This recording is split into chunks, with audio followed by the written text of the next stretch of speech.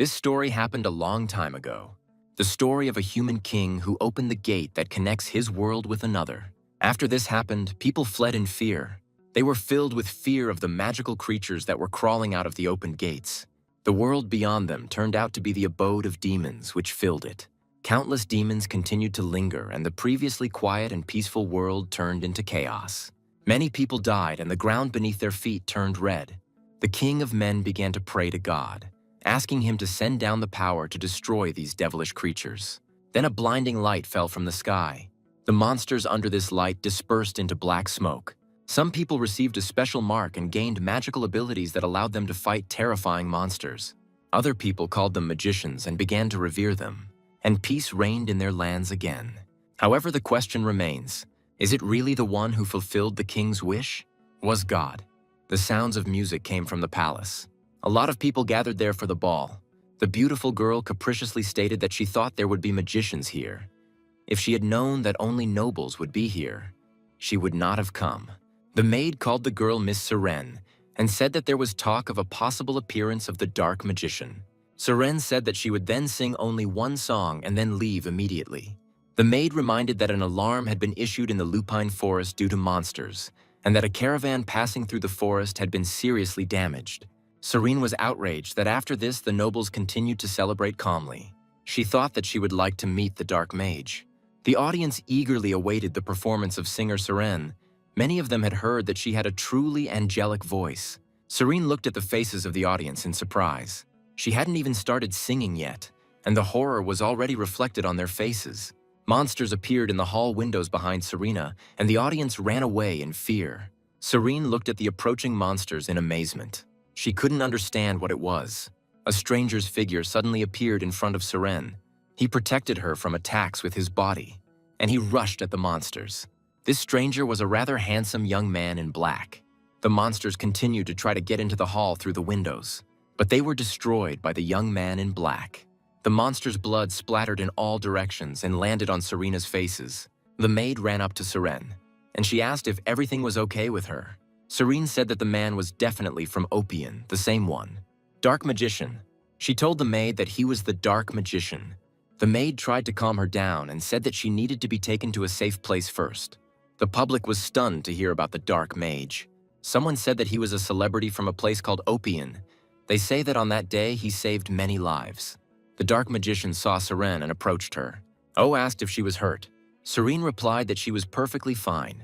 The dark mage said that he was glad to hear it and that in this case, although now is not quite the right time.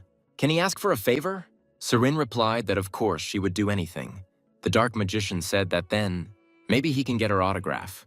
He handed her a piece of paper and a pen and asked for an autograph and her name. Opion? The dark magician walked down the corridor. People around him whispered in surprise upon seeing him and tried to talk to him. At the same time, the dark mage himself could not shake the thought of how much he hated places where there were a lot of people. That's why he didn't want to appear here in this uniform. Suddenly, a female voice addressed him, calling him by name. Blow. It was the pretty girl Ren who asked him what he was doing at the main gate at this hour. He came to submit a mission report to the master. The dark magician answered in the affirmative and added that the job was not a pleasant one. Ren said she was glad he finally made it. Blow noticed some documents in her hands and asked what they were. Ren replied that it was nothing special and hurried away, saying that the master was in his office and suggesting that they have lunch together later. As she was leaving, she dropped some document. Blow picked up the paper and called out to Ren, but then his gaze stopped on the contents of the sheet of paper. It was an intrusive advertisement for the services of a black magician. Ren was horrified that Blow saw what was written there, and he asked if it was the master's doing. She said it was supposed to remain a secret, and she tried to justify herself by saying that she was absolutely against it. But the master decided so. Ren wanted to say something else, but Blow had already left. The man in the office stood opposite the window. He was enjoying a drink in the good weather when the dark mage burst into his office. He was outraged that someone was opening the door as if they were going to knock it off its hinges and received a piece of paper in his face. Blow asked what it was, referring to the document. The master was delighted to see that it was Blow who had arrived, and said that he had been waiting for him. The dark magician was irritated. He pointed at the piece of paper and demanded to know what it was. The master quickly tore the sheet into small pieces, and then Blow innocently declared that he didn't even know what he wanted to show him. Blow was indignant and stated that he had already been given no peace lately. Wherever he appears, he's overwhelmed by a crowd. He first asked to come in this form and then does something similar. The master said mockingly that the star Blow turned out to be a shy person. Blow finally lost his temper and slammed his palm on the table. The master even shuddered in surprise. Then his face brightened, and he happily said that Blow had finally managed to get an autograph from Serena. Blow said that this was the last time and no more absurd assignments under the guise of missions. The master said that it was impossible. There are important tasks here that only he can handle, finding Elin's lost puppy, delivering Rowan's love letter. The master claimed that he managed to get an autograph, and Seren is said to not communicate with strangers due to her difficult character. Blow said he didn't notice anything odd, although she seemed agitated by the attack, which alarmed the master. He said that the Ravi area where Seren operates is considered a safe zone, so did they really encounter bandits? Blow replied that monsters attacked. They were not very strong, but it was strange that they appeared in Ravi, which is protected by a tower. The master replied that this was indeed strange, and that this case definitely needed to be investigated. And it's good that even under such conditions he managed to get an autograph. He also asked how long Rudd plans to stay in this form. He replied that thanks to someone's idiotic missions, he had an abundance of magical power. He was once given the name Blow, the Awakened Release. The master noted that Rudd had grown a lot since their last meeting. He chuckled in response like, "Really?" Rudd stated that since he brought an autograph, he should now give him a normal mission. The master said that since that day, magicians have been watching Rudd, and Schick from the association is especially actively looking for him. He added that the situation would soon become much more dangerous, and this worried him. Rudd asked if these were the words the man who created this was saying, and showed a leaflet advertising the Dark Mage. Then he said that enough jokes, whether he would give him a new mission or not. The master replied that there was a big deal. An auction where rare and unique items are sold is held once a year. This time, information appeared that a magic stone with a name on it would be put up for auction. That is, it is a magic stone of the highest class. The master said that the problem is that other magicians know about this stone, so this mission could be quite fun. The master looked at one document and thought that he had never been able to show it to Rudd. He would probably have gone into a rage about that. This was a letter about the admission of 15-year-old Ruta Christie to the Helios School of Magic. This time, a lot of people gathered for the auction. The master of ceremonies announced that the moment they had all been waiting for had finally arrived. The auction begins. Ren said that there are a lot of people here. Is the magic stone called the Heart of Shajarn really that amazing? Rudd replied that it was now false to meet a high-class magic stone. Ren noted that there were a lot of magicians here, and she slyly asked if the Dark Mage was sure that he could handle it. Rudd said there shouldn't be any problems. They all have their own goals, and he has his own goal. Rudd wondered to himself what the master found funny about this. He remembered asking the master what the mission was. The master replied that someone who had inflicted deep damage on their client would appear at the auction. So he was looking for a vengeance bringer. A certain vile magician has completely destroyed their client's life, and he is looking for well-deserved revenge. The master said that he had made inquiries and found out that the magician was a typical villain who exploited and deceived the weak. He handed Rude a piece of paper that said that Dan Marshall, magical name Cloak, was a third-rank mage who had previously been imprisoned but had received a warning and was released. Rudd expressed hope that the master was not asking to kill him. He replied that he could not simply be allowed to die. Since the auction will feature a high-grade magic stone, many people will gather there. In such a crowd, you will first need to find him and catch him. Rudd asked whether he should be tortured or just have his legs broken, but the master said that after he caught him, he had to pull down his pants. Rudd was indignant when he heard such an order. The master explained that the mage was once a member of the criminal organization Coatl, which was destroyed, but several members managed to escape. Raiden, where the auction is being held, has a strong grudge against Coatl. It is said that members of the Coatl had a tradition of carving a special mark on their legs using Lemon's poison, which could not be removed. And if this mark is revealed in front of a large number of spectators, the revenge will be simply wonderful. Rudd asked what if it was just a rumor, and when he exposed it, there would be no mark there. But the master said that this alone would be excellent revenge. Rudd said he wouldn't do it and tried to leave. But in the end, he gave in and now watched the auction begin.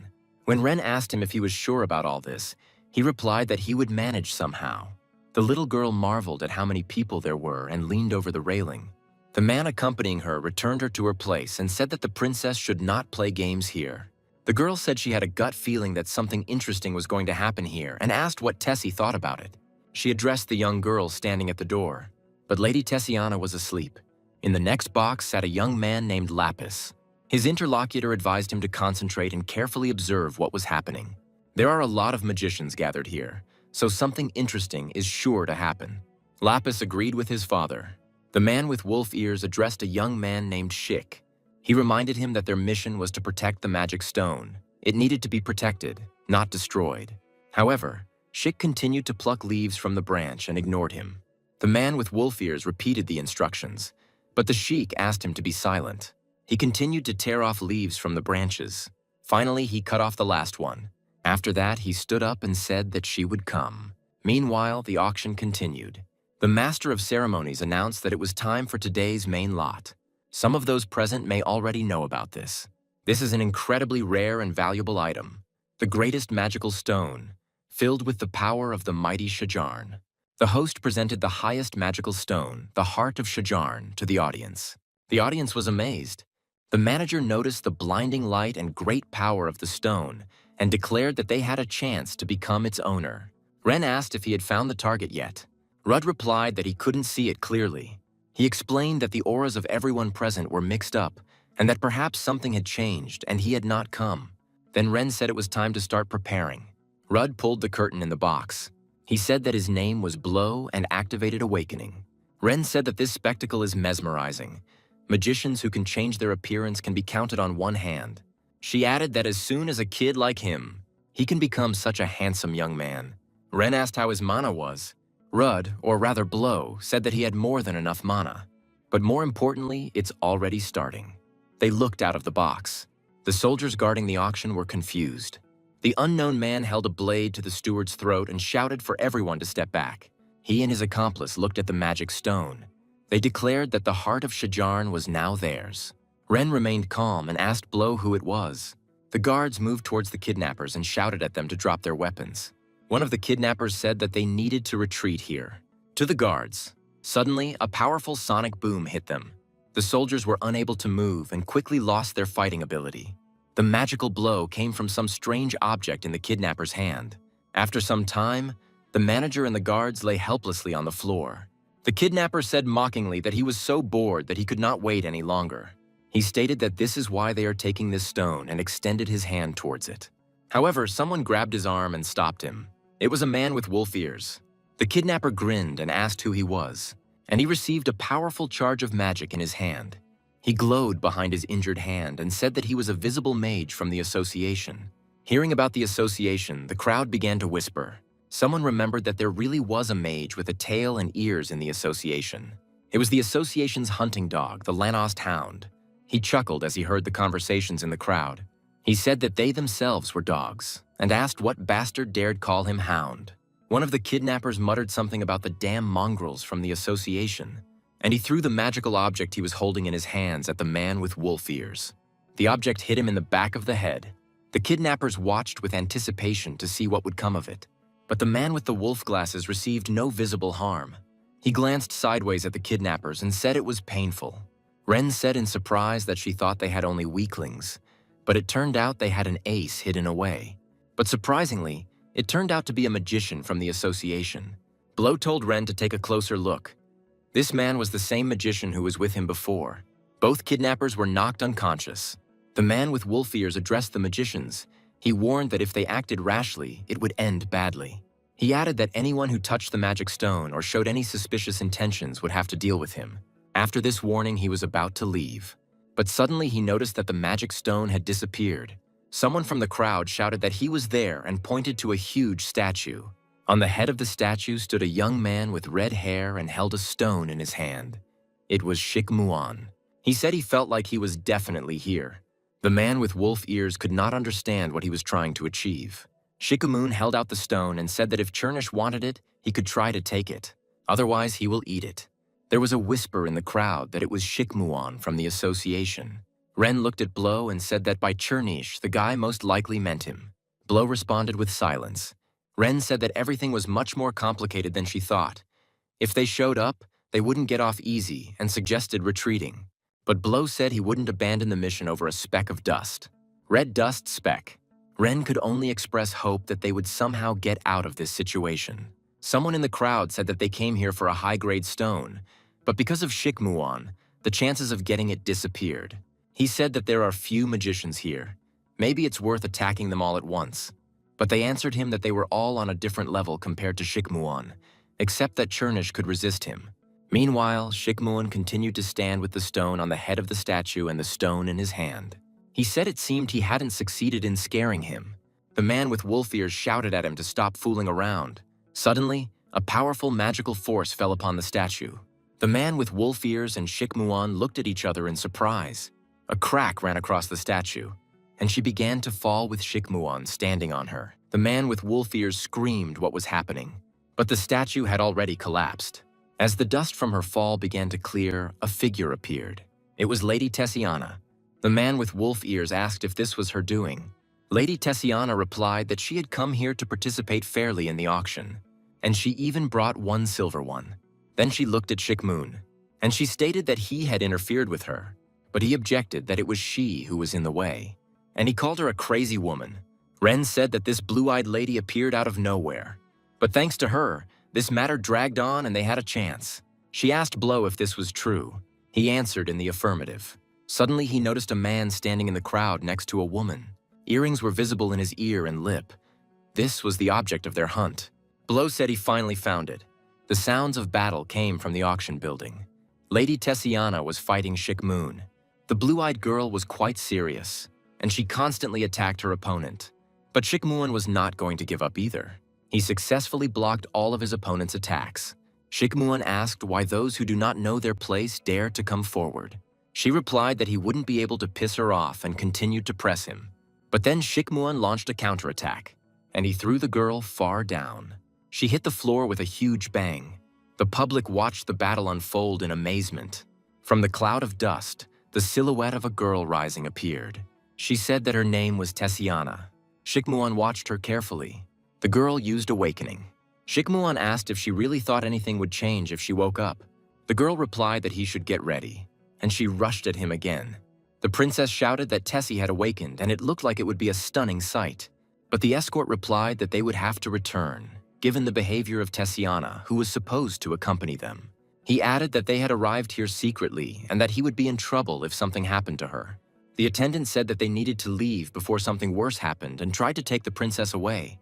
The situation in the crowd was quickly approaching panic. There were shouts that people needed to evacuate. The situation escalated when a magic stone fell into the crowd. The hunting dog pushed its way through the crowd, pushing people aside. He thought irritably that since Shikmuan had decided to fight, he should have handed the stone over to him first. At this time, Blow, trying not to attract attention, walked through the crowd. He followed his target, the man in purple. The people around him were focused on the magic stone. But for him, this commotion was an ideal opportunity. He thought about how to display the emblem on his leg without raising suspicion. Taking off his pants didn't seem like a good idea. While Blow was thinking, a man next to him shouted where the magic stone was and who had taken it. Blow approached him and said that he saw the stone being taken by a guy in purple clothes. He pointed to the man he was chasing and said it looked like he had hidden the stone in his pants. The man rushed towards the man in purple, grabbed him, and demanded that he return the magic stone. Blow thought his plan had worked. However, the man was wounded in the arm and thrown aside. The man in purple drew his sword and asked how they knew he had almost managed to take it. Blow thought that it was definitely he who took the magic stone. The man in purple stated that since he had the stone, he definitely would not give it up. He said his name was Cloak and used awakening. He added that he had the magic stone and he would kill anyone who dared to take it away. The crowd retreated in fear, but then a man appeared out of nowhere and blocked his path. This one was Blow. He pounced on the man in purple, and with a few blows he disarmed the enemy.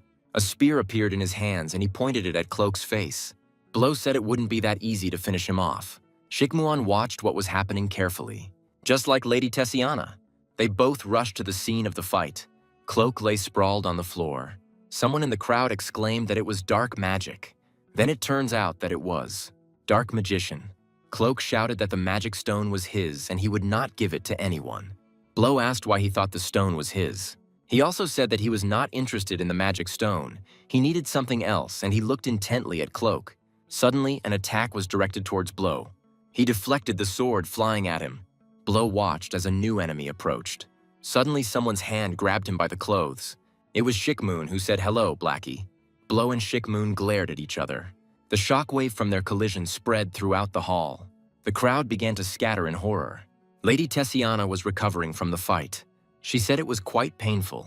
In addition, she lost her sword.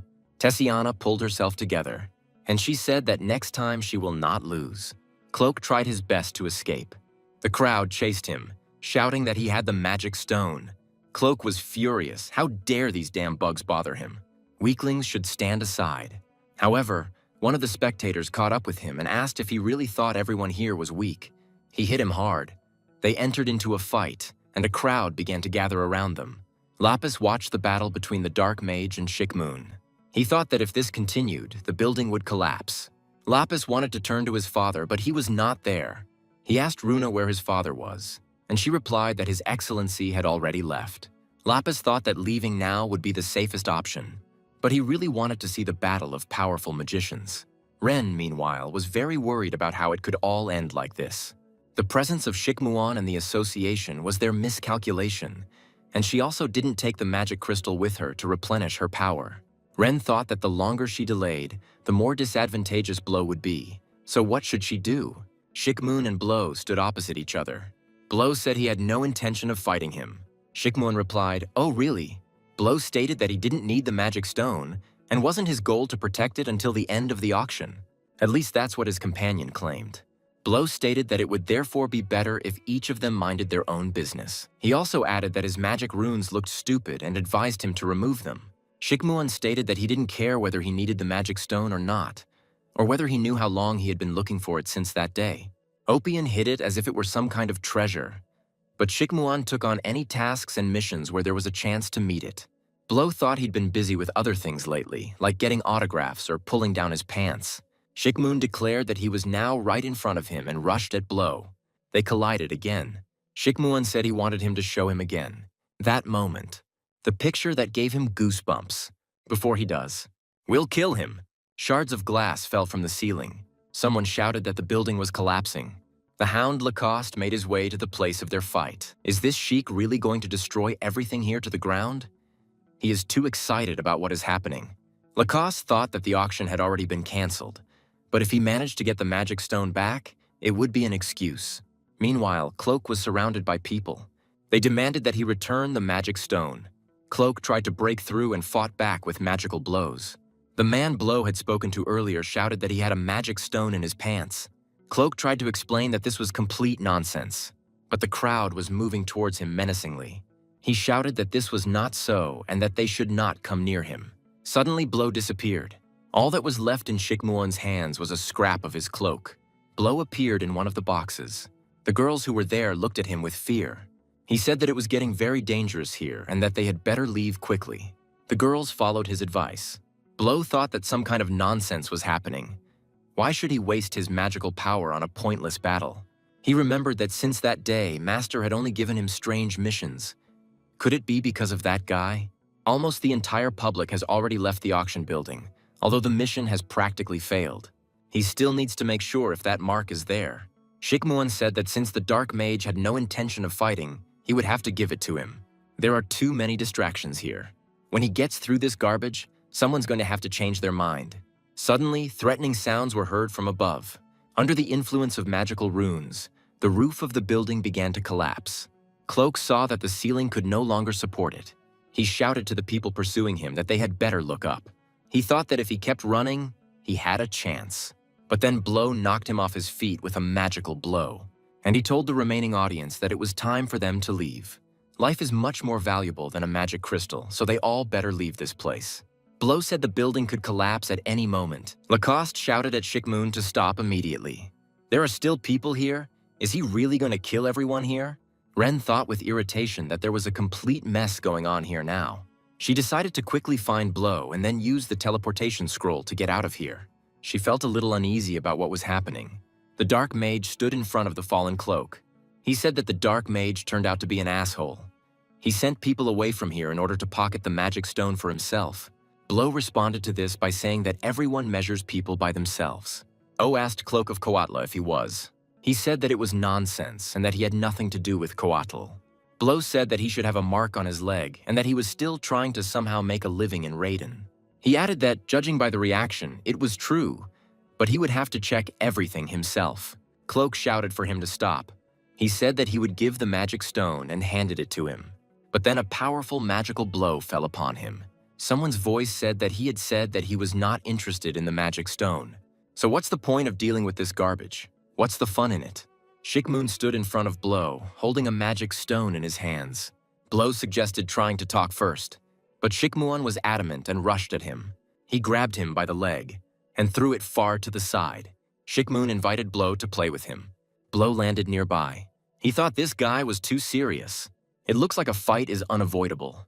The opponents began to prepare for an attack. Suddenly, Blow felt that the magic he had gathered was gone. Shikmun also realized that something was wrong.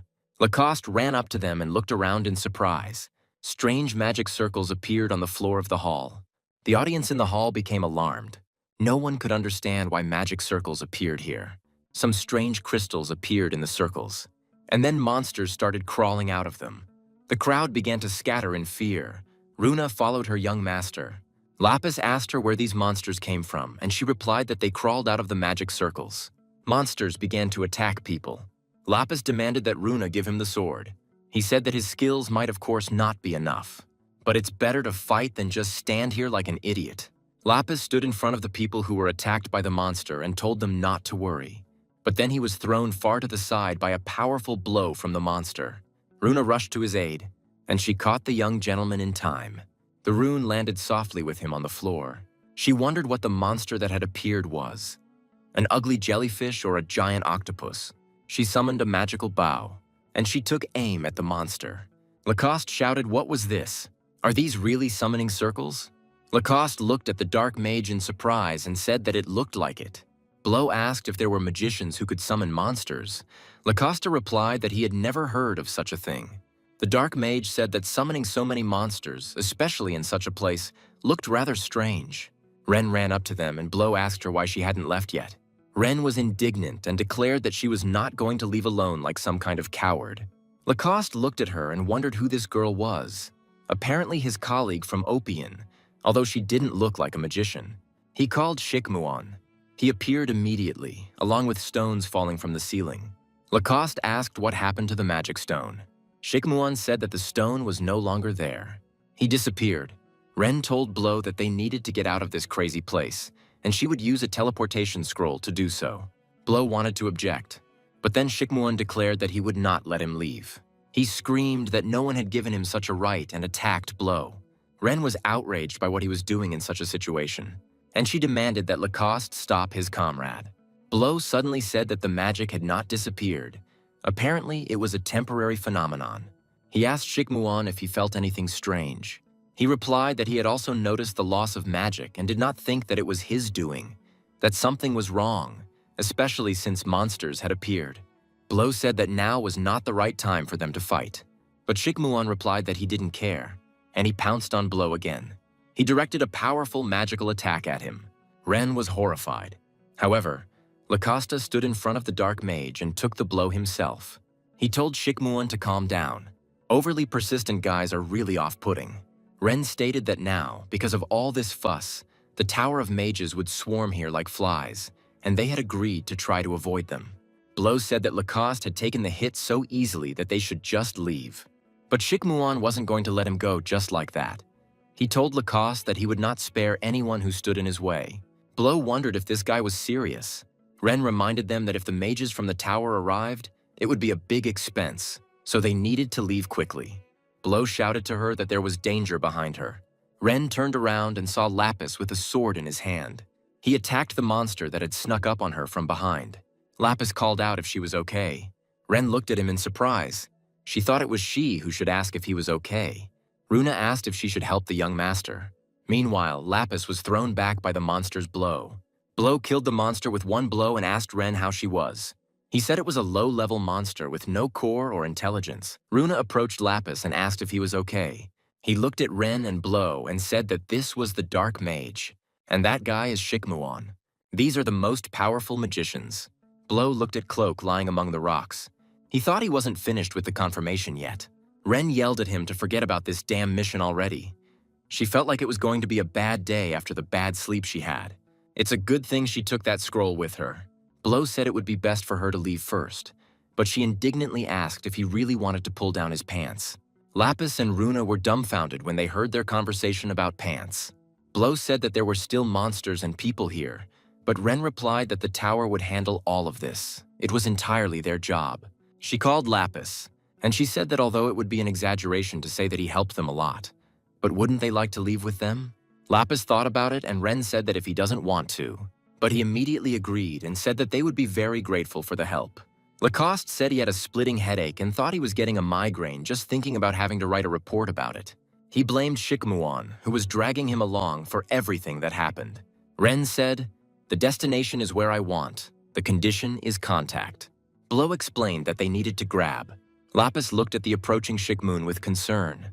He asked why he was running away and where that former self-confident bastard had gone. Lapis looked at him with concern and told Blow that the mage was staring at him like he wanted to kill them all. He replied that there was no need to worry. He must have been having a staring contest with himself. He urged Ren to hurry, but she asked him not to distract her as she needed to concentrate. Shikmuon shouted that he really thought he would let him go so easily. "Damn, Churnish!" Suddenly, the magic circle on the ceiling of the building began to glow fiercely. Lacoste shouted, "Whatever." Lapis said it was the same. Blow urged Ren again. She concentrated, and finally activated teleport. A powerful explosion rocked the auction building. A magic circle landed on someone's palm, and was crushed by this hand. A man with slit pupils and a small monster on his shoulder said it was quite fascinating. He asked his interlocutor if she agreed with him. His companion, a girl with small horns whom he called Mistress Ruby Montier, sat nearby with a magic stone in her hand. She said there was nothing interesting here. To put on such a show for such a trifle, and she crushed the magic stone in her hand. Ruby Montier said contemptuously that humans were worthless creatures. The master's office in Opian. The master said that the auction building was destroyed, the magic stone was missing, and an unknown monster appeared. He added that it was a really funny sight and laughed. Ren said that he sent them to take off the mage's pants and they got into such trouble it must have been really funny. The master said he was still glad they both returned safe and sound. If he had known that Shikmuon would be there, he would never have sent them there. He wondered why this guy was so fixated on Blow. It seemed like it wasn't just a desire to fight. However, this family has always been a little crazy. Ren was surprised to hear that family was involved. The master said that over time he would lose interest, so for now one should avoid him, even if it was unfair. He added that something was wrong with the case, and he became suspicious when he heard about a high-level magic stone at the auction. The mass summoning of monsters and the disappearance of magical power also cannot be ignored. Ren said that this incident would cause quite a stir in the association and the tower. The master also asked where Rudd had gone after he had thrown this unfinished report on his desk. At this time, Rudd was sitting in the tavern and reading a book. He said that, as expected, there were no records of monster summonings. Then a little boy came up to him with a cup and said that his drink was ready. The boy's name was Ben, and he was distinguished by his green hair. He told Rudu that they hadn't seen each other for a long time, probably because he studied a lot. Ben, looking at the book, said that it was all very complicated. He didn't know that his brother Rude was so smart. Rudd replied that he had only just realized this. He asked that there seemed to be a lot of visitors today. Ben said that there weren't many of them, and everyone was busy talking about the Dark Mage's feat. Rudd made a puzzled face. Ben began to tell that Ravi had an expensive magic stone and a bad magician wanted to steal it. But the Dark Magician appeared and saved everyone. Rudd smiled sheepishly, remembering that the place had been destroyed by an explosion.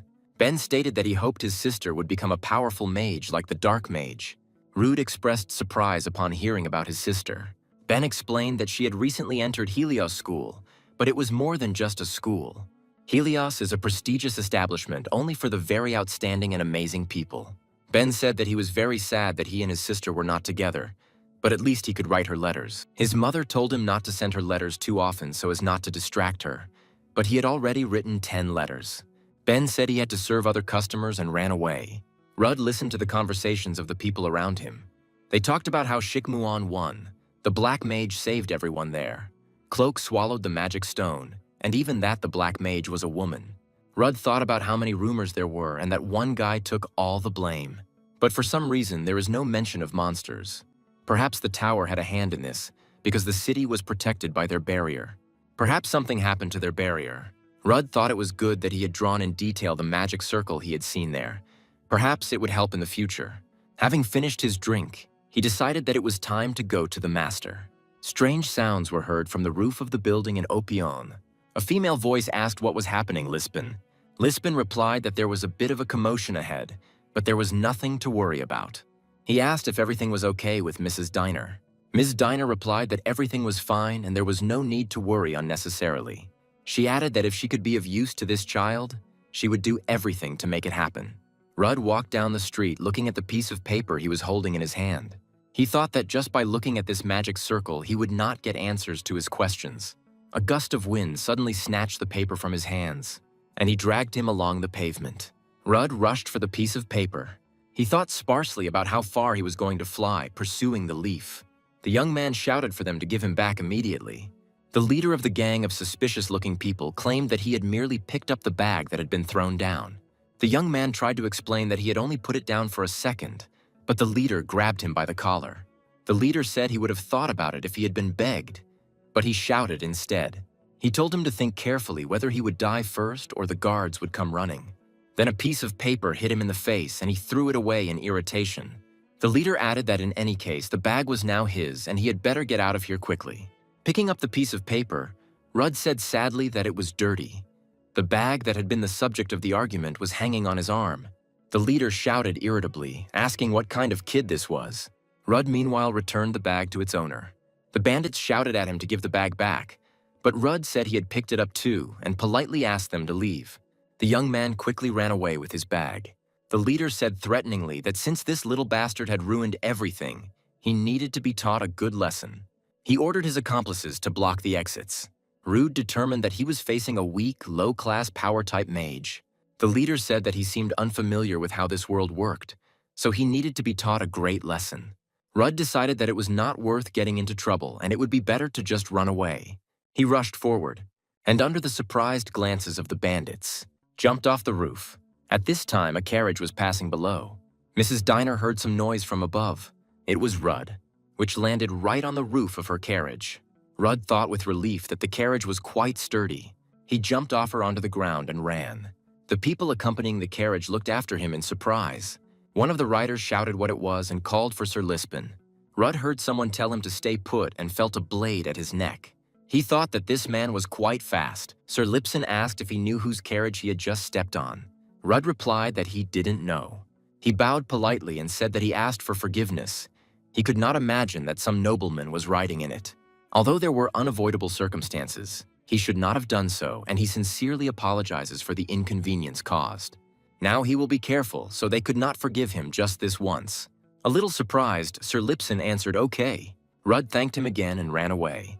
One of the attendants laughed and noted how sincerely he apologized, and asked Lisbon why he raised his sword against the child. He asked in response if he really thought this was an ordinary child. He landed perfectly despite falling from such a height. This cannot be considered a simple child. The interlocutor said that Lisbon himself had not taken part in the hunt for middle-class monsters. This boy seems to have a promising future ahead of him. Maybe he should take the opportunity and take him on as an apprentice. Mrs. Diner watched their conversation closely. She noticed that this child seemed strong and smart. Lisbon's partner said that since the lady also thought so, maybe they should bring him here and recruit him into their squad. But under Lisbon's stern gaze, he finally calmed down. Sir Lisbon expressed hope that Miss Diner was not injured in the collision. She said she was fine, but since they were already close to their destination and the weather was fine, she would like to walk a little. Sir Lisbon replied that it was as the lady wished. And then they went on foot. Rudd, who was watching them, thought that this lady really was an aristocrat. And that man with her is quite capable. Be that as it may, it's good that he just let him go. Rudd thought that luck had not been on his side lately, and in any case, he would not meet them again. Mrs. Diner sat on the sofa smiling sweetly. Sir Lisbon and his partner stood behind her. They were in the master's office, and the master himself and Rudd were sitting opposite. Rudd said that he should probably leave, but the master stopped him and said that he should stay and listen. Mrs. Diener asked if this was the same child. The master replied that although he looked small and inconspicuous, he was one of Opian's greatest talents. Ms. Diener said that since he belongs to Opian, he must be an official magician. The master explained that despite the fact that he had recently become a 7th grade mage, he was the best among his peers. There must be a lot of hidden talents in Opian. Even on the street there are rumors about the dark mage. They say that he is incredibly talented. Since she was here, she would like to meet the subject of these rumors. The master said with a sweet smile that he was sorry, but the dark mage was currently on a mission. Mrs. Diener said that if that was the case, then nothing could be done. She noticed that she had strayed a little from the task at hand, and she told Rudu that they would see each other again. Master and Rud stared at her in bewilderment. She explained that he had not seen her, but that she was the owner of the carriage he had fallen on. In response to the master's question, Rud replied that it just happened that way. Ms. Diener said it might be fate. She told Master Opian that this child could be trusted completely. He replied that he was grateful to Duchess Artian for her faith in him. Mrs. Diener was a duchess. Rud thought that of course he guessed that she was a noble lady, but not a duchess. Duchess Artian said it was time to get down to business. Since she already told Master Opian about this, perhaps he knows about it too. The reason she came here personally is because of her second son, who is now in Helios. The master said, "It turns out he wants to tell the Duchess that the second young gentleman." She confirmed that her second son was having a hard time with school. She gave instructions to the second escort, Fran. He laid out a stack of documents and explained that it contained information on Helios, along with a list of students, as well as a report on the current situation. Rud thought he had already heard about Helios today. The Duchess said her son had only been admitted to Helios a month ago and she didn't know what had happened, but they were calling him a monster there now. The master was surprised. Who would dare to treat the second young Master Artian like that? The Duchess replied that he was not the only nobleman there, and that after admission, outside interference in the affairs of the school was prohibited. She added that he is a very sensitive child, and from a young age all his love and attention was taken away from him by his older brother. He grew up lonely and withdrawn, and even she couldn't give him the attention he deserved. This child became so fragile, unable to express the pain that he hid. The Duchess said she did not want him to be hurt anymore. And more importantly, she can't allow a member of their family to be treated like that in that place. The Duchess said that her task was very simple. Help him start living a peaceful school life in a place where he is called a monster, protect him. After the Duchess left them, Rudy said he was waiting for an explanation. He explained that he meant this absurd and ridiculous situation. The master, with an innocent smile, said that everything was as he had heard. The Duchess had submitted a request and he would be in charge of fulfilling it. Rude stated that he must be joking. Besides, how could he imagine him in such a way? The master replied that he couldn't say that he was their dark magician. He added that he had nothing to worry about. Helios was an elite school, but all the students were still unawakened students. Rudd asked if he hadn't received a report about the failed mission from Ren, and that he needed to investigate what happened there. The master stated that he would take care of this matter himself, and that he should take care of it on this mission, and handed him the document. This was a letter about Ruta Christie's admission to the Helios School of Magic. Rudd said it had to be a joke. The master tried to explain everything to him, but he simply returned the letter to him. Rudd stated that their relationship was over. "Thank you very much for everything. It was a pleasure working with them, but from now on he is leaving Opian."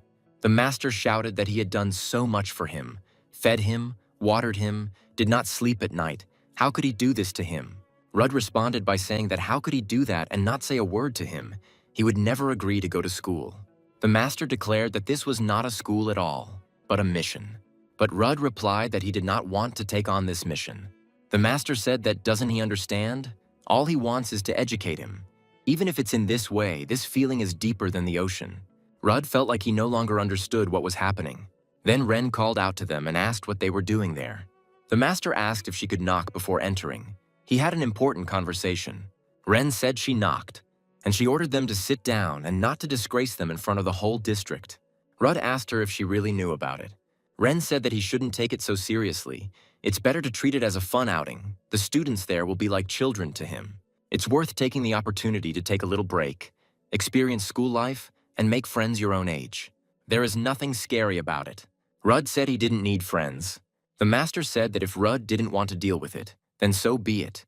The Duchess herself had made the journey to Opion and entrusted them with the mission.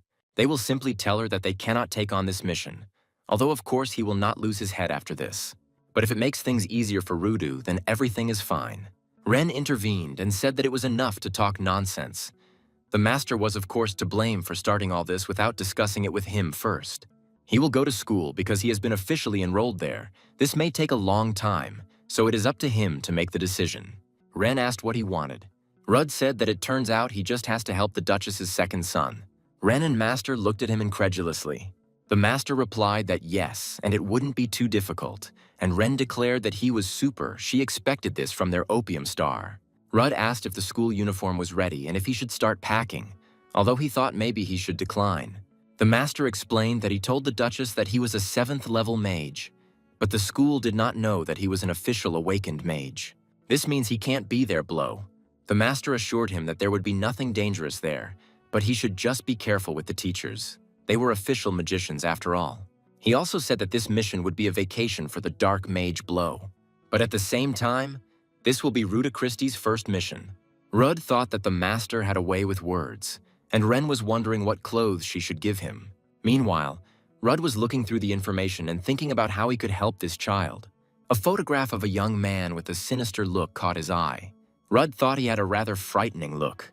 He put the photograph on the table, and he asked if this guy was the instigator of the persecution of the Duke's second son. Ren and Master hesitated a little before answering.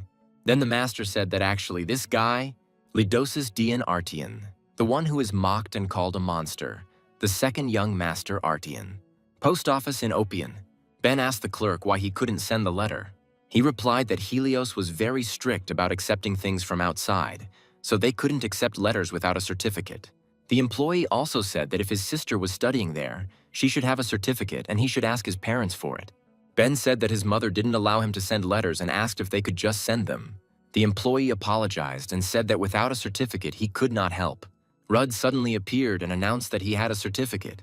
He asked that the letters be sent to Helios along with his luggage. Ben looked at him in surprise. Rud assured him that he could deliver the letters. Helios School of Magic. The school day was beginning. There was talk among the students that that same guy would arrive today.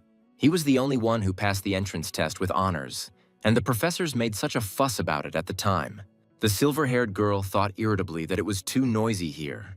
What an interesting next lesson.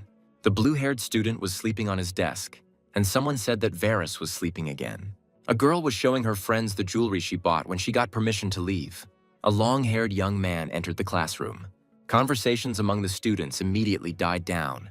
The long-haired student walked across the classroom and sat down in his seat. Everyone watched him silently. Someone quietly said, "Monster?" The silver-haired girl noted with satisfaction that it had finally become quiet. The student with long hair sat silently at his desk. It was Lidorsis Dien Artian. Rud asked in surprise. The best result on the entrance exams and a chronic illness. The Master and Ren nodded affirmatively. Rud groaned. They were serious. How could he get a perfect score on a test he had never seen? And what kind of disease was this? The Master boasted that he was a capable man and said that in the end, everything somehow turned out this way. He said that about a month had passed since the new student started studying, and his invitation also came a month ago. Rud was supposed to go there back then, but the moment wasn't quite right, and he didn't know it yet. So a plausible excuse was needed to buy time, and it had to be something that the stern Helios would accept. A fragile and at the same time brilliant handsome boy, doesn't that sound fun? Rud realized that he was being bullied, but there was nowhere to go. Someone's voice calling him Student Christie brought him out of his reverie. The teacher asked him what he was thinking about and told him to follow him, as classes had already begun. Rud thought that if the certificate of enrollment had arrived a month ago, then the application had been submitted even earlier. This means that the Master intended to send him to school even before the mission appeared. So what is he supposed to do here now? Rud thought that, as expected from a school of magic, there were mana flows everywhere here. In any case, since it has come to this, we just need to quickly complete the mission and return back. The teacher told him that people of different ages and statuses come here, so they don't matter. Rud asked what was important here then. The teacher solemnly replied that the most important thing here is talent. First-year students usually feel joy when they step into the school, imagining what outstanding magicians they will become. It's as if they've already become magicians. However, this is nothing more than a misconception. just entering Helios does not mean that they will become official magicians. In fact, many students are unable to overcome their own limits and fall into despair. The teacher asked what about him. He is the first person to score a perfect score on the entrance exam. Rudd replied that if efforts alone are not enough, then he will simply have to drop out. The teacher noted with a laugh that he has a sense of humor. Rudd thought that passing the exam with the highest score was actually more difficult than he had previously thought. The teacher said that Helios is always happy to accept talented students, and he congratulates him from the bottom of his heart. Hellion School, specializing in magic, a place filled with those who have the talent to sense and use mana, with the aim of raising them to become true magicians who bear the emblem. Based on ability, students are divided into the advanced class of Herace, middle class, Treasure. The lowest class is Iden. First-year students start in Iden and can progress to the next grade through exams held once a year. The teacher introduced him as Rudakisti and said that he was joining their class late due to health problems. He urged the students not to make an outcast of him because he was a little late and to try to get along. Then he asked him to greet the others. Rudd told everyone he was looking forward to working together. The students began to whisper, discussing him. Meanwhile, Rudd glanced around the classroom to find the person who had brought him here. And finally he found it. Here he is, the second son of the Duchy of Artian, a monster who is being mocked. Lidorsis Dian Artian. Rudd wondered why he was sitting there all alone. The teacher offered him to take a free seat. Rudd watched Lidorsis. He didn't look weak or vulnerable, but at the same time he was being bullied and called a monster. He decided that he needed to first understand the situation. There was no need to rush. It was better to just observe first. The student sitting in front turned around and greeted Rudd. He called him a local genius and asked if he really had passed the test with an excellent score, and also asked how old he was. Rudd replied that he was 15. The student stated that he knew he was younger than him and said that he was 17. Then the guy introduced himself and said that his name was Dio Varus. He stated that there was no need for formalities and he could just call him Dio, age was just a number. The teacher said he understood why Dio, who was in last place in the standings, wanted to be friends with Rude Christie, but he asked to postpone their conversation until the break. Rudd decided that the best thing to do now was just sit down and watch quietly. After the lesson, the students surrounded him and began asking questions and getting to know him. Rudd thought that if it didn't glow, there wouldn't be any problems. But they turned out to be quite curious. They continued to pester him with questions. And they didn't lag behind even while walking. Rudd thought it was probably because it was his first day at school, which was why they were all so outgoing. Diovarus told everyone to move aside. He had been given an important mission, to give the newcomer a tour of the school. Rudd glanced at the place where Lidorsis sat, and I saw that he had disappeared somewhere. Rudd thought it would be interesting to know where he went. At this point, Diovarus called him a friend and declared that it was time for them to set out on a journey. And he took him to get acquainted with the school. He said that the school was very big, so at first he might get lost. But after a few days, he would get his bearings. He asked if he could just call him Rudd, and he said yes. Dio said that he was extremely nervous when he arrived. It is very difficult to get here unless you are a nobleman. He thought that happiness was beginning. But in fact, nothing changed. He was the last one in the test. Dio said that Rude is incredible. If he was the first to pass the test with an A, he is the complete opposite. Rude said Dio is amazing too. Of all the students, he managed to get to the very end, which is impressive. Not everyone can do that. Dio froze in amazement. He asked Rudd not to say such things with such a serious face. This is where they will spend most of their time. This is the Central Library of Helios. It's huge, and there are a whole bunch of books here. Above the students of the Manosphere, they maintain a soundproofing spell. You can fully concentrate on the book. Rudd thought the cost of all this must be significant. The library has 4 floors, but now only the first one is accessible to them, the lot of the lower class. Suddenly, someone called out to Dio, calling him the blue-haired, gloomy-faced man. A student asked him if he was in Professor Hale's class. Dio replied that yes, that was correct. This student had a Carice symbol on his sleeve. Rude thought he was probably from an advanced class. A student asked how the monster from their class was doing. Dio replied that he was fine. The student said it was a pity.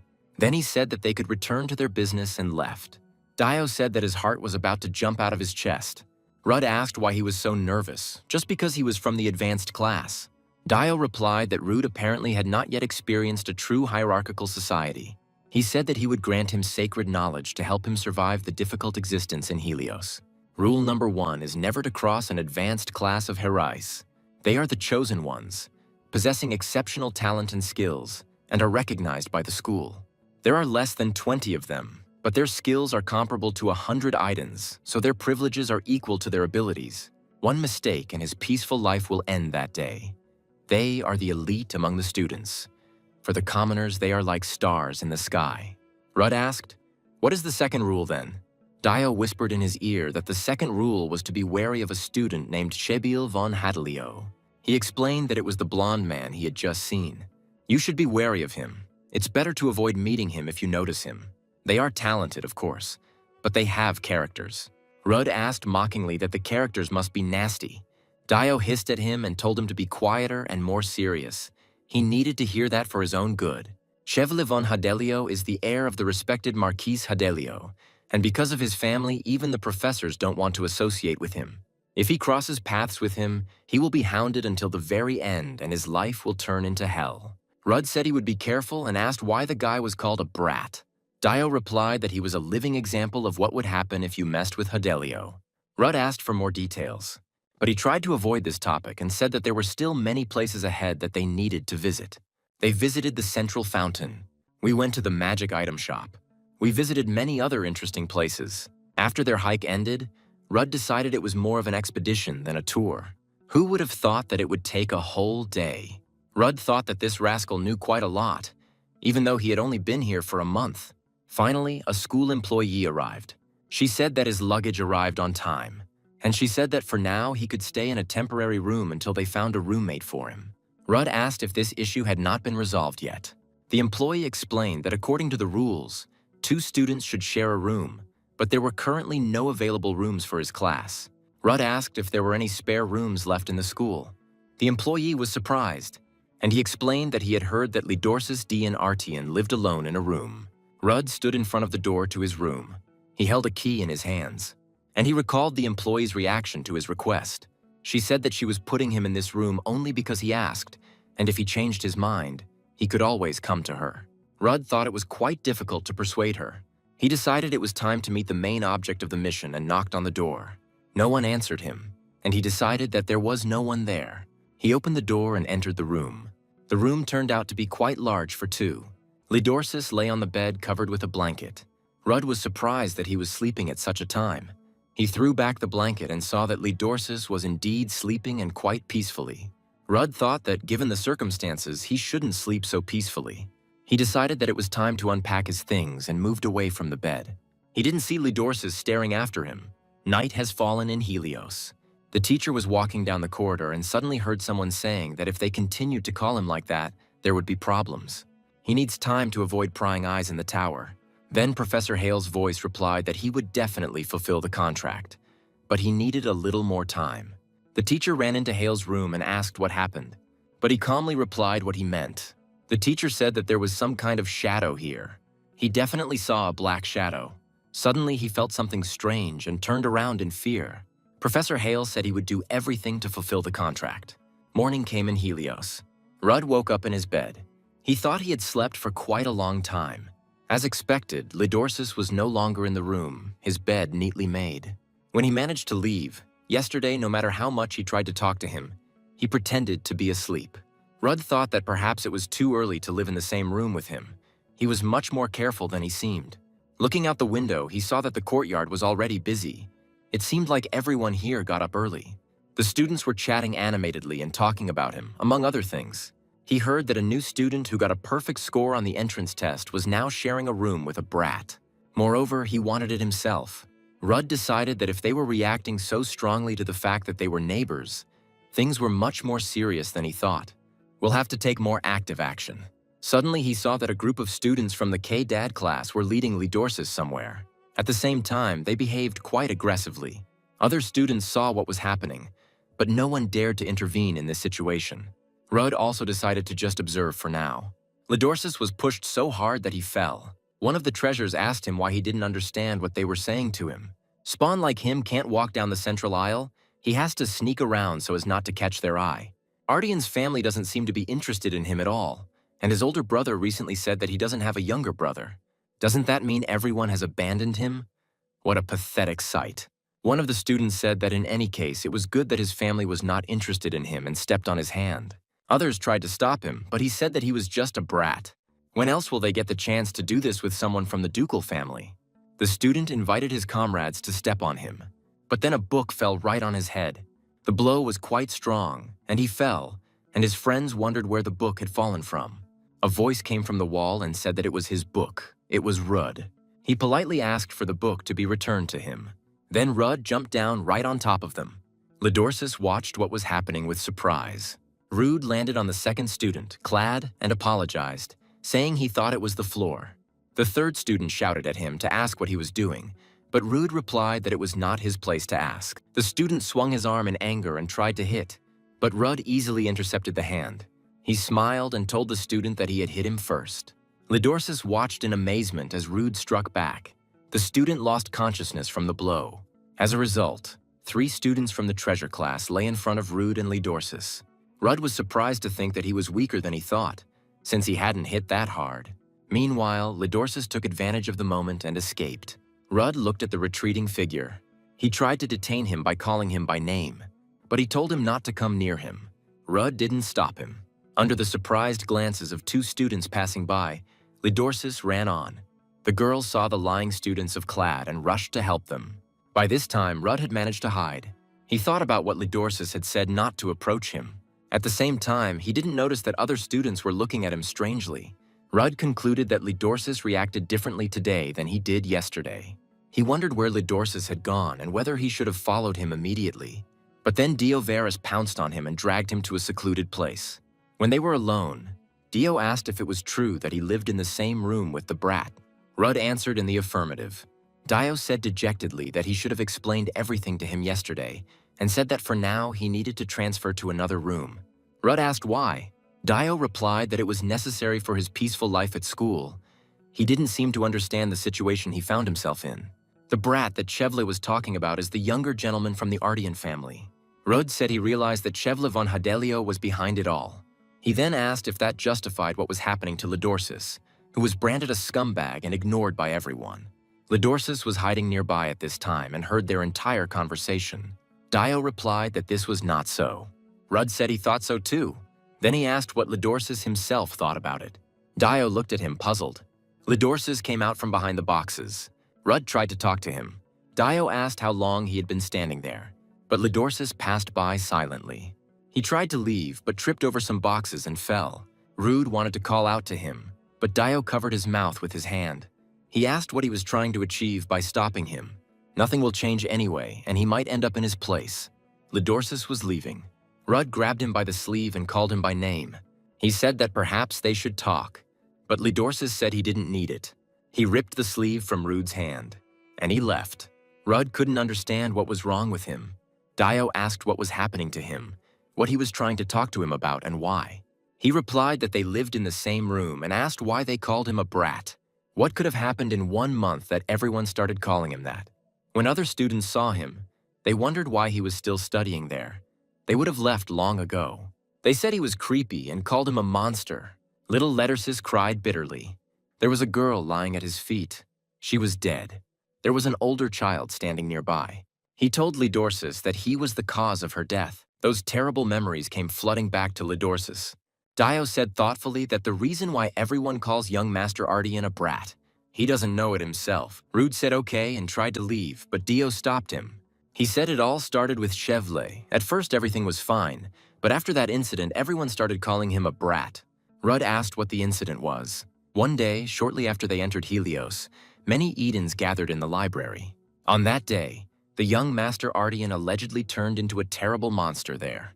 It was said that he had 3 eyes. His entire body was covered with fur, and his arms were divided into 8 parts.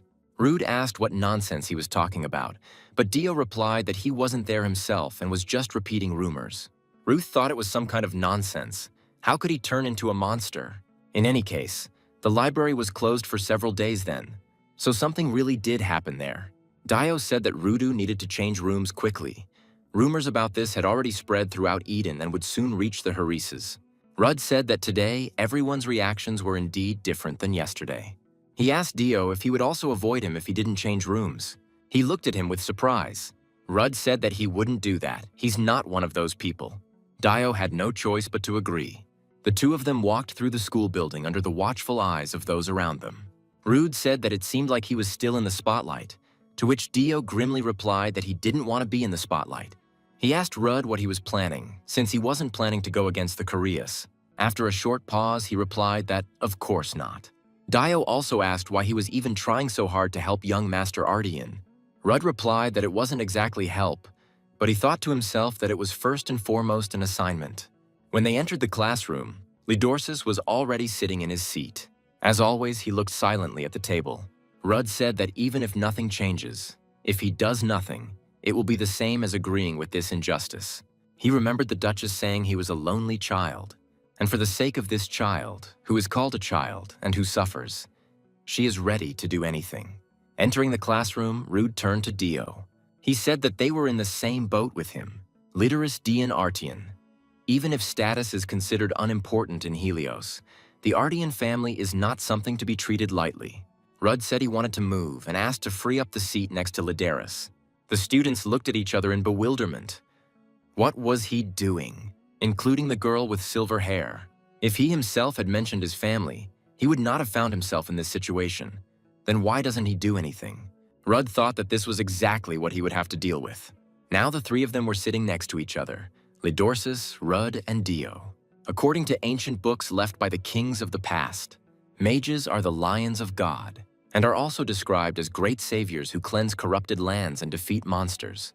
Today, such fame is no longer entirely appropriate, as there are unworthy, mediocre magicians, those who receive their marks illegally, and strolling.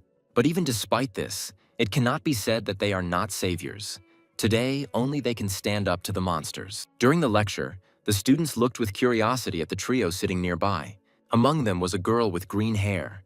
After the lesson ended, the students continued to cast curious glances at them, but no one approached them. Suddenly, Rudd spoke loudly to Lidorsis. He didn't react in any way and remained silent. Rudd called out loudly again to the whole class, "Hey, Lidorsis!" Suddenly, Dio told him that he was hungry and suggested that they have lunch together. They left. Lidorsis remained sitting in the classroom. Over lunch, Doi suggested that Rudu think it over again. He said that the two of them wouldn't change anything anyway. Besides, if the person himself is indifferent to everything, why should they interfere? He doesn't care whether they are nearby or not. Rudd replied that he didn't think so. The book that Lidorsis was supposedly reading was opened upside down. In fact, he was very aware of their presence. Dio said dejectedly that the friends he used to joke and laugh with now don't even look him in the face. Rudd agreed that this was so. He said that if it's difficult for two people to change something, then they just need to find more people to join them. A group of treasures entered the dining room. Rudd said that in any case it was too late to retreat. The treasures stopped in front of them. Their leader asked if he was Rudd Christie. Rudd looked into his eyes and answered, "Yes, so what?" One of the treasures with a bandage on his nose was indignant at how insolently he was behaving. The leader, whose name was Manon, said that he hoped Rudd would come with him. He agreed, and they went out to the park. Manon told the others that they could go. His comrades left, and Manon was left alone with Rude and Dio. His face seemed familiar to Rudd. Dio whispered to him that last time this treasure was with Yahello. Clad said that he knew why he brought him here. Rudd replied that he didn't know. It was he who brought him here. So why is he asking about it? Manon said he heard he was late. It must be true since he is so fearless. He then stated outright that Rudd had better stay away from that monster bastard. Rudd was surprised. A monster? He doesn't quite understand what he means. Is there a monster in Helios? Manon stated that he does not like word games. Is it just sympathy, or does he feel satisfaction in playing along with such a bastard? He'd better stop doing this. There is a reason behind every result. He'd better stop getting involved in things he doesn't understand and focus on his own. If he stays close to him, he will only lose everything and gain nothing. Rudd asked if he gave him advice. Manon replied that this was not advice. He warns him. Rudd and Dio were sitting in the school courtyard. Rudd said that meant it was a warning. Dio stated that since he had come to the point of telling him this, they should really just keep it simple. Rudd asked, "Just what?" Dio said forget it and asked what he was going to do next. First of all, they need more allies. Not that that would be easy. Rudd said that we could think about this later, but for now, we need to gather information and find out what really happened. Dio asked how he was going to find out. Rudd replied that the easiest thing to do would be to ask him directly. First, you need to have a normal conversation with Lidorsis, and then think about what to do next. Overthrow Cheval or turn the school upside down. Rudd looked into the warehouse where Lidorsis usually hid, but there was no one there. Where did he go? Meanwhile, Lidorsis was in the professor's office. She asked if he really had no problems with his academic life. Lidorsis replied that he had no problems. The professor said that she knew Diner and that if something was bothering him, he could speak up without hesitation. She added that if he doesn't want to help himself, then the school can't do anything either. But Lidorsis remained silent. There were many students in the school building. Rudd stopped one of them, and he politely asked if he had seen Lidorsis. But he replied that he didn't know and quickly ran away. The students looked at Rudd strangely, wondering why he was looking for the offspring and advising each other not to look him in the eye. Rudd thought that it was quite difficult to start a conversation with them. Could he really be that disgusting to them? Suddenly, a girl with silver hair told him that if he was looking for the offspring, then he seemed to have gone to the Western warehouse. She added that he had a magic box in his hand, so she was probably right. Rudd thanked the girl for this information. The friends immediately pounced on the girl, whose name was Isle. They asked why she even talked to people like him. Of course, they will protect her if anything happens. But one should be careful. Rudd turned to Isle and her friends. He said that he was not looking for the spawn, but for Lidorsis. Then he turned and walked away, leaving the girl confused. Rudd chose a spot from which he could see Lidorsis if he really went to the Western warehouse. He was gone for a long time, and Rudd thought that he had already passed by. Finally, he saw Lidorsis, who was carrying a box of stones. He wanted to shout at him, but I thought that calling him from here wasn't entirely convenient. He remembered Manhwa warning him. However, after thinking about it, he decided to ignore the threats, and he called out loudly throughout the entire yard to Lidorsis, and he waved his hand at him. He shouted for him to wait for him and that he would come soon. But Lidorsis pretended not to hear him, and he ran. Rudd thought the rascal was running away again. He remembered how he left last time. Rudd realized that he would avoid him until the very end. To the surprised looks of the other students, he jumped down, and he ran after Lidorsis. The students watched what was happening in amazement. One of the students asked the green-haired girl whose name was Rin, "Did she see that guy jump from such a height?" Rudd continued to chase Lidorsis. The students asked each other what was happening, why they were running. Rudd thought that he had unwittingly become a spectacle for them. This rascal ran pretty fast and he couldn't catch up with him. Rudd sped up and almost grabbed Lidorsis by the clothes, but he suddenly began to grab stones from the box and charge them with magic, and throw it back in his direction. Rudd was surprised that he could use magic. One of the stones hit him right in the forehead. Lidorsis turned around and apologized for that. Rudd was indignant. If he felt sorry, then he should just stop running. Why did they even arrange this senseless chase? Lidorsis replied that it happened because he was chasing him. Rudd countered that he was the one who started running away first. Lidorsis said he ran away because he called him. He looked down. There stood Chevla von Hadelio with a group of clads. Chevla raised his head and saw Lidorsis standing. Rudd said that he shouldn't run away and suggested that they just talk normally. Lidorsis suddenly shouted at him not to come near him. Rudd looked at him in surprise. Lidorsis added that he should just stay away from him. Rudd picked up the fallen stone, and he launched it at Lidorsis's head. He grabbed the bruised area in amazement. Rudd approached him and grabbed him by the collar. He asked what he would do if he came that close. Rudd added that he was not going to do anything to him, but simply wanted to talk to him. Suddenly, Chevelle appeared next to him. Balancing on the railing, he asked again, "To talk with this brat?" He put his foot on Lidorsis's back. He asked Rudd what he wanted to talk to him about. What is the guy from Eden going to talk to this creature about? Rudd made an imperceptible movement and Chevelle fell from the railing down. Lidorsis was horrified, and Rudd looked after him impassively. He said the guy had a terrible habit, but he landed pretty well. Rudd suggested that Lidorsis leave here for some quiet place. Then someone's hand fell on Rudu's head. It was an angry Hadelio. He asked Rudd ominously that he seemed tired of living. He calmly replied that he wanted to live and politely asked her to take her hands off him. Chevelle asked how he dared to speak so insolently without knowing who he was. Rudd replied that of course he knew who he was, Chevelle Von. He asked Lidaris what happened next. Rudd said, "Isn't he the same great and supreme Heriaz?" intercepting his hand. Chevelle grinned smugly, but suddenly gasped when Rudd squeezed his hand. He screamed, "Where did this cocky bastard come from?" Chevelle shouted to the girl who was standing among the treasures, "Anna." She threw him a magic stone. Shevla cleverly caught him and said that he was not so magnanimous as to tolerate his insolent behavior. While putting the chain with the magic stone around his neck, he said that he should take this opportunity to find out what happens if you behave rudely towards Karyaz. Rude thought that this was a high-level magic stone. Was he really trying to use magic with it? Shevla declared that it was too late to regret it now. He had to look with both eyes at the magic of the future great magician. Rudd asked Lidorsis what he was going to do now. He replied that he needed to call the professor. Rudd agreed and told him to go, but Lidorsis said that it was better for him to go. Shevla was indignant. What were they whispering about? Didn't they understand what situation they were in? And began to read the spell. Rudd and Lidorsis watched him closely. Rudd thought it was a magic spell. He didn't want things to get out of control, so it was better to run away. Lidorsis said that he had told him not to come near him and ordered him to leave. He said that he would sort everything out himself. Rudd looked at him in surprise. What is this bastard trying to do on his own? Shevla chuckled and said how touching it was. It had been a long time since he had seen him muttering like that in front of him. He only went crazy because some newbie started paying attention to him. Lidorsis replied that that was not the issue. He simply had nothing to do with it. Shevla screamed at him to shut up and pressed his hand to his face. He said that this is the endless nightmare that he desires. He will send him to hell. He said, "Say, Lidorsis, it's beautiful." A little girl with golden hair was walking in the meadow. She was holding a flower in her hands. Blood appeared on the girl's face and clothes. She stood in front of Lidorsis. Suddenly a monster appeared behind the girl. Horror entered Lidorsis's voice and he said, "Please no."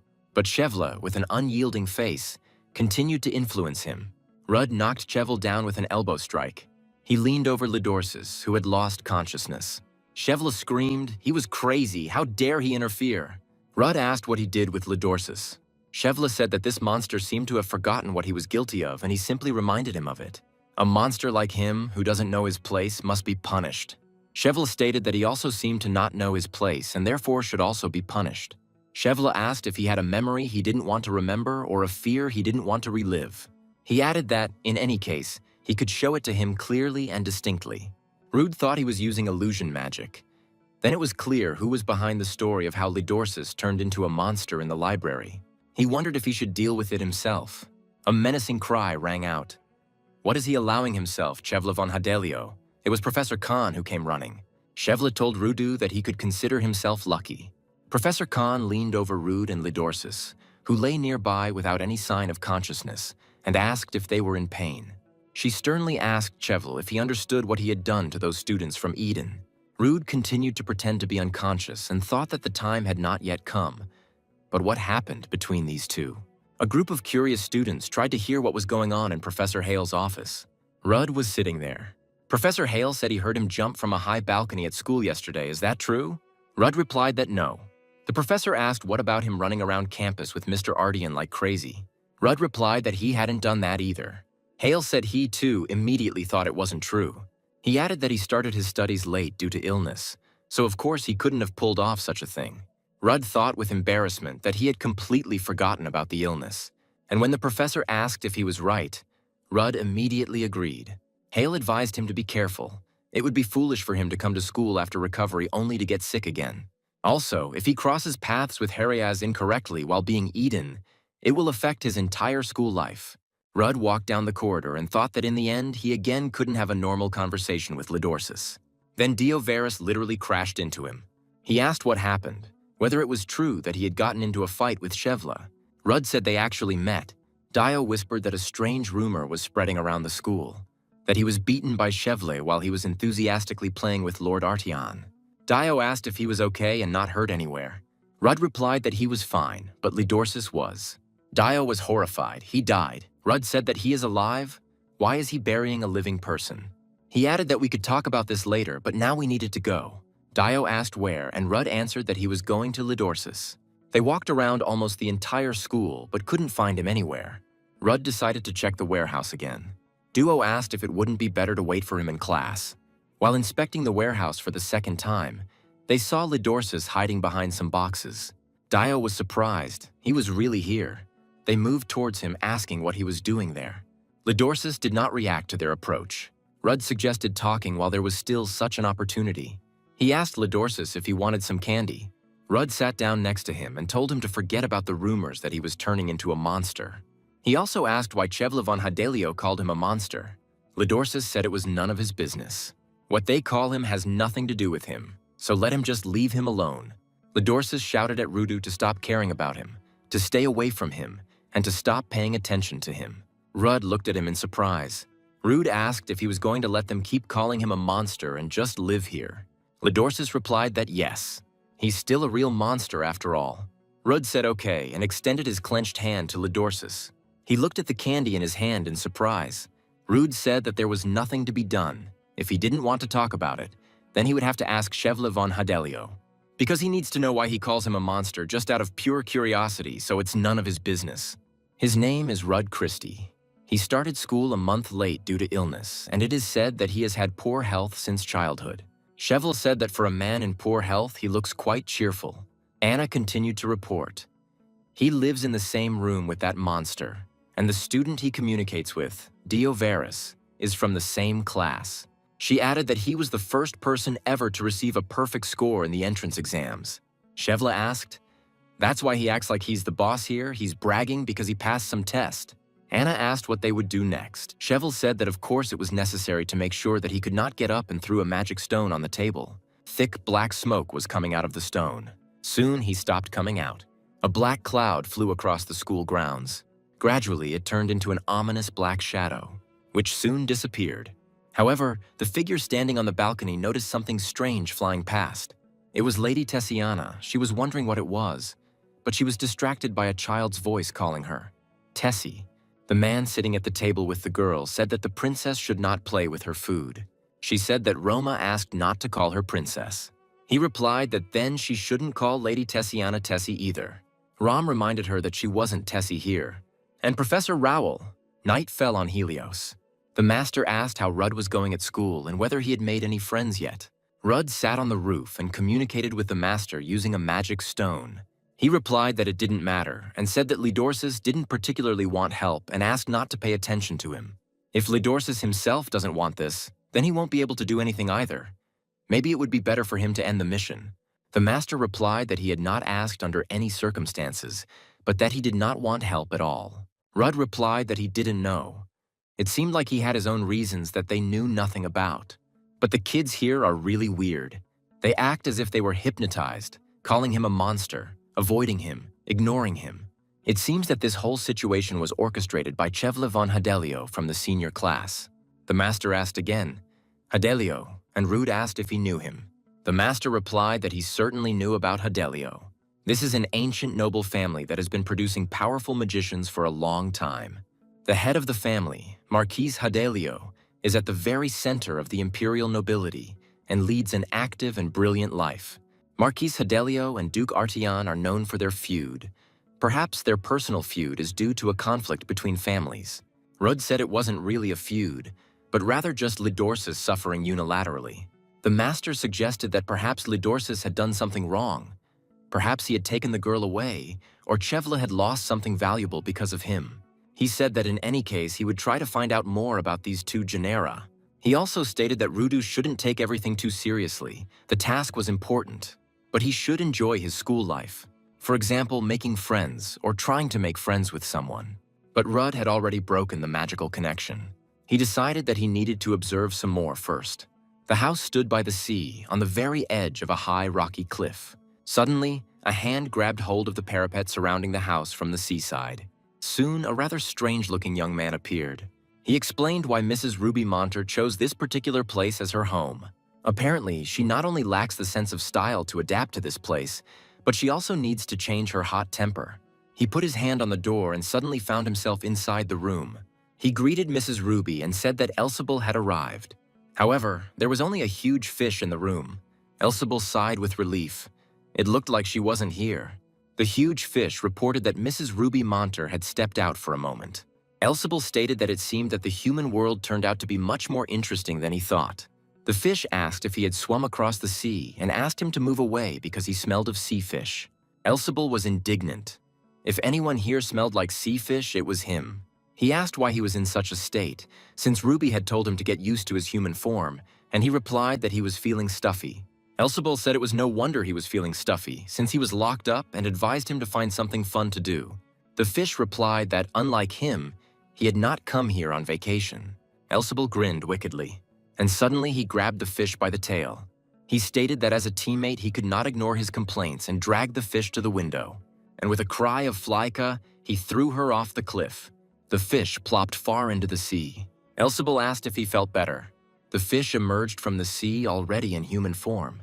A rather menacing-looking man stated that his vile and rude character had not changed even here. Elsebull said that he was still as boring and dull as before. He called his interlocutor Gamad and said that here people like him are called fish. A young girl with horns was watching them. Ruby Monter asked what they were doing here when she told them to sit there quietly.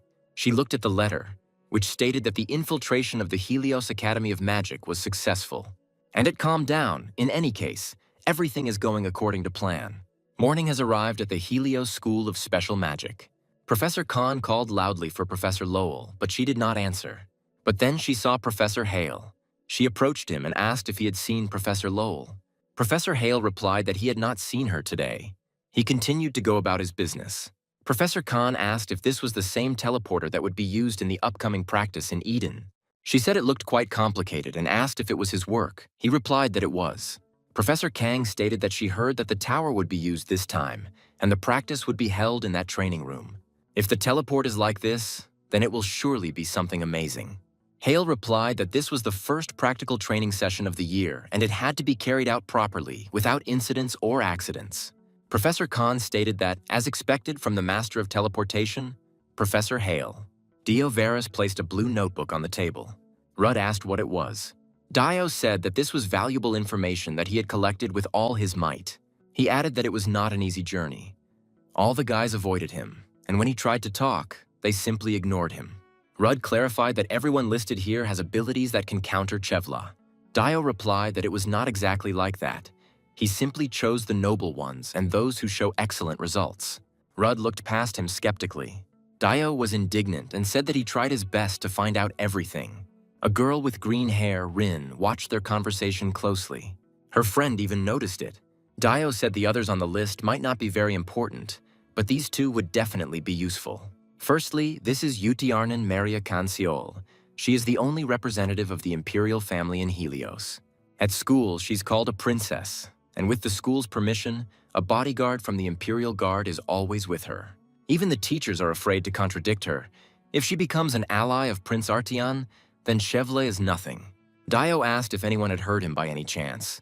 Rudd replied that no one had, although everyone around them could hear them perfectly well.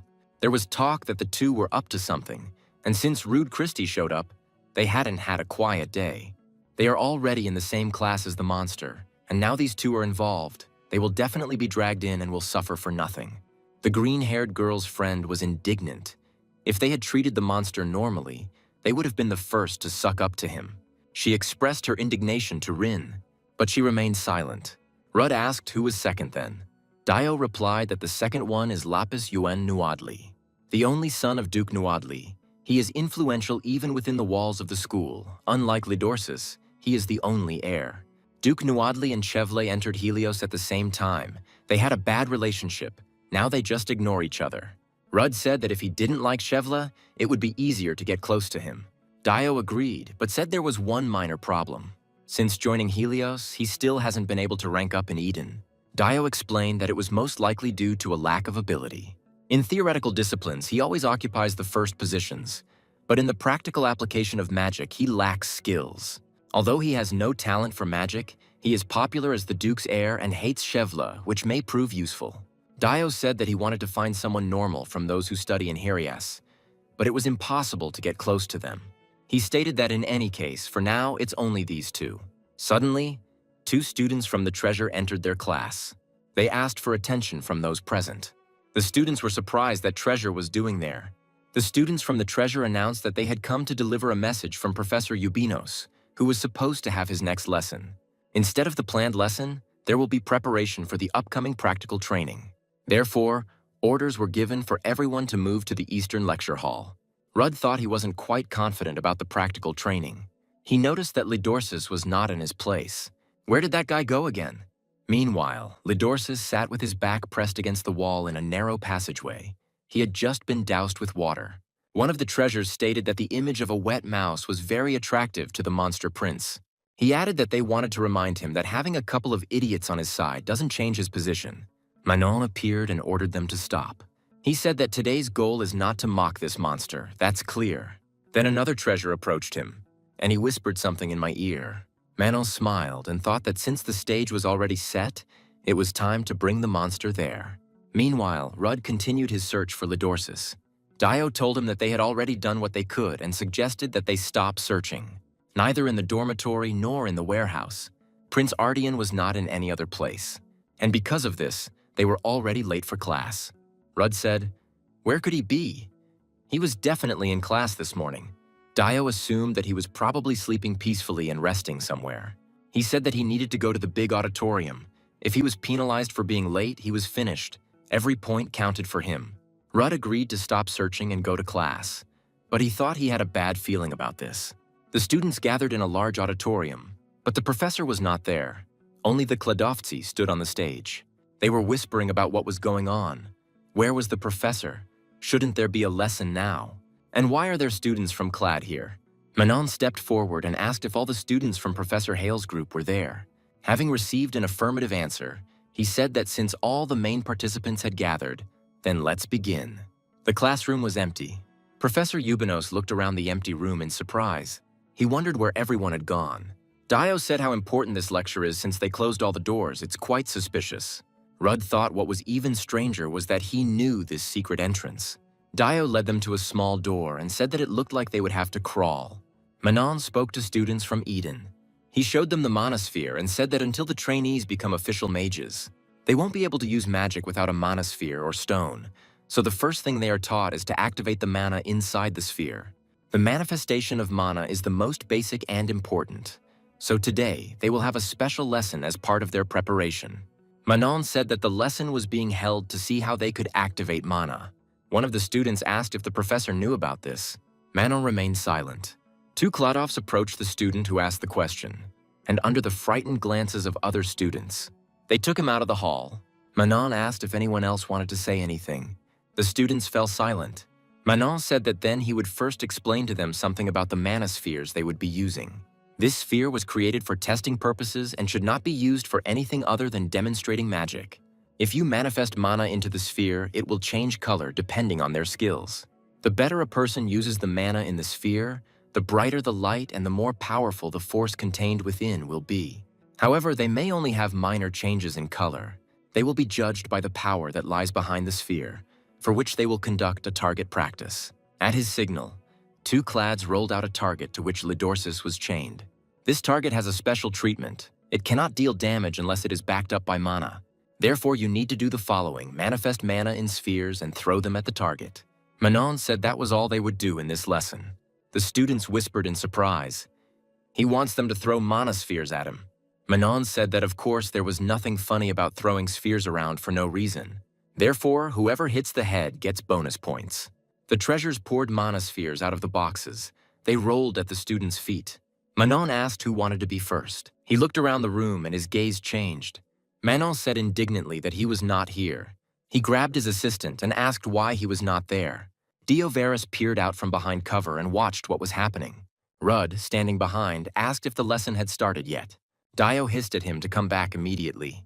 He said that something strange was happening and that the professor needed to be called. Manon frowned in irritation.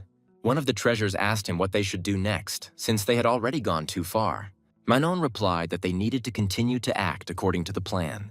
He thought gloomily that he had pulled this whole thing off without Chevel's knowledge, but things hadn't gone as planned. El looked thoughtfully at the manosphere in her hand. Clad asked if anyone had the courage to be the first. If not, then he would have to choose himself.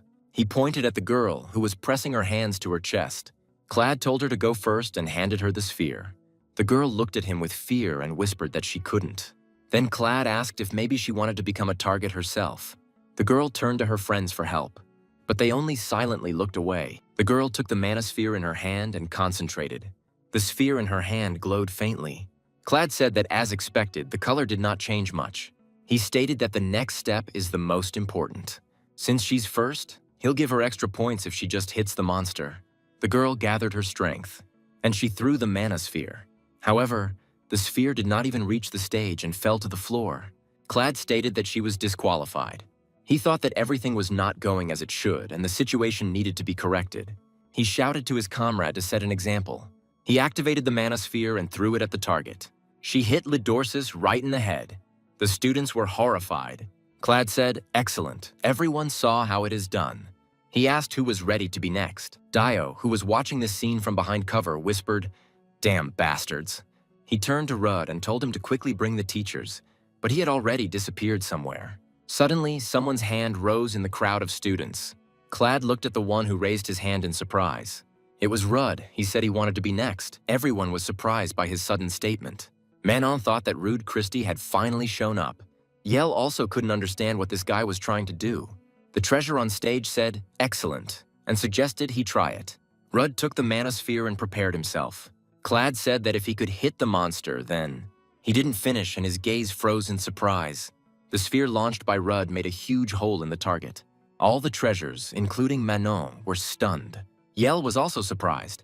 Dio's eyes widened. He couldn't understand what Rude was doing. Lidorsis glanced at the hole in the target that had appeared next to his head. Rudd said with disappointment that he missed. Manon whispered that this couldn't be. Lidorsis felt the chains that bound him loosen after the blow. Rudd raised another monosphere. He said he was very sorry he missed and asked if he could try again. He began to awaken the sphere and declared that this time he would definitely hit the target. The manosphere in his hand glowed brightly and suddenly cracked. To the astonished gaze of the spectators, it shattered into tiny pieces. Rudd said it must have been defective, so he took another one. The treasure that was in charge of the activity tried to stop him, but he did not listen to him and turned to Lidorsis. Rudd told him that he was serious and if he didn't want to get hit, he'd better get lost. With these words, he threw the sphere. The students watched what was happening in amazement. Lidorsis lunged and fell off the target. The monosphere hit Cladu squarely on the forehead. Rudd asked for forgiveness. The rest of the treasures looked silently at their fallen comrade. Rudd asked why he was even standing there, how awkward it was. Dio, watching from behind cover, thought that it was not for nothing that he immediately sensed that he was not an ordinary guy. The students froze in surprise. Isle whispered, "Rudd Christie, who is he?" Manon couldn't believe her eyes. The sphere pierced the target completely. Even he couldn't leave a scratch on it. Moreover, the color of his sphere was close to the color of a snake. How could Eden manifest such a color? Manon was confused. Maybe it was some kind of trick, although it can't be called a trick. Who is this guy? Rubbing his shoulder, Rudd said that everything was bad. The target is broken. The target is no longer in the center. How about choosing a new target? The students froze upon hearing about the new goal. Rudd explained that this could be the case, for example. The one who staged this unpleasant performance, or one of his loyal henchmen. Or how about the person who created this special class becomes the target of the training? Rudd said it would be interesting for sure, wouldn't he? Manon was indignant. This brat was talking about a new goal. He stated that he would then choose the target personally. And that target will be Rude Christie. Manon shouted for everyone to grab that brat. Dio, who was watching from behind cover, declared that he couldn't just stand by and had to help him. He rushed forward, but someone's hand grabbed him by the collar. It was Professor Rowell. Dio was delighted to see Professor Rowell and tried to explain the situation, but she told him to be quiet. He was surprised and asked what she was going to do. She replied that she was watching. Dio was indignant and tried to say something, but she covered his mouth with her hand. Professor Rowell watched everything that was happening in the classroom closely. Meanwhile, Rudd launched a sphere at one of the treasures and hit it right in the face. He fell and didn't move anymore. The rest of the treasures rushed towards him to stop him and prevent him from raising the sphere. They even managed to capture him. But Rudd punched one of the treasures holding him, and he kicked the other one away. He looked at the third treasure holding him, and he retreated in fear. Rudd said that he was sorry, but he was in a bad mood today, so please don't grab him as you please. The Eden students were shocked by what was happening. Manon asked his assistant if he still had the sphere. He said that there were a lot of them lying on the floor. Manon stated that he did not need an experimental sphere, but a real sphere that he could use. But the student replied that they only had experimental spheres. Manon picked up the experimental sphere. He thought that Rude Christie was definitely not an ordinary guy. Manon addressed everyone present and declared that anyone who could hit Rude Christie would receive a reward. At the same time, he activated his sphere, and he threw it at Rudd. Rudd calmly looked at the sphere flying towards him. But then Lidorsis rushed towards him and shielded him from the blow with his body. Rudd was surprised that this indifferent guy reacted like that. He asked him why he took the blow on himself. Manon screamed angrily, calling him a monster. He asked those around him why they were standing there like idiots and ordered them to throw spheres at the two of them. Professor Rowell continued to calmly observe what was happening. Rudd asked Lidorsis how he was, if all his bones were intact. The remaining clads raised the spheres and prepared to throw them at Rudd and Lidorsis. Rudd told Lidorsis that he wanted to know just in case whether he had a strange hobby or whether he just liked being bullied. He indignantly replied that no. Rudd said it was reassuring and asked why he had covered for him then. Since he asked to stop caring about himself, he shouldn't care whether he gets hit or not. It will be fair for both of them. Lidorsis stated that it was all his fault and he could not allow anyone to suffer because of him. At this time, one of the treasures threw a sphere at them. Rudd pushed Lidorsis away, and he caught the sphere in his hand. He asked Lidorsis what he was even talking about. It wasn't his fault. Clad froze in surprise when he saw that he had caught the sphere. Rudd added that the whole point is that he simply hates such people. Some treasure screamed, "Throw spheres at it." But then the sphere launched by Rudd knocked his comrade off his feet. Rudd dodged the sphere flying at him and began counting the enemies he had eliminated. This one was the first. He knocked down Treasure, who was calling for spheres to be thrown at him, and I thought it was the second one. Another Treasure shouted indignantly at what this brat was doing. Third, fourth, Rudd continued to count. He wondered how much was left, and also where Lidorsis was now. Lidorsis, meanwhile, stood in front of the crowd of Idens and took on the spheres flying at them. Rudd wondered what this idiot was doing. The other students looked at him in confusion. Suddenly Rin shouted that he was bleeding. She ran up to him and began to untie his hands. She whispered barely audibly, "I'm sorry." Lidorsis looked at her in confusion. Meanwhile, Rudd struck another treasure. He wondered if it was the 11th or the 12th. Rudd said that it looked like these were the only guys left. He looked at the stage where Manon stood with two henchmen. They looked at him and feverishly thought about what to do now. Rudd slowly approached them. Manon was confused as to what he was. Almost all the other treasures were defeated. Manon even thought that maybe he was sleeping now. Rudd came almost right up to the stage. He smiled sweetly and asked, "Shall we continue?" Rin walked up to Lidorsis and said again, "Sorry," she tried to talk to him, but someone's hand held her back. It was her friend who tried to pull her away from Lidorsis. Rin looked at her, and also on my other classmates. She asked them how much longer they were going to continue this. They really think that Lidorsis is a monster. Rin said that she herself is good, but it is so mean. Ardian didn't do anything to them. Why are they treating him like this? Because they are afraid of high school students. Rin stated that she doesn't know how good Haraeus or Clad are, but we can't let them get to all of them, so Rin couldn't finish speaking as someone's body flew past her. She looked at him with fear. The other students gasped in astonishment. Another treasure collapsed at their feet. Lidorsis looked at the stage. Only Rudd and Manon remained standing on it. Manon screamed. Did he really think he could get to all of them? Chevla would definitely do something to him and to this monster. Rudd coldly stated that he was tired of all this talk about the monster. He said that there are those who are being bullied, and he has no way to respond. And there are those who gather in groups to intimidate a helpless person. Rudd asked Manon which one of them he thought was the real monster, and he answered his own question. It was him. Suddenly, a loud scream from Dio was heard. He was shouting his name. Rudd turned around at the scream, and he saw a brightly glowing sphere flying towards him. Rudd dodged her with ease. The sphere hit Manon right in the forehead. The students gasped. Manon fell, leaving only Rudd standing on the stage. Rudd didn't understand what happened and who threw the last sphere. In the sudden silence, someone's footsteps were heard. Rudd thought he had seen this man somewhere before. It was Professor Rowell. Rudd remembered meeting her at the auction house. Then he fought with her and Shikmuon. Rudd was surprised to think that she turned out to be Helios's professor. The students were delighted. Apparently it was she who threw the sphere. They were saved. Professor Rowell turned to Rudd. She asked why he dodged. Rudd stared at her, uncomprehending. While picking up a new sphere, she said that he could easily place the sphere, but he dodged. Dio couldn't believe his eyes.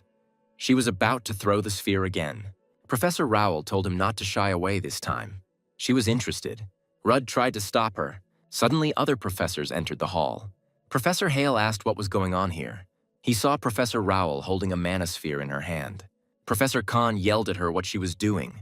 She looked around and saw a target that had been pierced through and through, and the treasures lying on the floor, many of whom were unconscious. Professor Khan asked Raoul in shock if she had really done this.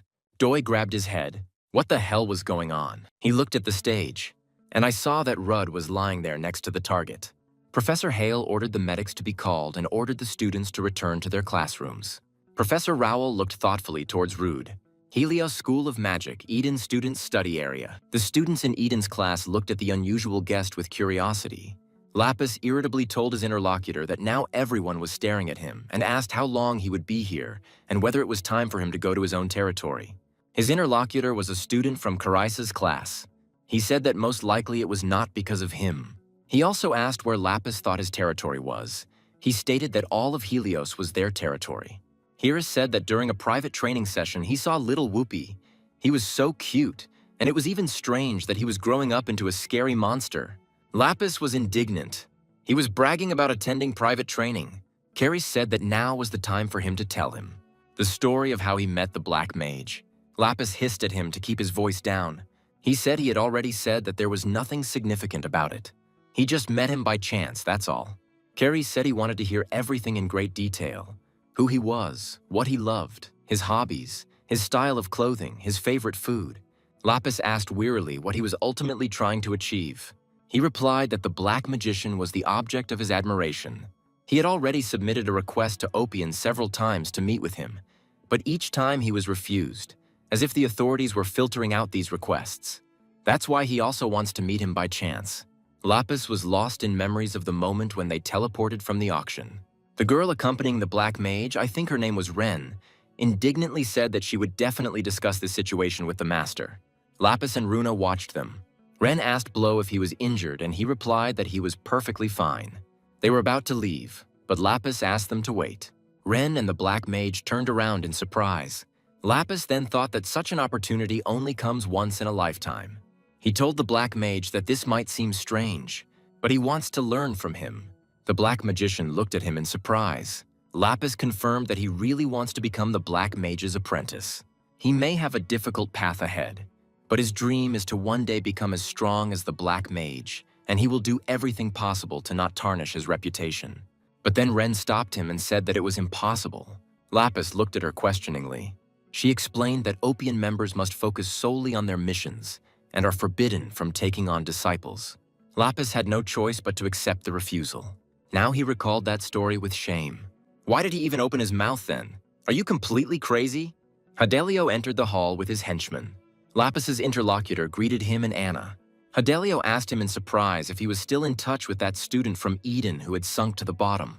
Lapis said that this is the voice of the one who plays games with power, who among them has sunk even lower. His interlocutor turned to Hadelio and said that Lapis called him a child. Hadelio responded by saying that he was pathetic and that he wasn't going to waste his time on him. He called Anna and the others and left. Lapis said gloomily, "Who else is pathetic here? How long will this continue?"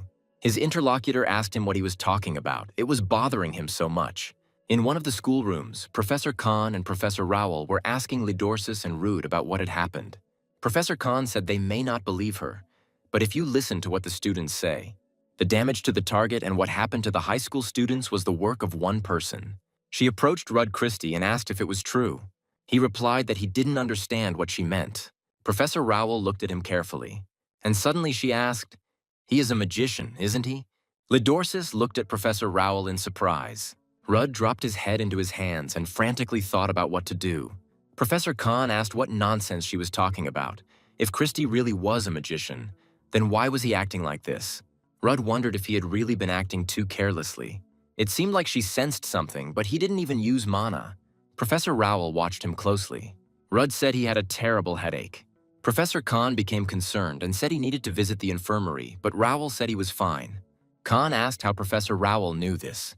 She brought it herself when he fell. Rudd said in a weak voice that he didn't understand what they wanted from him. He was so surprised to see the sphere flying towards him that he doesn't remember anything else. Professor Raoul sharply told him to stop lying. Lidorsis's eyes widened at her. Professor Khan announced that at this point, Professor Hale said he would punish the students involved in this incident. But until this issue is resolved, they can return to class. Rudd decided that this time he seemed to have managed to jump off. Professor Roll continued to stare at him. Rudd also looked at her and thought that soon there would be fun. A group of clads with crumpled faces stood in front of Shevla. He asked why they looked like that. They tried to answer something, but suddenly they saw something and froze. Shevla was indignant at why everyone was behaving so strangely. He followed their gaze and saw Rudd and Lidorsis walking. Lidorsis saw him too. Shevla called them rudely. Rudd Christie looked at him indifferently. And then he smiled at him. Shevla was surprised. He smiled. What the hell is going on? Lidorsis asked Rudd what he was doing, but he pulled him by the shoulder, and they passed by Shevla with his retinue. Shevla Hadelio watched them go. Rudd and Lidorsis walked down the corridor. Suddenly, Lidorsis stopped. Rudd turned and asked him what happened. Lidorsis said that much more could happen from now on. Because of him, a figure appeared in his mind, telling him that he himself must understand that he only brings misfortune. Lidorsis told Rudd that he would only bring him suffering. Rudd said that it was he who cursed him or something. He asked if he saw what happened before. It was not for him to say. But even if there are 100 of them, it will mean absolutely nothing. And if something happens, it is not his fault and he will not have any problems. Therefore, he needs to stop worrying about others and finally think about himself, how he will live on with such a gentle character. Lidorsis replied that he did not know everything. Rudd agreed that he didn't know what he was thinking or what was going on, and it doesn't seem like he's willing to tell it on the first request. However, he can ask him for help, and he doesn't dare to speak anymore, so that Rudd doesn't pay attention to him. No matter what it is, he will help him. Lidorsis couldn't understand why he was doing this. He told Rudd that he didn't need his help, and he turned to leave. Rudd chuckled and said he noticed it, but Lidorsis had already run away from him again. Eden's class at Helios School of Magic. Most of the students were confused. One of the girls expressed the general opinion by asking what would happen to them now. The student next to her said that because of this incident, not only Claude, but also Caresse began to ignore them. Dio watched the students' reactions with dejection. Why did they even get dragged into this? It's all because of this monster. Why should everyone suffer because of one? Now all the other students avoid them like insects. The girl said that she could ask the professor to transfer them to another class, but she was told that it would be better to make him stop going to theirs. Dio couldn't resist and indignantly asked what they were even talking about. Suddenly, Rin stepped forward and loudly told everyone to shut up. The students looked at her in amazement. Rin asked why they were all so selfish and only thought about themselves, because they feel bad when they are avoided, when they are treated the same way as they are treated with Ardian, how they think and what he feels. They actually think it's all his fault. They called him a monster and avoided him, but everyone knows the truth. They are the same as those people. Rin stated that he is also human and he also has feelings. The student objected that she had seen it too, that day in the library when the monster appeared. How can they pretend nothing happened? Rin hesitated to answer, but then another girl entered the conversation and said that it was illusion magic. Yael said that she heard that Chevly specializes in illusion magic and has enough mana spheres. Since he was quite skilled, it was not difficult for him to show them this illusion. If there was something wrong with Ardian, he wouldn't be in Helios. If they had used their brains even a little, they would have realized it long ago. The students were stunned by her speech. Yael added that they use the excuse that he is a monster and all that, but in reality, they are just afraid of Chevla and Harry's. The student was indignant and said that she thought too much of herself and that they were no better than them. Eel agreed that she was the same as them. But now the situation has changed. They were probably shocked, and that's why they forgot. Rudd Christie, with him they can change things. The students listened to her in surprise. Suddenly they discovered that Lidorsis was among them. His sudden appearance frightened many. Rudd Christie followed him into the room, asking why he was still behaving like this. Dio rushed to him, asking if everything was okay. Rudd froze, not understanding what he had done to attract everyone's attention. But Dio interrupted him and said that he was not asking about him, but about the treasures and what the professors had said. He replied that they had talked too much and he had not really understood them. Rudd said he felt a little dizzy, but Dio interrupted him and said that he was not asking about him, but about the treasures and what the professors had said. He replied that they had talked too much and he had not really understood them. Lidorsis tried to take the opportunity to escape, but Rude held him back. Eel turned to them and said, "Monster." She immediately corrected herself. That's his name, Lidorsis, and Rudd Christie. She extended her hand to them, and she said that her name was Isle Florin Chrome. Another student intervened in the conversation. Lidorsis remained motionless. But Rude shook the outstretched hand. Another student intervened in the conversation. He said his name was Noiden, and if it's not too late, he also hopes that they will get along. And they asked how he managed to break through the magic target, and also if they trained hard, they could become like him. Rudu was told that he used to be so unapproachable, and they asked how he managed to break through the magic target, and also if they trained hard, they could become like him. The couple of students who started this unpleasant conversation were perplexed as to what they were even thinking and what the point of communicating with him was. Some students approached Ardian. They reminded him of how he stopped the magic sphere in the lecture hall, and they thanked him for it. Rudd watched what was happening with satisfaction. He thought it was much better than he had expected. Manon was in the medical room. Chevelle and Anna were sitting by his bed. Chevelle asked why he did this at all. He didn't ask him about it. Manon apologized and said that he would take responsibility for everyone. Chevelle interrupted him and said, "Great, since everything had already happened, nothing could be done, so he should remember." Chevelle recalled telling Professor Hale that he had nothing to do with the incident. Professor Hale said he believed him, but he had to understand. That being the case, there is nothing wrong with extending the sentence for Manon and the rest of the hordes in accordance with the rules and regulations. Chevelle asked him directly what he wanted. Professor Hale noted with satisfaction that he understood him very well. He doesn't know what Professor Hale is up to, but this is the perfect opportunity to show what he's capable of to anyone who challenges him. Chevelle said he heard that Eden was planning to hold an away training session and would take some students along with him. He doesn't know what Professor Hale is up to, but this is the perfect opportunity to show what he's capable of to anyone who challenges him. Manon turned to Chevelle again. He said it was that damn Rudd Christie. No matter how much he thinks about it, he is definitely not an ordinary student. So he decided that Chevelle should know about it. Hadelio asked if he hit his head too hard. He tells him to be careful with some kid from Eden. Anna tried to defuse the situation and told him not to worry about trifles and to stop thinking about it. Chevelle said that he would soon tell them some interesting news. Rudd and Lidorsis were sleeping in their room. Rudd wondered if he was doing everything right. Rudd looked at the sleeping Lidorsis. Lidorsis also began to communicate with them. Rudd looked at the sleeping Lidorsis. He thought he still didn't know what was going on in this guy's head, and began to accumulate near Lidorsis's bed. Suddenly, black smoke seeped into their room through a crack in the window, and began to accumulate near Lidorsis's bed. The smoke formed into a strange black figure that said, "This will happen soon." Rudd jumped up and tried to grab the black figure. He asked who he was. This face seemed familiar to him. But the figure quickly dissipated and the black smoke disappeared. Rudd wondered what it was and what it was doing to Lidorsis. However, it is unlikely that this is the same problem as Chevelle. What happened to this guy? They were excited because they were about to face monsters. The students discussed the upcoming field training exercises. They were excited because they were about to face monsters. Rudd and Lidorsis also came out of their room. Rudd hadn't slept well because of the story with the black shadow and was yawning slightly. Two students saw them and said hello. Lidorsis looked at them, and he passed by silently, and he greeted me with a sweet smile. Then Rudd approached them, and he greeted me with a sweet smile. Rudd tried to talk to him about what happened last night, and he told him that when someone greets him, he should greet him back. Rudd tried to talk to him about what happened last night, but he looked at him with incomprehension. Rudd said that everything was fine and it didn't matter, but he continued to think about what happened yesterday. He was sure it was magic. It disappeared without a trace, but it was unlikely that Lidorsis knew anything about it. Rudd remembered that it said that something was about to happen. He felt danger and wondered if he should inform the school, but he had no evidence. Rudd decided that he should first talk about this with the master. He woke up from his thoughts and suddenly saw that Lidorsis was standing. Rudd asked if he had been waiting for him since he had stopped, but yesterday he had been avoiding him. It seemed his opinion had changed. Rudd heard someone calling him and saw Dio running towards them. Lidorsis said to Dio, "Hello." Rudd told Lidorsis to greet him. Lidorsis said to Dio, "Hello." Dio thought it looked pretty funny from the outside.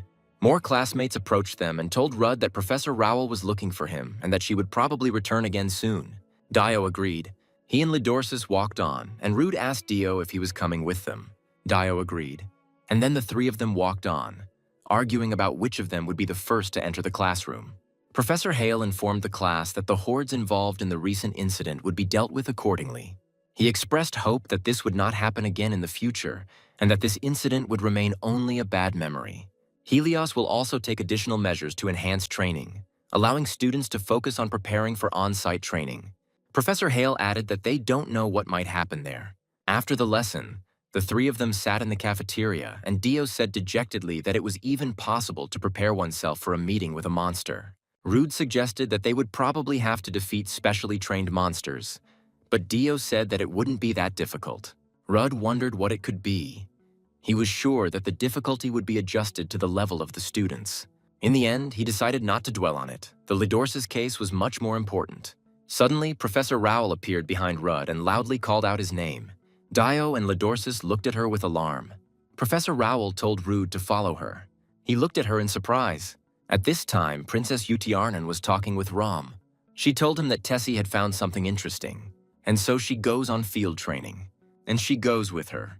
Rom screamed in surprise and alarm at what she was doing. Meanwhile, Professor Rowell was dragging Rudd along with her. Helios School of Magic Training Arena. Lapis asked why everyone was gathered there and was told that Professor Rowell was going to fight a student from Eden. Lapis was terribly surprised and asked with whom exactly. With the guy everyone's talking about right now, I think his name is Rude Christie. Rudd Christie stood and silently looked at the wooden training sword in his hands. He did not understand how it had come to this. Dio stepped forward and stated that he couldn't believe that Professor Rowell was going to fight someone who had done nothing wrong to her. But she advised him to disappear. Dio replied, okay, and hid behind Lidorsis. He asked him that nothing would happen to Rude. Rudd thought he had guessed that something like this could happen. Who would have thought that she would be so stubborn? The students gathered there watched with bewilderment what was happening. Rude decided that either way, it was great. It was a great chance to show everyone how ordinary he was and make them lose interest in him. Professor Rowell said, let's begin, and got into a fighting stance. Rudd indignantly asked why he had a wooden sword and she had a real one, but she advised him to use magic and then there would be no problems. He tried to say that it was unfair, but Professor Rowell had already lunged at him. He decided that he had to let her hurt him in order to lose. But her attack was too fierce and he reflexively dodged. Rudd thought that if she hit him, he wouldn't get off with just a normal injury. So he continued to avoid her and tried not to talk to her. A student standing next to Lapis noted that this student from Eden was dodging all of the professor's attacks. Professor Rowell screamed at him to fight. She wasn't going to give him any slack, and she attacked him again. Dio, who was watching the fight with Lidorsis, shouted at him to be careful. Rude blocked Rowell's strike with his wooden sword. He thought that his reflexes were kicking in again and there was no getting away from it. His wooden sword did not withstand the blow and cracked. Comrade Liapis exclaimed that it was amazing. Lidorsis stepped forward and used his hand to push Professor Rowell's sword aside. She told him not to interrupt them. It was dangerous. Dio shouted that it was dangerous anyway. His sword broke in half. Rowell replied that it wouldn't break if you used magic. Rude said he wouldn't compete with her, and Rowell asked why. He replied that firstly, he didn't want to, and secondly, he didn't have enough skills for that. Lapis's friend said that it was really amazing. He had never seen the professor so excited. Professor Rowell said she did not accept his refusal. Lapis's interlocutor said that he saw Rude block the professor's sword. Even without magic, he managed to withstand such brutal attacks. Professor Rowell told Rude that he could take her sword, but he refused. You can have a fight with someone who would like to be honored to attend her magnificent private classes. With him. He loudly addressed Professor Rowell and stated that instead of forcing sparring on someone who was not interested in it, you can have a fight with someone who would like to be honored to attend her magnificent private classes. With him. Lapis said that he wanted to study with her, but she briefly answered, no. Lapis was in despair. He was refused again, and in such a rude manner. Rudd thought he had seen him somewhere before. Professor Rowell turned to Rudd Christie and said that they had been distracted too much, so they would continue next time. As she left, she added that they would still have plenty of time. All four watched Rowell as she walked away. Then Dio suddenly thought, why are there four of them, and looked at Rin standing next to him. She explained that because of the noise she thought something had happened and asked Rudd if he was okay. Dio replied that Professor Rowell had just tried to kill Rudy, but otherwise everything was fine. Lapis, surrounded by friends, was still smarting from yet another rejection. She didn't hesitate for a second. She asked if he was sure he was okay. Dio showed Rin the remains of Rude's sword and said that it had broken in half. Rudd asked her if she had received letters from Ben. She explained that she was there because she was worried about Rude and introduced herself. Her name is Rin Noah. Rudd asked her if she had received letters from Ben. Rin stated that she knew it was him. Ben mentioned him in his letters. Rin thanked Rudd warmly for delivering the letters. Then everyone heard someone calling Rin loudly. It was her friend who ran up and asked what was going on and why everyone was crowded here. They explained to her that unforeseen circumstances had arisen. Professor Rowell called Rude and offered him a sword fight. Rudd looked at Lidorsus, and he said that he was alive only thanks to him, and thanked him for closing it. Dio said that Rudd was right. If it weren't for Ardian, everything could have ended badly. Rudd asked Lidorsus how this happened. Wasn't he standing behind him? He replied that even if he had been standing a step away from him, he would have blocked her anyway, and smiled. Everyone was amazed. They saw Lidorsus smiling for the first time.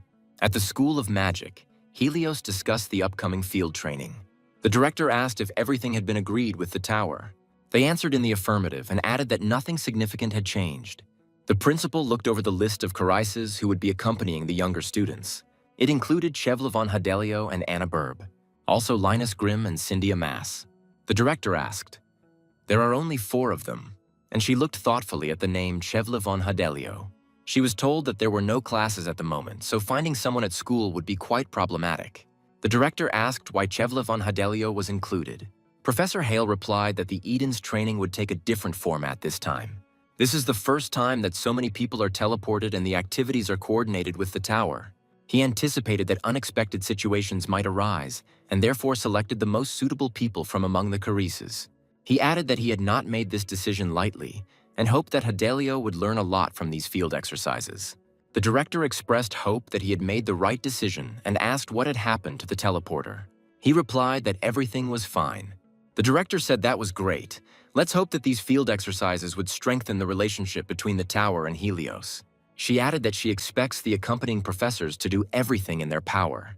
Night fell on Helios, and Rudd sat on the roof of the building. He tried to contact the master using the magic stone. Rudd wondered why the master wasn't answering, because he always answered when he needed him, but now he had so much to tell.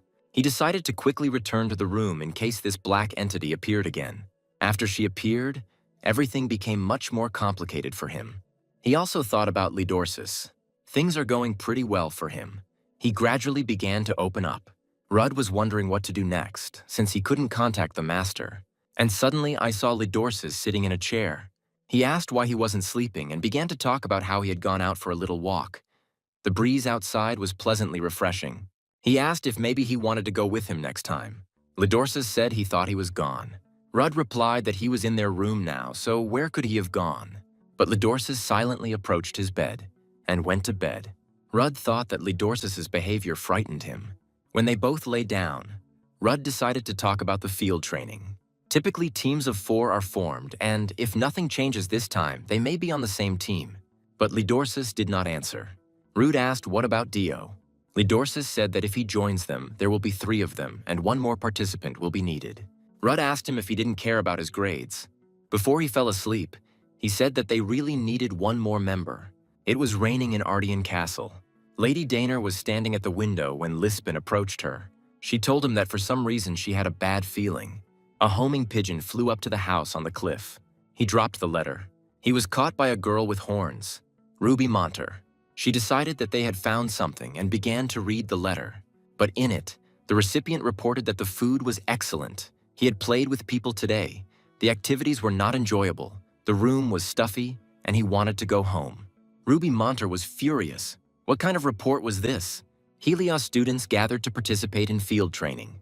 Rudd reflected that several days had passed, but he still had not been able to contact the master. Maybe something really did happen. Dio ran up to them, shouting that Professor Hale's class would go first. Rudd noted that he looked nervous. Dio asked if they hadn't heard that the training venue would be in the tower. He thought he would never get into the magic tower. Rudd was surprised. The magic tower is connected to the school and provides elementary-level training.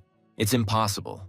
They're not the type to do that. Meanwhile, Lidorsus told Dio that he had already been to the tower as a child. Rudd remembered the black entity. Since that day, it has not appeared again. What relation Lidorsus has to it? Rudd thought that it would be necessary to find out after the exercises. Dio expressed regret that they were not on teams for training. They could have been a better team. Isle approached them and said that speaking of teams, she had also put in some effort to prepare. Dio stared at her in surprise. Isle stated that, based on the documents, she thought they would be divided into teams. But the fact that the rules had changed only confirmed the rumor about the tower. She was going to create the perfect team of talented people. It's a shame, but Rude Christie is #1 on her list of people she'd like to see on her team. Rudd said, so that's what it was, and thanked him. But you're not on my team. Rudd followed their gaze and saw a group of Karai students. This also attracted the attention of other students. Rudd followed their gaze and saw a group of Carrie's students. One of them, Linus Grimm, said that these joint walks remind him of the past, by the way. I wonder where Lapis is. Professor Khan led a group of students from Carres, among whom was Chevla von Hadelio. Isles said that it looked like the rumor that Carres would be with them was true. Rudd thought that meant they would go too. But why, of all people, Chevla? Is it a coincidence, or is he up to something again? Rudd looked at Lidorsis, and he said that regardless of this, he had nothing to worry about. The professors are here too, so nothing should happen. Rudd thought to himself that he should take advantage of this opportunity and deal with Chevla von Hadelio. Professor Khan, meanwhile, told the seniors that even though they were Hirai, they had no right to act independently. They must act according to the instructions of the professors. This is especially true for Chevla von Hadelio. Chevla replied that he understood her. There was some laughter from the group of seniors that Chevla was in trouble. Professor Khan wondered why Professor Hale had chosen Chevla for the field training. Professor Raoul was talking to the princess at the time. She asked her where Ram was. The princess replied that she had tied him up. Raoul said, "Excellent," and praised her. Raoul finally saw him. Rudd and his comrades passed by. Raoul finally saw him. Dio also saw her looking at them and shouted to warn Rudd. But Rudd had already run away. Lidorsis said, "Hey, don't leave me." Rin touched Lidorsis, and she asked what happened. Why did he run away? Here, everyone saw that Professor Raoul, holding the princess in his arms, was pursuing Rudd. Rin said it looked very funny. She took Lidorsis by the hand, and she suggested going after them. Professor Hale watched the students gather at the teleporter. The assistant reported that the students from his class had arrived, and the rest of the Idens were already on their way with their professors. Professor Hale said, "So the preparation is complete. Now you can begin." Black smoke thickened behind the assistant. The assistant asked the professor what he meant, but Hale replied that he no longer needed it. The students crowded in front of the teleporter. Professor Hale watched this with a smile. The students crowded in front of the teleporter. Dio stated that he had never seen such a large magical stone. It finally felt real. It seemed like they were actually going to the tower. Dio wondered where Rudd had disappeared to. Here you can see individual formulas, and from the combinations that are created, it is noticeable that they are at a higher level than the usual mobile group. Looking at the connecting dots, one might assume that at least 3 formulas are used here. But what is this? Here you can see individual formulas, and from the combinations that are created, it is noticeable that they are at a higher level than the usual mobile group. Looking at the connecting dots, one might assume that at least 3 formulas are used here. But what is this? Rudd replied that the principle of connection and simultaneous activation of magic circles is usually based on the law of aspect. He looked closely at the system of magic circles surrounding the central magic stone. Rudd replied that the principle of connection and simultaneous activation of magic circles is usually based on the law of aspect. He looked closely at the system of magic circles surrounding the central magic stone. He thought he felt something strange here. Lapis said the topic of linked activation of magic circles came up at a recent symposium on Nebel research. Then Rudd felt someone grab him by the clothes. Professor Raoul was approaching them. The girl shouted loudly to Tessie that she had caught it. Dio and the others also saw him and waved their hands. Rudd wondered what to do next. Dio and the others also saw him and waved their hands. Suddenly they noticed something strange. A black haze formed above the magical teleport stone. Lapis said in surprise what it was. It began to take shape. Lapis said in surprise what it was. It began to take shape. Rudd thought it was definitely the same thing, which he saw in their room that night. A black entity hovered in the center of the teleportation hall. The students asked each other if the professors had arrived yet. A black entity hovered in the center of the teleportation hall. She waved something that resembled a hand. Streams of black smoke swirled throughout the hall. Standing under the plumes of black smoke, the students couldn't understand what was happening. Dio asked if this was the beginning of practical training. Rudd wondered why, of all the possible places it had appeared here, who had decided to put on such a show in front of everyone in Helios. He ordered Lidorsis and the others not to leave him. Professor Hale watched from above what was happening. In the hall, streams of black smoke formed into small tornadoes. Hale said that when they unite, the gate will open. Professor Khan shouted for everyone to leave immediately. Cheval asked if this was not what the professors had prepared. Professor Khan replied that something had gone wrong and that they should all leave immediately. Khan and Keresi looked at the entrance to the hall, and they saw that the door was locked. There was no way out. The students shouted what they should do now. Professor Khan activated the seal. He said his name was Demian and activated Awakening.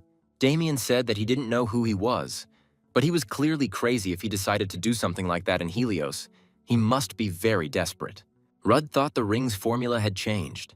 It didn't just appear and transform, it was planned from the very beginning.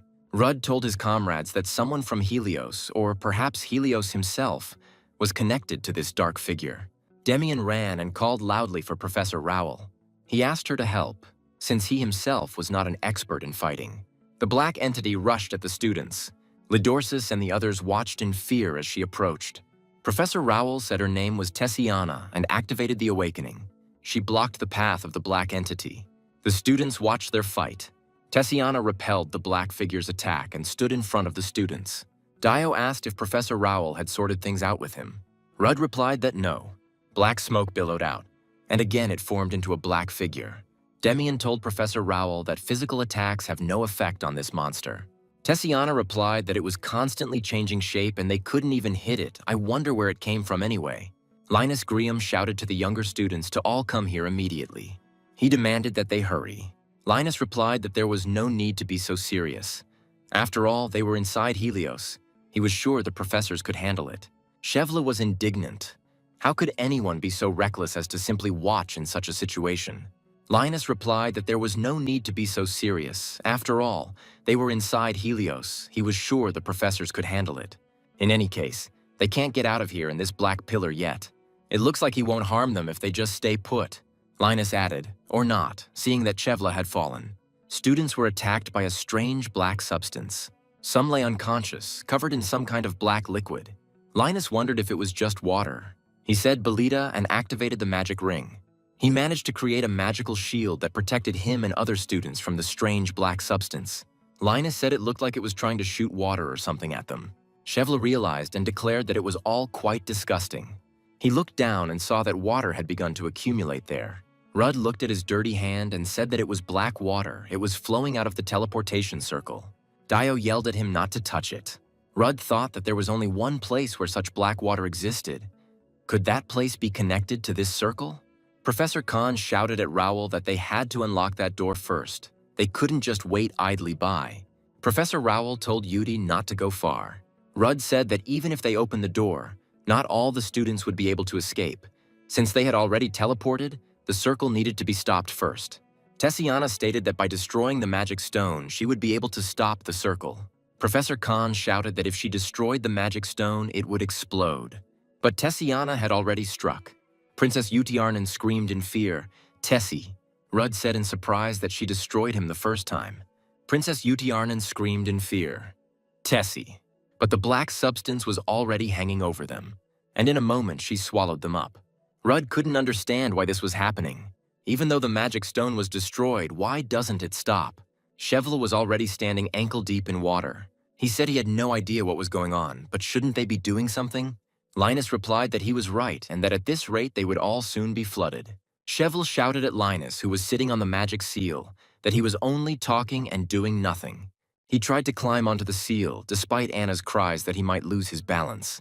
They continued to fall somewhere. There was no floor. Chevla felt a splash. They continued to fall somewhere. There was no floor. Anna screamed loudly, "Chevla," but all three had already disappeared. Rudd said that this stream is definitely a teleportation circle. If someone is swallowed by the black water, they will be forcibly moved into the circle. Rudd shouted to his comrades to hold on tightly to each other and not let go no matter what. He said that much of the area is already within the circle's coverage area, and if it disrupts the flow or destroys the circle, people who are already caught in it may be in danger, so in this case, the best solution is to stick together. Rudd extended his hand to Lidorsis and told him to grab it quickly. But then a black stream rushed at him and pulled him back. Then the stream came again and carried Rin and her friend away with it. Dio and Lidorsis were left alone. Dio asked what they should do now. But the next gust of black rain carried him away too, and Lidorsis was left alone. A black shadow appeared in Lidorsus's thoughts again, telling him that he was the only one to blame for everything, wasn't he? He warned him that this is how it would be, that everyone would suffer because of him, that people like him should not be born. Isn't that so? Meanwhile, Rudy said, "My name is Blow." He finally activated Awakening. The black shadow in Lidorsus's head kept saying that this was all happening because of him. He was a monster, and a monster like him had to die. The black entity was left alone in the hall. It said that all the people were teleported, but suddenly it felt some kind of danger. Suddenly, a spear pierced her chest. Rudd thought he had made the wrong decision. It was just necessary to end it all at once. The black entity asked Blow who he was. Rudd replied that this was exactly what he wanted to ask. Under Blow's blows, the black essence began to dissipate and turn into black smoke. Blow said that he thought so. This clot of energy cannot be the main body. He asked him who he was subordinate to, why and for what purpose he moved everyone, why he was hunting for Lidorsus, who was behind him.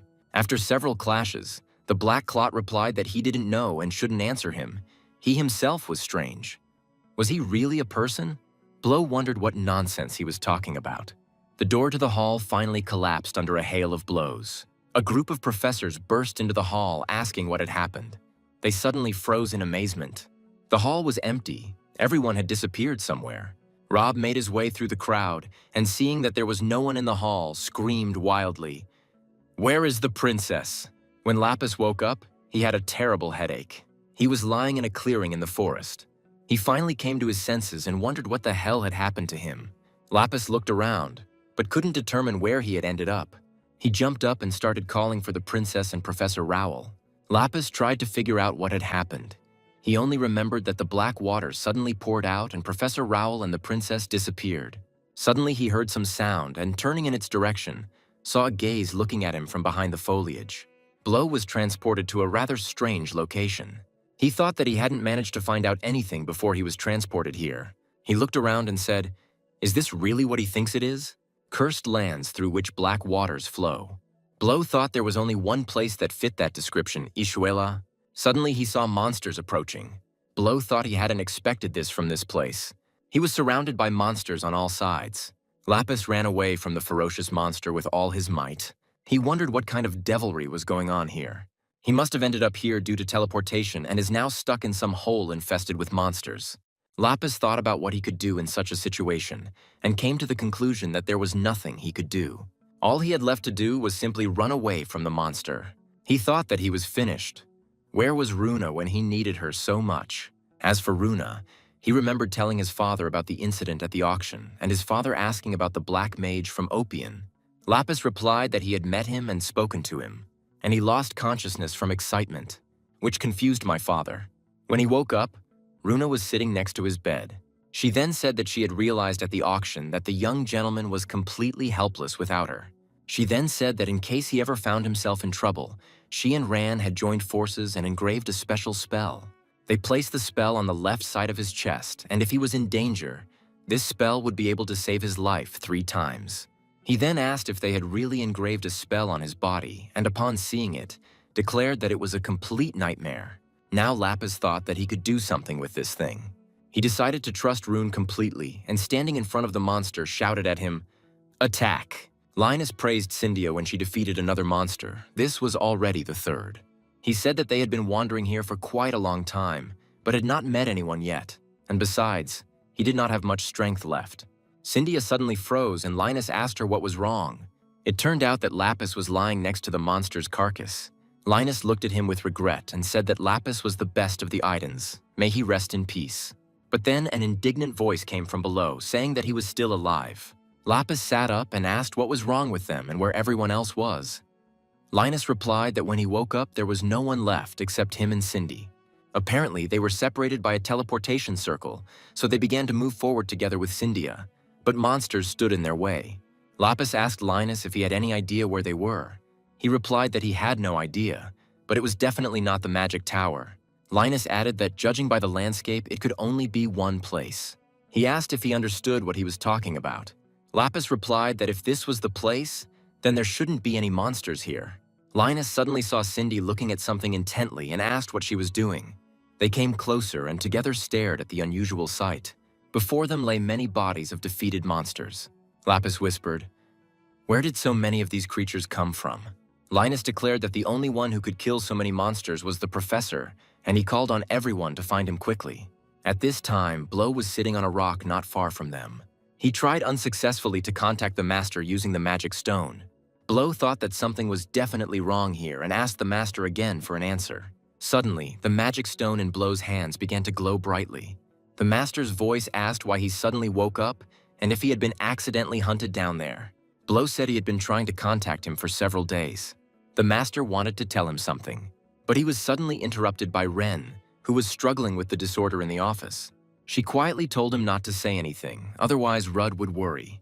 The master told Blow that they had, frankly speaking, a small problem.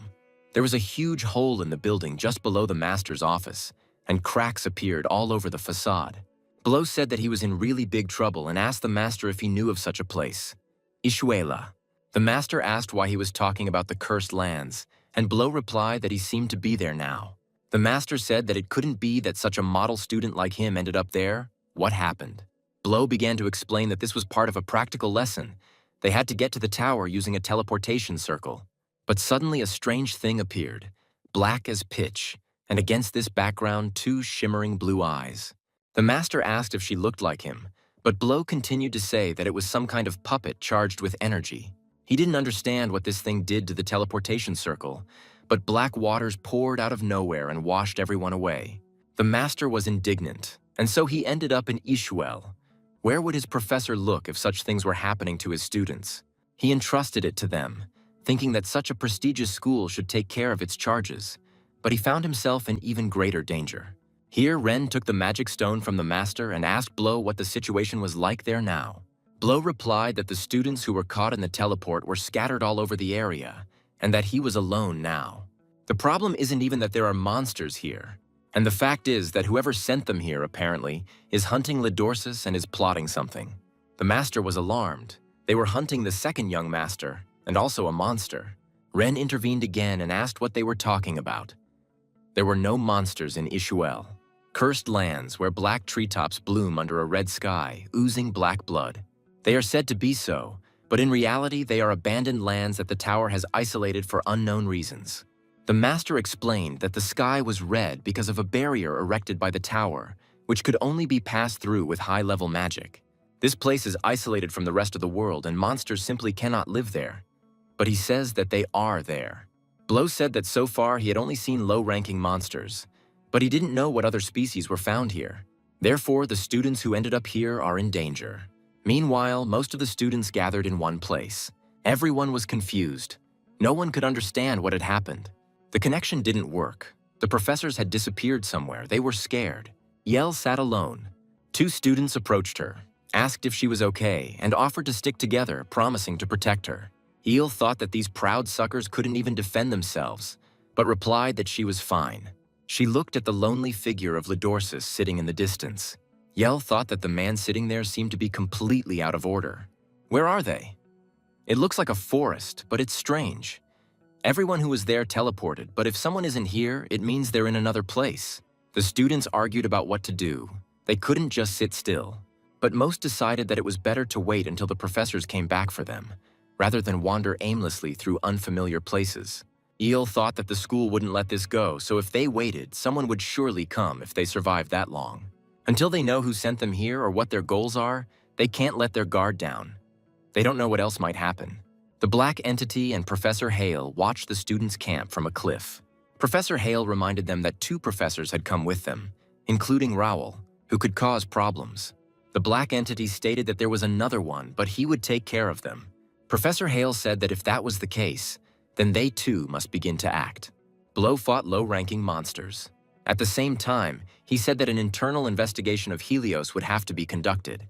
Such a large-scale teleportation needs to be prepared in advance, and such a mass of vital energy needs to be present in the Academy in principle. It is impossible to carry out such a thing without our own person at the Academy. Therefore, the Master will also have to take part in this, and also notify their client, the Duchess. Due to the poor connection, Master and Ren had difficulty understanding what he was saying. Blow said that now he needed to find and protect Lidorsis and the rest of the students. The master replied that he would do his best and advised him not to overdo it there. Blow turned towards the movement, thinking more monsters had arrived, and saw 3 students. They were Lapis, Linus, and Cyndia. Blow and the students froze in surprise and looked at each other. Blow was a little embarrassed. They came quite close, but he did not feel them at all. He told the master to remain silent for now. The stone in the master's hand split into several pieces. This greatly upset the master. He had only recently repaired it, and now it was broken again. Lapis muttered in surprise, "Black Mage." He added that he was absolutely sure of this. He remembered what he looked like from their last meeting. Linus, having heard about the Black Mage, used his ring to activate the shackles of Belinda's spell, and under the stunned gaze of his friends, he struck the Black Mage with it. Blow easily repelled the attack. He thought that he had blocked the blow, of course. But what was that anyway? Cyndia and Lapis also looked at Linus with bewilderment. He said that Lapis was right. He really was the Black Mage. Chevla and Dio found themselves next to each other after teleportation. Chevla said irritably, "Why should he hang around here and on foot in the company of this brat?" Dio hoped that Rude would come soon and save him. Suddenly a man appeared from behind the trees. Dio recognized him and shouted, "Professor Hale." Professor Hale emerged from the forest and said with relief that he was glad they were okay. Chevla rushed to him and asked what had happened and if he was injured. Hale replied that he was fine, but that he himself did not understand what was happening. He was going to check the teleportation circle when he was attacked by a man in black clothes. Everything happened so fast. When he came to, he was already here. Chevla asked what was wrong with the other students and added that apparently the one who attacked him was the same guy who appeared in front of them. He added that he didn't know what exactly he did, but he thought that everyone who was there ended up in that place. Professor Hale said that everything was very bad. Something dangerous could happen, so we needed to hurry and find the rest of the students. Chevla asked him where they were anyway. The professor replied that it was. Princess Jutiarinen asked again, "Was it really Ishuela?" Tessiana confirmed that this is the cursed land. Professor Khan intervened and stated that there were no monsters in Ishuel. Then it turns out that it has something to do with the guy who sent them here. Tessiana suddenly heard some noise and prepared for battle. She grabbed Damien by the collar and said that Yuti was the princess of the empire. He must protect her. He is responsible for her. Suddenly, a huge monster appeared in front of them. Tessiana prepared to defend herself. The monster rushed at them with a terrible roar. Blow stated that he actually had a secret mission here. Linus said enthusiastically that he understood everything. This was to be expected from the Black Mage. Lapis asked him if Mr. Black Mage remembered him by chance. They met at the auction. Looking at the students' animated faces, he wondered if they really didn't care where they were and what was wrong with them. He sternly asked what students like them were doing here, hoping that they would finally realize the seriousness of the situation.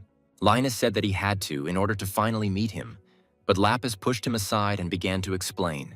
While they were preparing for the lesson, a black figure appeared and black water gushed out from the teleportation circle. It was probably the water that brought them here. Lapis added that he didn't know why this happened. They were supposed to go to the tower, but ended up in this unknown place. Blow reminded them that he had already told them that this was Ishuela, but Lapis said that as far as he knew, there were no monsters in Ishuela. Blow said that was true, but he seemed to understand what was happening, and as a magician, he could not stay away. The students looked at him in amazement. Blow thought it would be natural to intervene now and declared that it was his duty to help them. Linus introduced himself solemnly and said that his name was Linus Engrium. Lapis pushed him away again and stated that he was Lapis Yuan Nuadli. Master Mage could call him Lapis. The third member of their team introduced herself as Cyndia Mars. Although Rudd considered these sudden glorifications unnecessary, he introduced himself as a magician from Opian Blow. Linus immediately asked if he could address him as Mr. Blow. Blow agreed. Then he asked Linus if there was a magic stone in his ring, and he replied, yes. Blow said there are monsters everywhere here. They don't know yet what else can happen, so he asked them to take everything very seriously. He asked if Linus had enough mana in the magic stone, and he, without listening to the words, mechanically answered affirmatively to all the questions. Lapis had a preventive talk with him and, apologizing for him, said that he was not usually like this. Blow asked him to give the ring to him. Linus happily extended his hands to him. Blow took the ring from him without further ado, and charge it with your mana. He then demanded that Cyndia give him her magical weapon. Blow returned their magic items to them, saying that he had recharged them and that it would last for a while. Suddenly, he felt the earth begin to shake. Blow advised the students to move away. He said that something big was approaching them. A huge monster appeared before them. Damien, with the princess in his arms, tried to escape from the approaching monster. Seeing the size of the monster, he called out in alarm, "Professor Rowell!" Tessiana blocked the monster's path, and she rushed to attack him. She launched a powerful attack and defeated the monster. The princess and Damien watched the fight. Having dealt with the monster, Tessiana approached them. The princess rushed towards her, shouting that she knew Tessie was incredible. Suddenly there was a loud roar, and they saw the wounded monster burrowing into the ground. Tessiana said that we need to pursue him. She picked up Princess Jutiarinen in her arms and ran, Damien following them. Cheval, Dio, and Professor Hale were in a gorge between the rocks. Professor Hale used a magic spell. Cheval asked him, "Is this tracking magic?" Hale answered in the affirmative and explained that with her help, they would be able to locate the rest of the students. Fire separated from the magical seal created by Professor Hale. He took off and quickly flew beyond the tails. The professor said that we need to follow the fire faster. Chevle and Dio ran after him. The huge monster was literally torn to pieces. Blow took him down without much difficulty. He thought it was a mid-level creature, so he'd probably have to speed up. Lapis, who was watching the fight, shouted in delight that he had destroyed it with one blow. It was incredible. Linus said, "Is he really not sleeping?" Blow thought he needed to move faster. It would be easier alone. Suddenly, he felt an impending danger, and he rushed towards the students. He grabbed Lapis by the collar, and he threw it high into the air. The remaining students watched his flight in amazement, but soon they set off after him. The place where they were standing suddenly opened up, and from there a huge monster appeared. Lapis was closest to the monster, and Blow grabbed him by the collar again. Linus and Cyndia landed safely on the ground. Linus said that it turns out there was another monster. The Black Mage and Lapis landed nearby on a rock. Blow asked Lapis if he was okay, and he replied that he was perfectly fine. Blow looked closely at the monster and felt a familiar aura near it. It was Lady Tessiana. The Black Mage and Professor Rowell stared at each other. The main group of students looked anxious, and there was increasing talk about what they would do if no one came. Yell said quietly, she wondered how much longer they would have to wait here. Suddenly, a light flew through the crowd of students, and soon Professor Hale appeared, followed by Chevle and Dio. Seeing the professor, the students rejoiced and thought that they were saved. Dio looked at the crowd and shouted loudly, "Arcean!" Finally, he found Lidorsis with his eyes and rushed towards him. Dio asked him how he was. Lidorsis did not answer. Dio looked around and asked if Ruda hadn't been removed, and Rin wasn't visible either. But Lidorsis remained silent. Professor Hale approached them and asked what was the matter. Looking at Ardean, he said that he seemed to be shocked. The more serious the situation, the more important it is to maintain composure. The professor added that, ultimately, everything was for his own good. Hale said the most important thing now is to find the rest of the students, so they need to move on. Looking closely at Lidorsis, Dio asked what had just happened between them. Lady Tessina continued to look closely at the Black Mage. Her look was rather suspicious. Suddenly, she released magical power, and she rushed to attack him. Blow tried to stop her, but to no avail. He was forced to dodge her blows. Lady Tessiana continued to press him desperately. Lapis tried to defend himself as best he could from the streams of magic caused by the battle. Linus and Cyndia watched in surprise as the battle suddenly erupted. Blow parried Tessiana's sword strike with his spear. He stated that she needed to calm down first and said that they needed to talk. Tessiana looked at him again carefully. She said she had definitely seen him somewhere before. Who is he anyway? Lapis intervened in their fight and asked Professor Rowell what she was doing. The Black Mage was trying to help them. Linus also confirmed that it was true and said how could she be so rude to their benefactor. But Tensiana looked at them with irritation, and they retreated in fear. Blow wondered if she really recognized him. Then Damien appeared with the princess. He asked Lapis if by Black Mage he meant the Opionian, the Black Mage from Opion. Blow recognized Professor Khan and confirmed that he was the same magician from Opion. Professor Khan enthusiastically declared that he had heard about him, but was surprised that the Black Mage really turned out to be a youth. He was so young. But still, how did it happen that he ended up here? Blow hesitated a bit and stated that he had been sent to Ishuela on a top-secret mission and had met these students by chance. They seemed worried to him, and after their story about what happened, he decided to help them. They didn't mind. Professor Khan replied that of course not. They should ask him for help, and they even dared to hope that he himself would offer it. The professor, not noticing the black smoke gathering behind him, added that if they reached Helios, they would definitely thank him. Blow shouted to him that there was danger behind him. Professor Khan finally saw the black smoke and tried to dodge it with the princess in his arms. Blow stepped between him and the haze and pushed it away. Tessiana cried out in alarm, "Yuti," and rushed forward. The black smoke gradually began to thicken into an ominous figure. Blow and Tessiana watched the transformation closely. The smoke eventually formed into the black entity familiar to Blow, which caused them trouble when teleporting. Nevertheless, he pretended to see the entity for the first time and asked Tessiana what it was. After the professor appeared, the panic among the students subsided. They decided that he was here to save them, and now they were safe. Eel thought that after the professor arrived, they had nothing to worry about and they could try to find those who had separated. However, looking at the professor, for some reason she felt a strong sense of unease. Dio asked the students about Rude, but none of the students had seen him. He wondered where he could be. Hearing his questions, Isle asked him if Rudd hadn't been with them when they were transported. Dio replied that they were separated during the transfer and now he doesn't know where he is. Ardian still hasn't said anything. Dio noticed that the professor was also acting strangely. El had similar thoughts. Suddenly, Professor Hale said, "Okay, it looks like everyone they need is here, so we won't look any further." There were surprised conversations about the fact that not all the students were here. Dio shouted that Rude and Rin weren't here. They couldn't stop searching. Someone asked that there weren't many more here. Shouldn't they find everyone? The professor replied that since there was no sign of them, they were most likely already dead. The students looked at him in surprise. What is he even talking about? Professor Hale summoned magical fire and declared that they had had a little more luck. The students felt the ground beneath them shake. The huge chunk of land they were on became enveloped in glowing lines and began to rise. The professor looked at the students with a smile, and he said that perhaps they would live until the very end. A stranger in black with glowing blue eyes appeared before Blow and the others. Professor Khan shouted at the black mage that it was the bastard who had moved them here. Rudd was surprised that he came to them himself, that he had such an interesting idea. Suddenly, everyone felt the ground beneath them shake. Lapis asked what it was, if it was an earthquake. A huge rock, shrouded in fiery lines, slowly rose above the area. Tessiana and Professor Khan watched the events with the princess. Blow thought that he was planning to do something in that place, so he needed to hurry. If he showed up himself, it means he's trying to stop them from going there. The black entity told Blow that this is where he would meet his death. Blow replied that we'll see who wins. He thought that Lidorsis was probably there. Suddenly, a huge stone monster appeared behind the black entity, stretching out huge stone hands towards Blow and the others.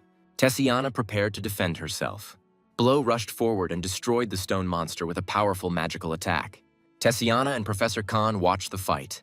Blow decided that until he found what was creating this mass of mana, there was no point in fighting it. So he shouted at Professor Rowell that he was leaving it to her. The black entity roared, "How dare he!" and rushed at him. But Tessiana blocked his path and stood in front of Blow. She told him to go where he needed to go. She then turned to the black entity and stated that it concerned him. Then it won't pass, and she entered into battle with him.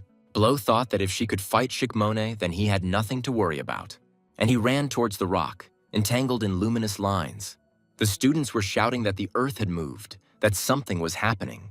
Chevla looked suspiciously at Professor Hale and asked if he was one of those who did this. Professor Hale said yes, that's right. Dio asked how he could. Professor Hale replied that he had a reason for it. He called everyone's attention and said that although they might be shocked, they should consider it a valuable experience. Although their training in the tower did not take place, being exposed to real combat conditions will be much more beneficial for their learning. Dio asked again in surprise. A real fight. El said that he was definitely crazy. The professor said he had to warn everyone to try their best. With a clot of mana, the professor grabbed Dio by the neck and pulled him out of the crowd. The students watched this with alarm. The professor said that he always believed that useless people should not be left alive in this world. This guy Dio Varus is a nobody with no right to live. Hale asked the students what they should do with him. Chevla shouted what he was doing and demanded that it stop immediately. Professor Hale told Hadelio that he had made a mistake.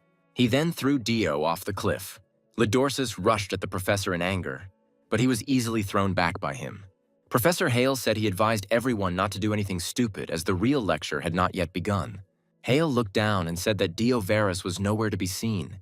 He expressed regret that he had not been of much use in this life. He then said that he hoped that the others would not be so useless and would do their best. The stone monster shattered into pieces once again. Damien said that no matter how many times he destroyed it, it would be restored again. As he thought, this needed to be dealt with first. He shouted to Professor Rowell, who was fighting the black entity, to try her best. The stone monster recovered again and began to advance towards Damien and the princess. He put up a magical protective seal, but he felt that it would not last long. Damien shouted to the students of Carace to get ready. They had an emergency. Cindy took out her weapon. It turned out to be an object similar to an ordinary shelf, which surprised Lapis. Lapis also called out to Linus, who didn't move. But he was in a depressed state and weakly said that the black mage had left.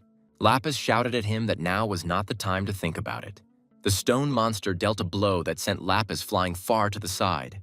Damien shouted, "Heroes, they are the last line of defense." Cyndia activated her magic stick and cast a spell, Unimayan Belomozarin. She launched a powerful magical attack on the monster. The magical power she summoned surprised not only Damien, but also the Black Essence who was fighting Tessiana. The stone monster became covered with cracks and crumbled into small pieces. Linus whispered thoughtfully that the flying stones had turned to dust. Cyndia seemed surprised by the power of her own attack. Professor Khan asked in astonishment what it was. Cyndia silently demonstrated her magical weapon. Lapis said that this is black mana. Could this really be the magical power of the black mage? Hearing about black mana, Linus looked thoughtfully at his ring with the magic stone. Lapis explained to the others that it was a magic stone that the black mage had charged. He thought that black mage Mr. Blow was really incredible. If they had such power, they could help the professors. Lapis said he was no use himself, but Linus had to help too. But Linus only waved his hand sheepishly, and he hurried to move away from his companions. They looked at him reproachfully. Blow made his way to where the rest of the students were. He had a bad feeling, so he tried to move faster. Blow didn't notice that a strange man with multicolored eyes was watching him from a tree branch. The flying stones began to gather into a stone monster again. Professor Khan shouted at the Herays that now was not the time for games. But Linus said that he was very sorry, but he couldn't use his mana, even if he was considered as useless as Lapis. Lapis was indignant and shouted back, asking what kind of nonsense he was talking at such a moment. But Linus kept saying that he couldn't use it. He would keep it until he died, for which Cyndia called him a crazy idiot. The paws of the stone monster loomed over them. Damien yelled at Linus to stop messing around and pull himself together. The monster's paw struck nearby and sent Linus and Lapis flying. Lapis asked if he still refused to use his mana, but he replied that he couldn't. Lapis continued to press him. He wants them to die here. He plans to drag them all to the bottom along with himself.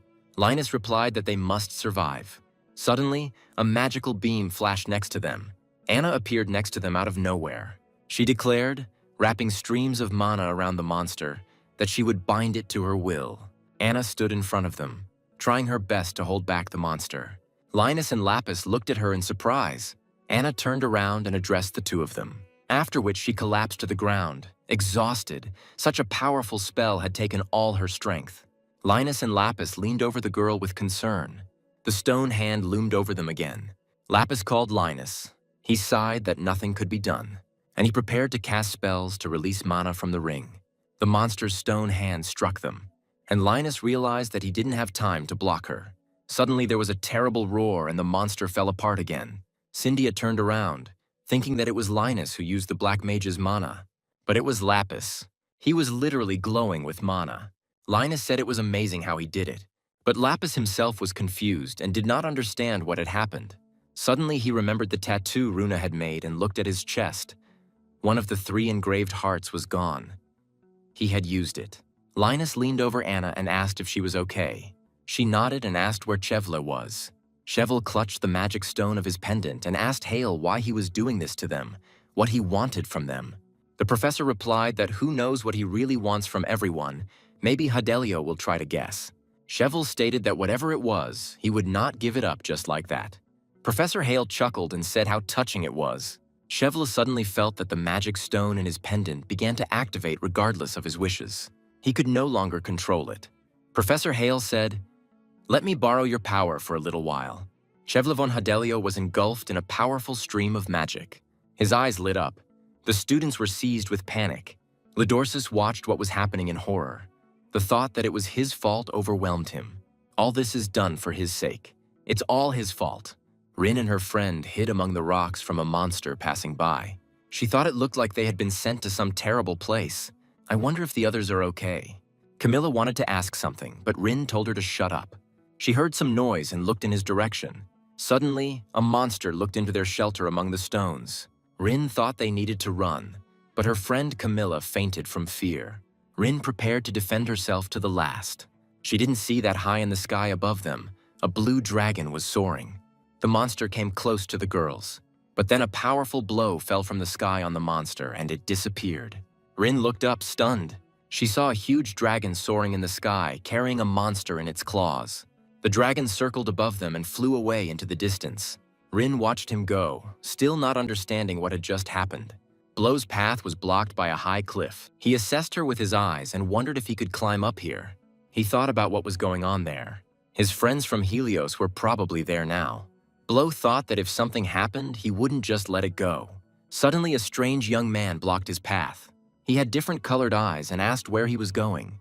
Lapis held back the stone monster with the last of his strength. Professor Khan called everyone over and said that they needed to create a barrier even if it took a lot of mana. Linus cheerfully reported that everything was fine. They were safe as long as Lapis covered their back. Professor Khan thought that he couldn't use his full power while Professor Rowell was here, so he needed to create a protective barrier first. Suddenly, a strange glow appeared behind them. Lapis screamed that it was a magic circle. A man emerged from the magic circle and declared that the air here was still disgusting. Several more people appeared from the circle. One of them said that he had not noticed it. In any case, they will have to break through the barrier. Professor Khan said in surprise that Marquis Yahello and the mages from the tower had appeared. One of the new arrivals also recognized Professor Khan and rushed to him, asking what had happened and where the students were. By that time, the stone monster had recovered again and rushed to attack. Professor Rowell blocked his way. Marquis Yahello asked what it was. Another mage replied that it looked like someone had poured mana into the stone and made a puppet. Yahello clarified that he didn't mean the stone monster, but that thing over there, and he pointed to the black entity. Then the Marquis ordered everyone to retreat. He said how could they claim the greatness of Helios if they were unable to solve even such a trivial problem? Yahello also told Tessiana that she would have to answer for dragging Princess Jutiaranen into such a dangerous situation. Tessiana responded with contemptuous silence. The magician pointed to something behind the Marquis and told him to turn around. But Yahello calmly stated that he also had eyes on the back of his head. He snapped his fingers and a protective magical seal appeared behind his back. Tessiana and the others watched his actions. The Marquis asked where his son and other students had gone, and he looked gloomily at the black entity. Shevla, meanwhile, stood enveloped in a glowing column of mana. The students watched in bewilderment as the mana drained from them. Professor Hale said that he would now tell us what the essence of their lesson was. The goal of today's lesson is to win the fight against Chevle von Yahello. Two huge wolves made of mana appeared next to Chevle. The professor assured that they would certainly not fight with bare hands. He would provide them with weapons. No more rules. Let them show him what they can do. However, if they fail this lesson, they will lose their lives. So if they want to live, they must fight with all their might. Chevle's eyes were shining. He couldn't control his body, but memories flashed through his head. The little girl with golden hair said, "Brother Chevle." She spoke to the boy with a thoughtful look who was sitting with her in the carriage. She asked what he was thinking about. They would be arriving any minute. They were approaching the mansion of Duke Ardian. Little Chevle said that he would finally see Lido, or whatever his name was. In general, he would meet him. The girl called him a blockhead and said his name was Lidorsis. She added that this time she would definitely become friends with Lidorsis. The brother and sister were warmly welcomed at the Duke's mansion. Young Master Ardian greeted them and shook Chevle's hand, saying that he was glad to see him again. Chevle said mutually. He wanted to introduce his sister to him, but she had already turned away from them. She saw a little boy hiding nearby and ran towards him shouting, "Lidorsis!" Chevle shouted indignantly, turning to Ibriel, asking why she was running away. He apologized to young Ardian and said that she was quite nimble. He said that it was nothing to worry about and said that it was nice to look at. Ibriel and Lidorsis sat comfortably on a blanket in the garden. Chevle thought he didn't see anything funny about it. They are both of the Ardian line, but Lidorsis is not at all like his older brother. However, he decided that he didn't like either of them. Cheval approached Lidorsis and Ibriel, who were sitting on the blanket. Lidorsis looked at him strangely. Cheval thought what a strange reaction this was and asked his sister if it was time for them to go home.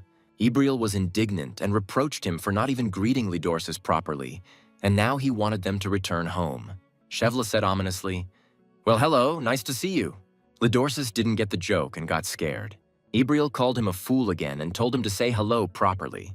But Lidorsis had already run away. Tears appeared in Ibriel's eyes, and Cheval thought that he had done something wrong. He went to look for Lidorsis, but the little one was nowhere to be found. Cheval remembered how his sister said that she would not go home if he did not find Lidorsis. Then young Ardian called out to him. He asked what happened, because he said that he had to go. Cheval replied that Ibriel wanted to say goodbye to his brother before leaving, but he was nowhere to be seen and he didn't know where he was. Young Ardian asked if he meant the fox. Cheval replied that yes, he was looking for his brother Lidorsis. Ardian said that he liked to spend time alone, so he had no idea where he was, probably hiding somewhere. He added that he wanted to give him some advice. Don't get too close to the fox, because in reality, this guy is not his brother, he is a monster. After which, young Ardian left with his companion. Cheval looked after him, puzzled, wondering what he was even talking about. Maybe he's gone crazy. Lidorsis is his only sibling and he calls him a monster. How could he say such a thing? Cheval saw Lidorsis lying on the ground. He became worried, thinking that something had happened to him. But I saw that he was just sleeping. He sat down next to him and wondered why the Duke's second son was sleeping on the ground as if he didn't care. How did he become like this? Maybe it's because of his older brother. He is his younger brother. He is smaller and weaker. Shouldn't he protect and take care of him, as is proper in the family? Cheval saw that Lidorsis had woken up. He tried to talk to him, but Lidorsis jumped up and tried to run away again. Cheval shouted at him that he was at it again. When people try to talk to him, he always runs away. Where do they teach such things? Lidorsis suddenly stopped, turned to Cheval and said, "Hello." But then he ran away again. Cheval rushed after him, shouting if he knew what he had to go through to meet him, why he was running away again without saying a word. Then suddenly Ibriel appeared and angrily asked what they were doing. She rushed to pull Cheval away from Lidorsis. Marquis Yahello was surprised to hear that they wanted to go to the Ardians again. He asked if they wanted to stay and live there. Ibriel asked if it was possible. The Marquis said that today at the council he had to listen to so many complaints from the Duke, and the children have no idea what their father feels. Ibriel and Lidorsis held hands and Cheval watched them. They began to visit the Ardians frequently and play Three of Us. Cheval noticed that the Duke's first son no longer came to meet them. Although they have been coming here frequently lately, and in general, they did not come for him. That day, the three of them met again. Lidorsis said, "Hello." Cheval looked at him and thought that it would be great if he were his brother. He greeted her warmly in return. Yahello came out of his reverie and heard someone speaking to him. This was the first son of Duke Ardian. He asked where his sister was. Cheval replied that she was now with Lidorsis. Ardian said dejectedly that he had not followed his advice. Cheval asked in response why he spoke like that about his brother. He added that he was not bothered by the nonsense he had said, but as far as he understood, he should stay away from him. With these words, he turned around and left. Cheval recalled that this is exactly how it happened. He couldn't forget what he saw then.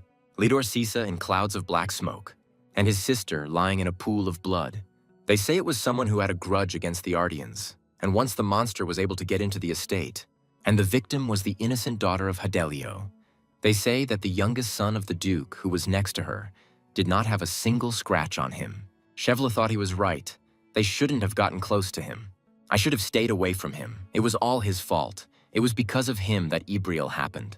Marquis Yahello said that Lidorsis was not guilty of anything. He understands that. But Cheval thought that he had lost the person he valued more than anything else in the world. So who was he to blame? When Anna approached Cheval, he said that this upstart is in Helios. We need to greet him. He told her to clear the library and gather everyone to give him a warm welcome. Cheval and Lidorsis met in the corridor. They looked at each other in silence for a while. Lidorsis tried to say something, but Cheval interrupted him. He stated that his brother told him that he was not his brother, but a monster. He added that, frankly speaking, he agreed with him. Cheval moved on, leaving Lidorsis alone. Cheval and Lidorsis looked at each other again. There were two mana wolves standing next to Cheval. A strange magical seal shone above the group of students, from which weapons and mana spheres rained down. Professor Hale said that they could use weapons and magic circles. He would give them time, but they should prepare faster. Chevla waited silently. The students were in panic. Was he serious? How could they fight? They have no chance against him. They need to run. Isle asked where they were going to run. They wanted to jump off a cliff. They have nowhere to run. She held up the monosphere and said that was all they could do for now. This is to fight. Yell thought that she refused to die in this place until she met him. Chevla von Hadelio is not a battle mage. He specializes in illusion magic, so these monsters are probably just an illusion. The problem is that Hadelio is not himself right now. It's like he has no will of his own. What the hell did Professor Hale do to him? Professor Hale declared that they had wasted their time on idle chatter, and that giving them a head start was simply a waste. He said that he saw no point in delaying it any further and gave the command to Chevla to begin. Chevel directed his magical wolves at the students. They started running in fear. Yell said that they were idiots. Why were they even listening? There was nowhere to run. Isle thought that she was now on her own and prepared to fight, but suddenly Lidorsis appeared in front of her, protecting her from the wolves. Blow struck at the figure blocking his path. He dodged and said that it was impudent to attack without any warning. Blow looked at him silently. The man with multicolored eyes asked. It seemed he needed to go up. Blow wondered where he came from. He didn't even notice his presence and asked who he was. He was in cahoots with the one who arranged all this. The strange man objected with an offended expression. How could he even say such a thing? He would never have sided with that traitor. Blow thought about his words about the traitor. The man with different colored eyes said that if he was going up there to save people, it might be a bit difficult. He must find out what this traitor is going to do with those people. Although apparently he is going to kill them all, but why? After all, killing a couple of bugs is a mere trifle. Blow attacked the strange creature without further ado. Using his mana spear, he grabbed it. Blow said that if he didn't want to get crushed by this bug, he'd better answer straight out. If he calls him a traitor, it means they were once allies. Therefore, it is better to tell him everything he knows, down to the last detail. The magical wolves rushed towards Lidorsis and Isle. Yell grabbed Lidorsis' hand, and together with him, she dodged the monster's attacks. She activated the mana sphere and cast spells. The wolves were entangled in magical lines and stopped. Eel pounced on Lidorsis and screamed, "What is he doing? He has gone crazy. Why did he rush headlong, deciding to die?" Lidorsis replied that if he died, everything would stop.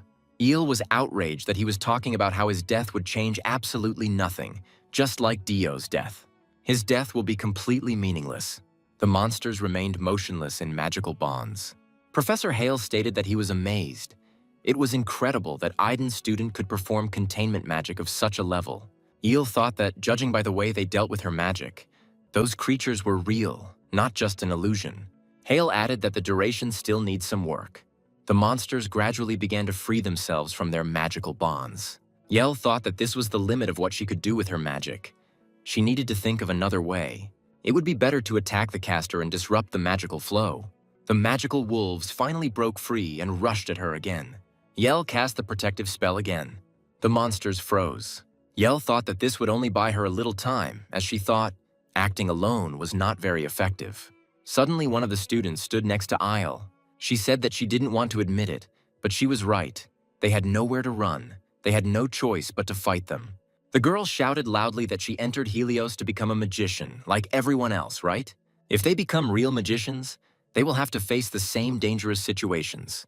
Are they really planning to run away without doing anything? The students became inspired. Many began to grab weapons and say that they had to show what they were capable of. Professor Hale said this was not what he expected. He told Chevla that he thought he could do better. Maybe he doesn't want to harm these children. The professor told Hadelio that one way or another he had disappointed him. Suddenly, Hale received a mental message that time was running out and he needed to hurry. The professor told the students that he would like to spend more time with them, but it was time to wrap up. Isle said that he called off the monsters. What was he planning? Professor Hale said that although they were finished, they would not have died in vain, but would have learned a vivid and useful life lesson. Hale said his name was Venus and activated Awakening. The students watched his transformation in amazement. Yell said that this couldn't be. Hale said it was a wonderful feeling, an unimaginable delight. He finally managed to go beyond the boundaries of human capabilities. Isle, who was watching him closely, said that it was a demon. Hale said they should take a good look at this magnificent spectacle. The transformed professor stood before a crowd of students. He asked what he should do with them. Maybe line them up and throw them off the cliff one by one. or break their arms and legs and leave them to die in agony, whichever they prefer. Hale stated that he was eager to kill them all in a quick but interesting way. Yell said it felt like a nightmare. Professor Hale said he would begin the purge with the most worthless. He told Hadelio that he was going to use it, but in the end, it all turned out so annoying. He threw Chevley off the cliff, under the frightened glances of the students. He threw Chevley off the cliff. Professor Hale and Yale watched him go, but suddenly someone grabbed Chevle by the hand. This would be Lidorsis. He held Chevle, who was hanging over the abyss. The man with different colored eyes was thrown back. He said it was quite surprising, and he looked at Blow. He said that he could consider himself lucky. The strange man muttered that it was all very curious. He simply adored the human world. It seems unlikely that everything will go exactly as he planned. Lidorsis was still holding Chevle's hand. Hale said he didn't expect that out of everyone present, he would be the one to rush to save Hadelio. But he mocked and tormented him. It was he who made him solitary, everyone knows that. Lidorsis muttered that he would not let him go no matter what. He will never lose anyone again like he did then. Lidorsis remembered that lunch with his older brother. Then he asked why he didn't eat anything. Did he really not like having lunch with him? Lidorsis did not answer. The brother said indifferently, "Oh well," and said that he had heard that beautiful flowers had blossomed in the depths of the hyacinth garden. He asked, "Her name is Ibriel, she would probably really like them. Because they are very beautiful, he should show them to her." The flowers were really very beautiful. Lidorsis and Ibriel looked at them holding hands. Ibriel began to pick flowers, not noticing that a black haze was beginning to thicken above them. Suddenly, streams of black smoke engulfed her. There was a loud explosion, throwing Lidorsis back. When the dust cleared, a huge monster appeared, holding Ibriel in its hand. Lidorsis looked at this terrible spectacle, but he couldn't help. Lidorsis continued to squeeze Chevle's hand, keeping him from falling down. The magic stone in Chevle's pendant suddenly cracked. Chevle's gaze became normal. He began to come to his senses. He said, "What the hell is going on?" Finally, he realized the situation he was in and asked Lidorsis not to let him go. Hale, who was watching them, said that thanks to Ardian he had come up with something funny, he would definitely like it. He told Ardian that he would give him a choice. If he lets go of Hadelio's hand, the rest of the students will survive. But if he decides to save him, then these boulders will crush everyone and they will die. So what will he choose? He will save them or Hadelio? Professor Hale ordered Lidorsis to choose. Lidorsis said that he would not let go. Chevle said irritably, "What a nasty thing." He turned to Lidorsis, calling him a non-entity. Does he really think he is the winner? He humiliated him endlessly, calling him a monster. Doesn't he like seeing him in this position? He asked Lidorsis why he was hesitating. To leave him alone. He doesn't need help from someone like him. Lidorsis replied that he did not want to. He remembered Ibriel telling him why her brother always said things that weren't on his mind. She hated him for it. Lidorsis asked again if she really hated him. Ibriel replied that of course not. Actually, she loves her brother more than anyone in the world, but it's a secret. He shouldn't tell anyone about it. That's why she wants the two people dear to her to become closer. They were interrupted by Chevle, who stated that he had searched them. They have gone too far with what they are doing, and Chevle suggested that they all return. Lidorsis then thought that these people were shining like the sun. Chevle continued to shout. Why the hell he didn't let him go? Did he really think that he would thank him for saving him? He would rather die than let him save him. But Lidorsis stubbornly replied that he did not want to, and asked him to hold on tighter. The other students watched this scene with mixed feelings. Professor Hale asked, so he chooses Hadelio. He will let everyone else die for the sake of one person. That is a questionable decision. Eel thought it was nonsense that he would spare everyone. Hale promised that if Ardian let go of his hand, he would spare the rest of the students. Isle thought it was nonsense that he would spare everyone. Chevle told Lidorsis that he was not a monster. He was just an idiot. But he continued to stubbornly hold on to it. Chevle said that he always played the fool and that what is happening now is not his fault. And then he wasn't guilty either. How long is he going to hold it? His hand is already going numb. He better let go. Lidorsis continued to stubbornly insist that he would never let him go. Chevle asked for forgiveness, and his hand unclenched. He flew down. Seeing Chevle fall, Hale told Lidorsis not to blame himself, since his choice had no bearing on anything anyway. He was going to kill everyone from the very beginning. The boulders hanging above the students began to fall. Yell looked up and wondered if this was the end. Suddenly, Lidorsis remembered what Rude had once told him. He then said that if he asked him for help, no matter what happened, he would help him in any way he could. A desperate Lidorsis said, "Rudd." Professor Hale looked at him mockingly. The stunned Lidorsis could not believe his eyes. Suddenly Blow appeared, dragging Chevrolet along by the scruff of the neck. The stunned Lidorsis could not believe his eyes. Blow threw Chevrolet, who flew past Lidorsis and sprawled on the ground. Professor Hale was also puzzled by what was happening. Blow began to gather mana to launch a magical attack. He struck the boulders hanging over the students, shattering them into tiny pieces. Small stones and sand fell among the students without causing them any harm. Blow wondered if he was too late. He sat down next to the students and saw that they were okay. Lidorsis is fine too, but what the hell is that next to him? Blow turned to the students and asked if they were okay. They looked at him in surprise, not understanding who was in front of them. A strange, demonic-looking creature uttered a curse at him. Blow thought that it was from him that the wave of mana that he felt below came. Who he was. The creature screamed at him. How dare he interfere and promise to destroy him? With these words, he dealt a powerful blow to Blow. Blow parried the blow without difficulty. And with surprise, I thought that the energy of a magician was emanating from it. The creature said angrily that he was probably from the tower. He couldn't believe that he had come here so fearlessly. It added that it would make him regret it and dealt another blow. Blow ruined his attack again. He thought he had felt this mana before. Blow remembered a man who had such mana. It turns out that this creature is Professor Hale. Professor Hale said that, if you think about it, he can do something. He entangled it with streams of his mana. However, no matter how skilled he was, would he be able to fight with dignity with such a burden behind his back? Hale stated that he noticed that he was quite capable of dodging his attacks, but preferred to take them on himself. This means that he is doing this only out of fear for these children. Hale chuckled and asked Blow if he had guessed correctly. Blow answered briefly, no. Hale said we'll see how long he can hold out then. He began to prepare a new, even more powerful attack. The professor said that he didn't have much time left, so he will wipe them all out with one blow. IL and the other students shouted that it was dangerous. Blow looked at the students and said he was sure they were all shocked. But there is nothing to worry about. There is no need to doubt. Turning to the professor, he said that he seemed to have misunderstood something. There is no reason why he doesn't dodge his attacks. He simply doesn't need it. Blow asked the professor if he understood what he was talking about. With one movement, he freed himself from the bonds that were enveloping him. Professor Hale said that he was not an ordinary person. He was not like the magician from the tower. This aura and black clothes. Hale stated that he had heard of him.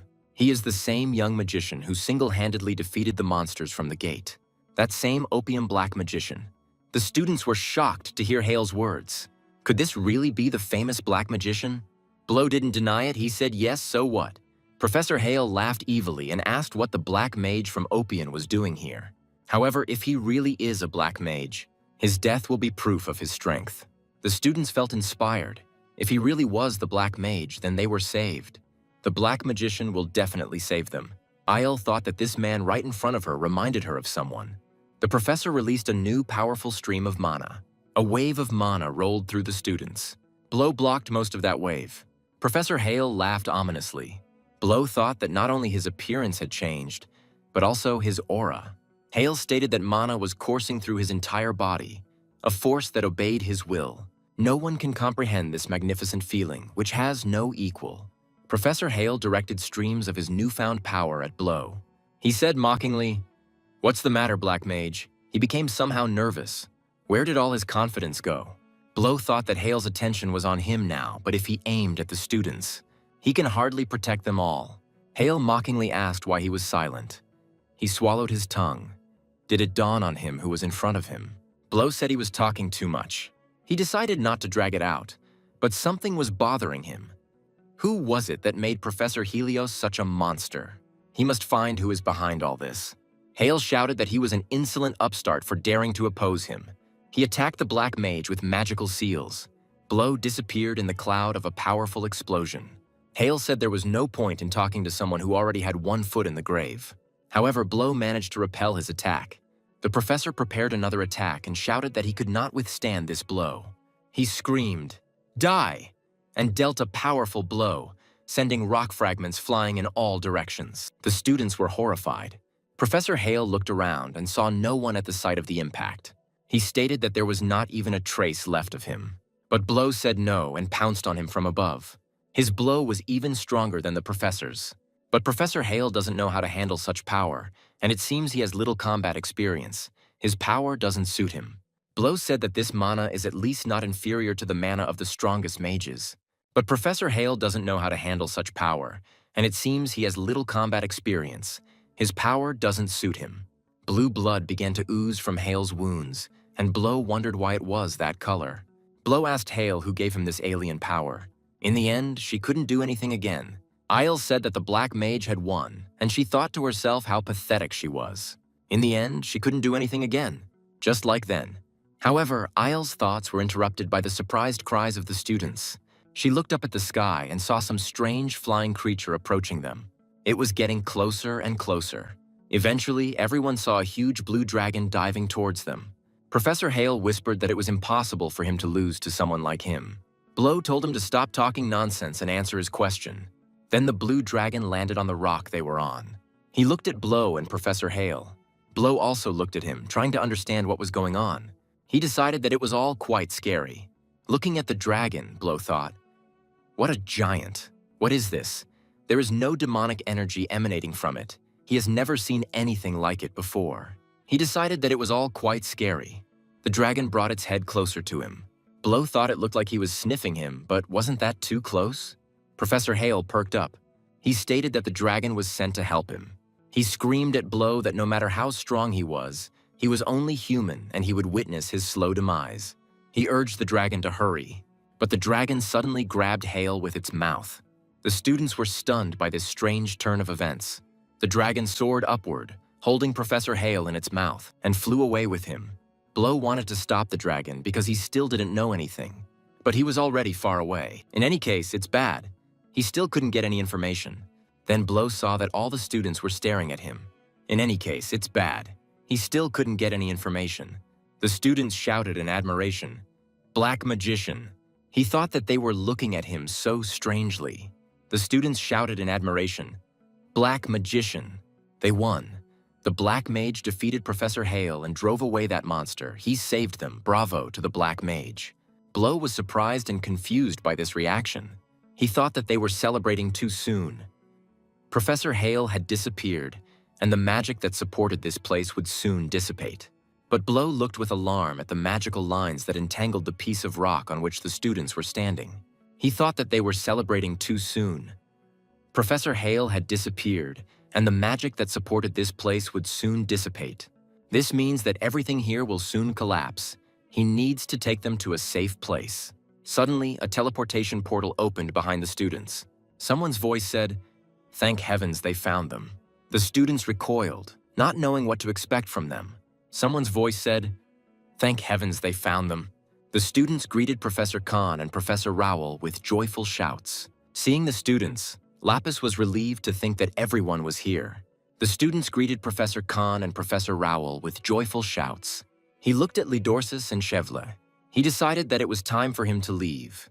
Meeting them now would be completely inopportune. He looked at him in surprise. How did the Black Mage know his name? Then he addressed Lidorsis by name. He looked at him in surprise. How did the Black Mage know his name? Blow said that since the other mages were here, he would be safe. But it is dangerous to stay alone, so he had better hurry to the other students. O said goodbye and left, but Lidorsis tried to stop him. Marquis Hadelio stated that the students needed to be evacuated immediately and that they could use the teleporter they came through. But the magician replied that they couldn't. There were too many of them for such a modest teleport, and that new mana could be directed through the same paths. Professor Khan was indignant, and they talk about it so calmly. Marquis Hadelio stated that the students needed to be evacuated immediately and that they could use the teleporter they came through. But the magician replied that they couldn't. There were too many of them for such a modest teleport, and that new mana could be directed through the same paths. Marquis Hadelio was trying to find his son, and Linus was trying to find the Black Mage. The mage said that it was not possible to redirect mana to support the spell now. Another way would have to be found. Professor Rowell said there was such a way. When everything falls apart, they will let everyone fall. And then they'll just catch everyone. The magician and Professor Khan were surprised by this proposal, but agreed to it. The magician promised Marquis Hadelio that he would do everything in his power to find his son. but asked him to help them. He must destroy as many falling fragments as possible so that the children do not get hurt. Professor Rowell will help with this. If he accidentally misses any of the students, he asks her to intercept them. Professor Khan must provide the children with protective spells as much as possible. Even the simplest ones will do. Let the rest go down to ensure the children from there if they fall. The magician said that all this should work. He gives wings to children. Blow said that everything was happening faster than he thought. At this speed, the earth would collapse in the blink of an eye. He could help them. But then someone's hand grabbed his sleeve. It was Lidorsis. There were cries that the earth was collapsing. The magician gave the command to prepare for the operation. The piece of rock on which Blow, Chevla, and Lidorsis were sitting split and they fell down. Blow rushed after them to save them. The rest of the students also found themselves in the air. The magician shouted at them not to panic, to let the magic carry their bodies. Yell felt like she was floating in the air. She couldn't believe they had managed to cast so many spells in a matter of seconds. This is amazing. Floating in the air with everyone else, Isle thought that it still looked like it. Somehow idiotic. Blow managed to grab Chevalier and Lidorsis and help them land safely. Blow saw that Lidorsis had lost consciousness. He thought he had screwed up pretty badly by calling Lidorsis by his first name, but nothing can be done about it now. It seemed like the others were okay. Blow decided that since the tower mages were here, he had nothing to worry about. Looking at the lying Cheval and Lidorsis, he thought that it was unlikely that this would be the end of it. He never managed to find out what they wanted, and he cannot guarantee that something similar will not happen again. Blow decided that he had to go back and tell the Duchess everything, and also report everything to the Master for the safety of Lidorsis. He remembered how the Master, when sending him to school, advised him to have a good rest and treat it like a vacation. He thought with a grin that the vacation had turned out to be so-so. Blow decided that now was the time to remove Awakening and join the others. He checked everything. There was no one nearby. He said that his name was Blow and completed the Awakening. Everything went well, and he became Rudd again. Looking at the clothes, he saw that, as he expected, everything had turned into rags. Rudd thought he would tell the others that he had briefly lost the creature, and then found the two of them unconscious. He looked at Lidorsis and Chevla, and he saw that Chevla was looking at him in amazement. Rudd said sullenly that it was necessary to make such a mistake, and asked Chevla what he saw. He came close to Chevla. He explained that he didn't even know why he was there. When he opened his eyes, he was standing right there. Rudd thought that he had seen everything after all, so he should probably bury him here. He came close to Chevla, and with a sweet smile, he said that they needed to talk. Chevla looked at him with horror. The magician stated that all the children were saved. They did an excellent job. The Marquis noticed that they were in a complete stupor. He told the magician to stop putting on airs and find his son quickly. The magician replied that there was no need to worry. They were already looking for him. They had already equipped a search party of about 50 ranger mages from the tower. The mage sleuths found other students scattered throughout the area. One of the mage trackers found Rin and her friend. He asked if she was okay and if there were any casualties. He said that he was from the tower, so she could relax. The mage sleuths found other students scattered throughout the area.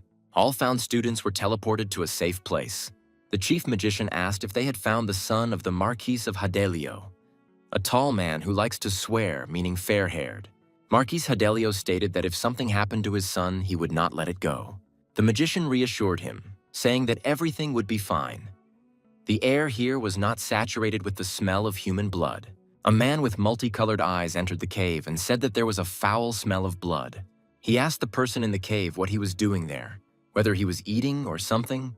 The man sitting in the cave, dressed in the uniform of a Helios student, did not answer.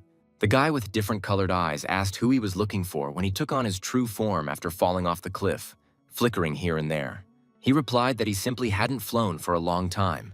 It seems that many people saw his appearance, but it doesn't matter, it was of little use. But they met an interesting guy. Some annoying people might show up here, so you should take this guy to Ruby immediately. The man with multicolored eyes looked at the body lying on the ground and declared that he was dead. He said he should have at least breathed. After all, how would he explain to Ruby why he killed him? But the man in the school uniform told him to shut up. He said he killed him because he got it, he can give it to Ruby. He told the man with the different colored eyes, calling him Elsabel, that he was ready to listen to him, but he had better tone it down. She remembered the dragon who saved her. The students were waiting to return to Helios School. Rin looked up and noted that the sky was no longer red. She remembered the dragon who saved her. Rin wondered what it was. Camilla approached her and asked if she had heard the news. It turns out that the one who arranged all this was Professor Hale. Rudd said that couldn't be true when he heard from other students about Professor Hale. All the students said that he didn't deserve the title of professor, but he was their class teacher. What a horror. Rudd thought that after all this, Helios would have a hard time, and the school could have serious problems. Furthermore, Professor Hale is a criminal. Rudd saw Chevle von Hadelio talking to his father. He remembered talking to Chevle after leaving Awakening. He told him to listen carefully and remember. He was thrown out here alone. He was scared. He was confused. And then I found him in Lidorsis. After all, everything is clear to him. Rudd thought that it was a bit weak. He needed to be intimidated more strongly. But then the mages from the tower appeared. But it's okay. He won't start chatting about it left and right. Meanwhile, Marquise Hadelio was telling Chevle that no matter what his name was, Hale or Hell, he had to personally catch that bastard. They say that the Black Mage saved him. He will have to thank him when we meet. Chevle looked gloomily at Rude and thought that this couldn't be. This is complete nonsense. He is just a child. Unable to contain himself, Chevle swore loudly. Oset asked worriedly if he had hurt himself. Then Rudd suddenly remembered Dio. He asked the other students if anyone had seen him, if they hadn't found him yet. Why didn't he see him? But the students just looked away in embarrassment. Dio sat on a rock not far from them. One of the students began to explain something to him.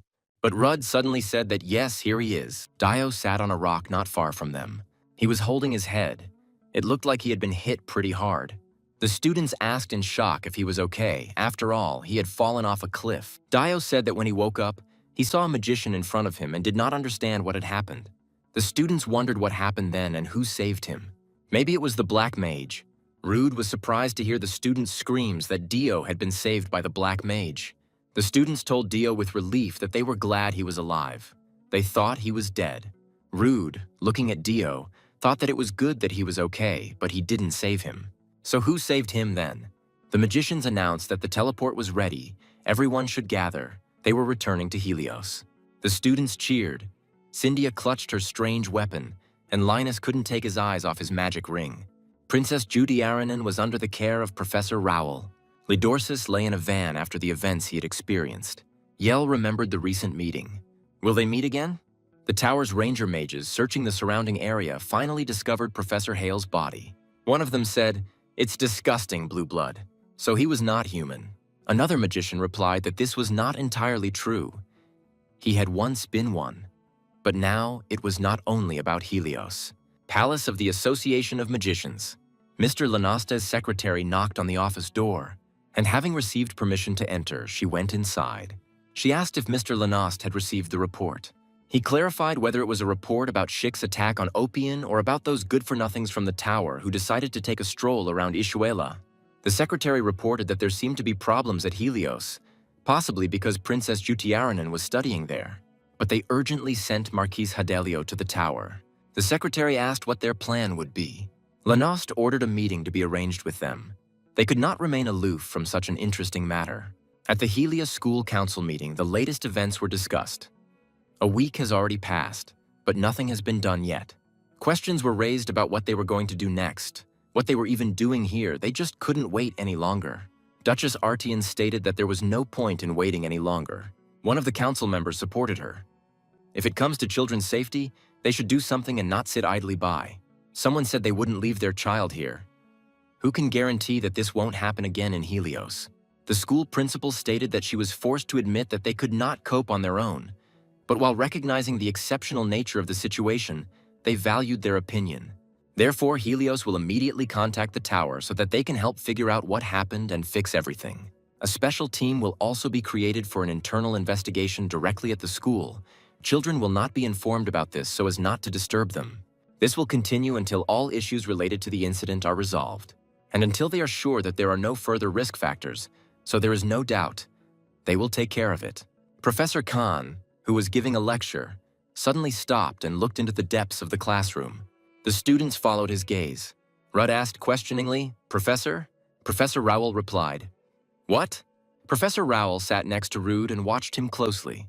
Professor Khan became indignant and demanded that Professor Rowell not disrupt his lecture. She replied that she was just watching, but Khan said that she was in the way and demanded that she leave. Rude thought Professor Rowell had noticed something.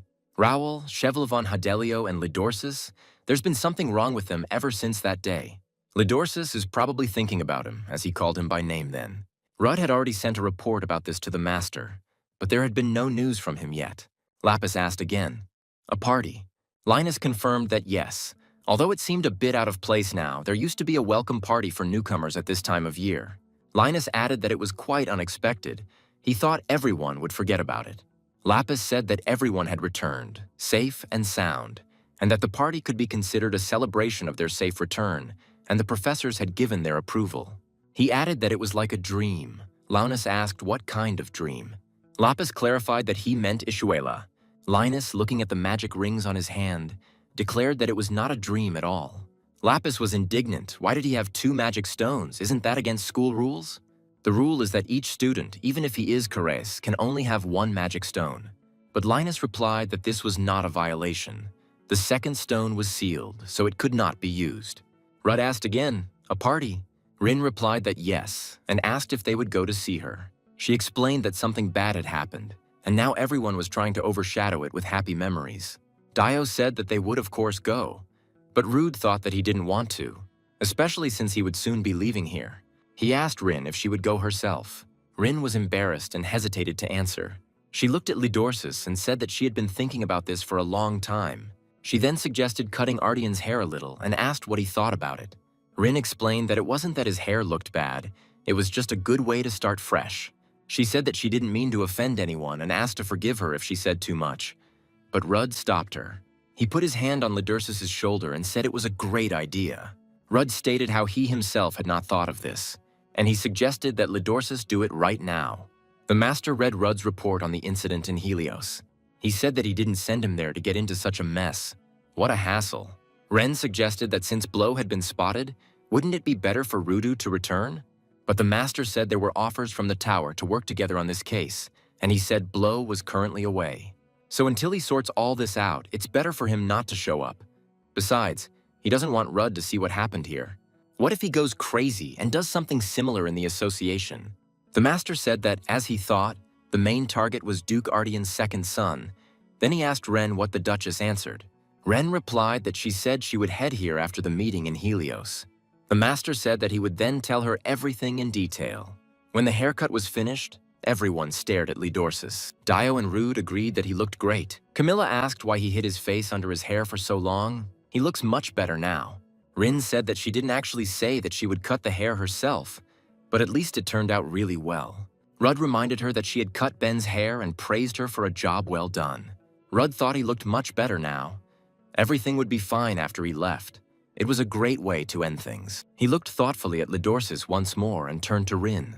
He asked her when the party would be.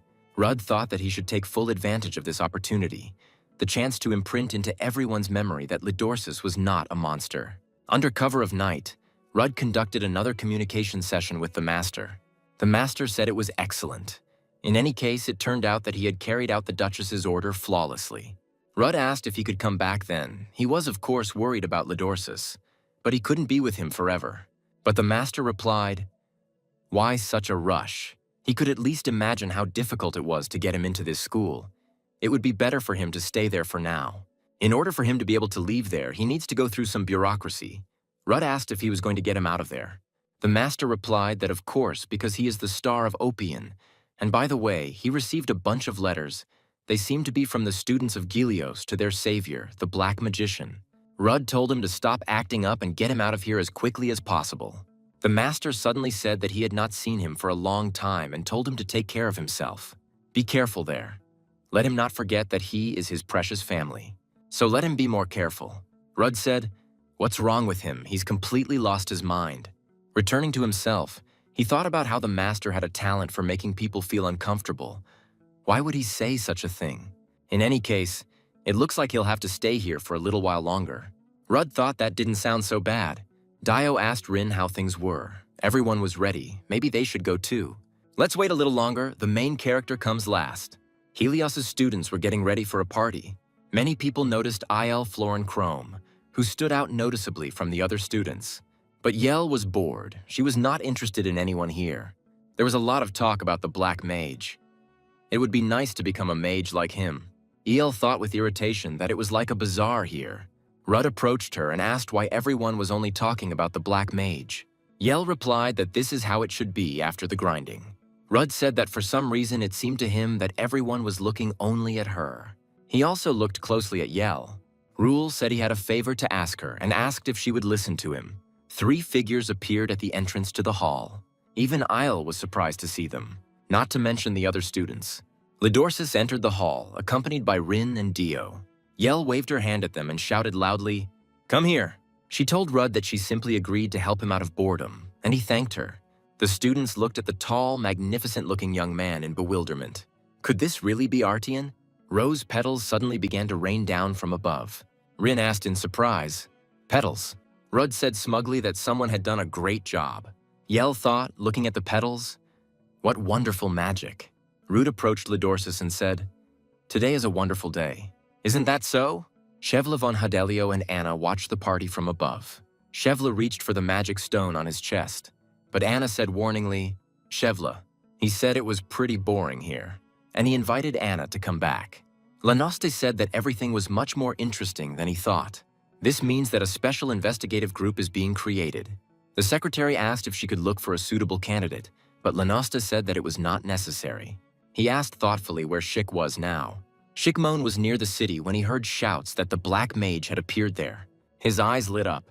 Duchess Artian's carriage moved through the city. The Duchess turned to Lisbon, who was accompanying her. She said that this child had changed. "It looks like that boy from Opian did a good job. She hasn't remembered that child's smile for a long time. She remembered meeting Lidorsis in Helios. She said that she couldn't let him stay there any longer. They could go back now. It wouldn't be a problem. It would be better that way." The Duchess asked if he wanted to return home with her. However, Lidorsis replied that he liked the place. He likes it here in Helios more than ever. There were shouts that the black mage had appeared. A little boy in a black cloak declared that he was the most powerful magician in the world. The Black Magician. Shikmona watched as children played magicians and their main character was the Black Magician. Suddenly he heard one townsman tell another that the Sulphur Mage was now in the Roymov shop. He had seen him with his own eyes. The table in the tavern was laden with food.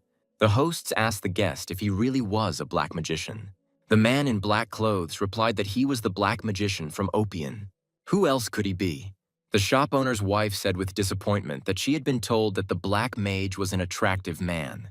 The shop owner said that they were very honored that he visited their shop because he was such an outstanding person. N doesn't have to worry about paying. Let him eat as much as he wants. The owner said that he couldn't believe that the black mage had come to their shop. They would get rich. But then a group of suspicious characters entered the shop and asked how he dared to conduct his business without paying them. Their leader said that since he has money, then let him pay. Why on earth did he open there? The owner muttered that he had paid them last week. But the boss said that interest also had to be paid. Just don't say that he has nothing to pay with. If he can't, then let him close his shop. There's such a hole here that it won't even cover half of the debt, but he'll take it right now. The owners turned to the black magician for help. They said that they not only come every day and scare away customers. The bandits also force them to borrow money and demand exorbitant interest rates. They are simply a bunch of pathetic swindlers. They can't give them their shop and ask the black mage to help them. But the bandit leader only laughed. Who is he trying to deceive? It can't be that the black mage would come to such a wreck. He saw the black mage himself. The rumors are wrong. In fact, he was no longer young. He was huge as 3 people and very muscular. And this imposter doesn't look like him at all. The owners turned to the man who called himself the Black Magician in confusion, but he remained silent. The leader asked him why he was silent. He probably had nothing to say, that's what he thought. Suddenly, Shikmoni appeared behind the gang leader. The leader received a strong blow and fell. The owners stared in surprise at the stranger who had appeared out of nowhere. Shikmone silently stepped on the head of the defeated leader. One of the bandits shouted who he was and where he came from, but he was immediately thrown back by a magical blow. His accomplices soon followed him. Shikmoni stood silently among the fallen bandits. The man who called himself the Black Magician laughed. He told Shikmuni that he was not bad where he would be from. Since he's so cool, he must have seen it somewhere before. Lenoste cursed when he heard the news about Shikmone. He said he couldn't believe he was still chasing him, poor guy. He even felt sorry for him. Lenost asked his interlocutor, calling him a little puppy, where Shik had gone alone. He replied that he had asked him not to call him that, and asked if he knew how piggish Schick had been acting lately. Lanoste replied that of course he knew. The man claiming to be the Black Mage said that he had better introduce himself, and he declared that he was the Opium Black Magician. Shikmone grabbed him by the collar unceremoniously. He dares to say that he is a Black Mage. No, he's trash. Lanoste's interlocutor asked if something had happened. He said that he had a new mission for Schick. Lanoste named his interlocutor Van, and he said that he would send him to Helios. He ordered Van to bring Shikmone here immediately. The students welcomed Lidorsis warmly. They said that the short haircut suited him very well. He had changed so much. Rude and Dio watched from afar. Dio said he just can't believe they're acting like this just because he changed his image. Maybe he should get a haircut too. Rudd replied that it wasn't just a change of image, but that he was finally given the opportunity. He looked into the yard and saw a group of strangers there. Dio asked what he was looking at. Rudd said that he was seeing these people for the first time. Could these really be new professors? Suddenly it seemed to him that one of the newly arrived people was looking at him. He instantly pulled back from the window, causing Dio to look at him in surprise. Rudd thought that even though he wasn't wearing a robe, it was obvious he was from the tower, and they must have stayed here because of that incident. He decided that it was probably best to stay away from them. The stranger who caught Rude's attention declared that he would now be in charge of this class and said that his name was Orfel. He hopes they get along. After the lesson, Camilla declared that she adored him. She liked this new professor so much. Professor Orfel, since he came here after that incident, he must be really cool. I wonder what rank he has. Rudd wondered how long this professor would be here for. It seemed they were really going to dig up everything connected with that incident. I wonder how much they know. It would be right to tell them everything he knows. But since Professor Hale started it, and if the black figure is still wandering around Helios, there's a high chance that their allies are still inside. I wonder if the master told the Duchess everything. Of course, he must follow his orders for the safety of Lidorsis. Suddenly, Rudd saw that Lidorsis was looking at something strangely. He turned around and saw Isle approaching him. She stated that she needed to talk to him about something. El emphasized that they were alone. The students in the class began to whisper in surprise. Rudd agreed. Dio asked Lidorsis, wondering what they were going to talk about. Rudd brought Isle to the warehouse.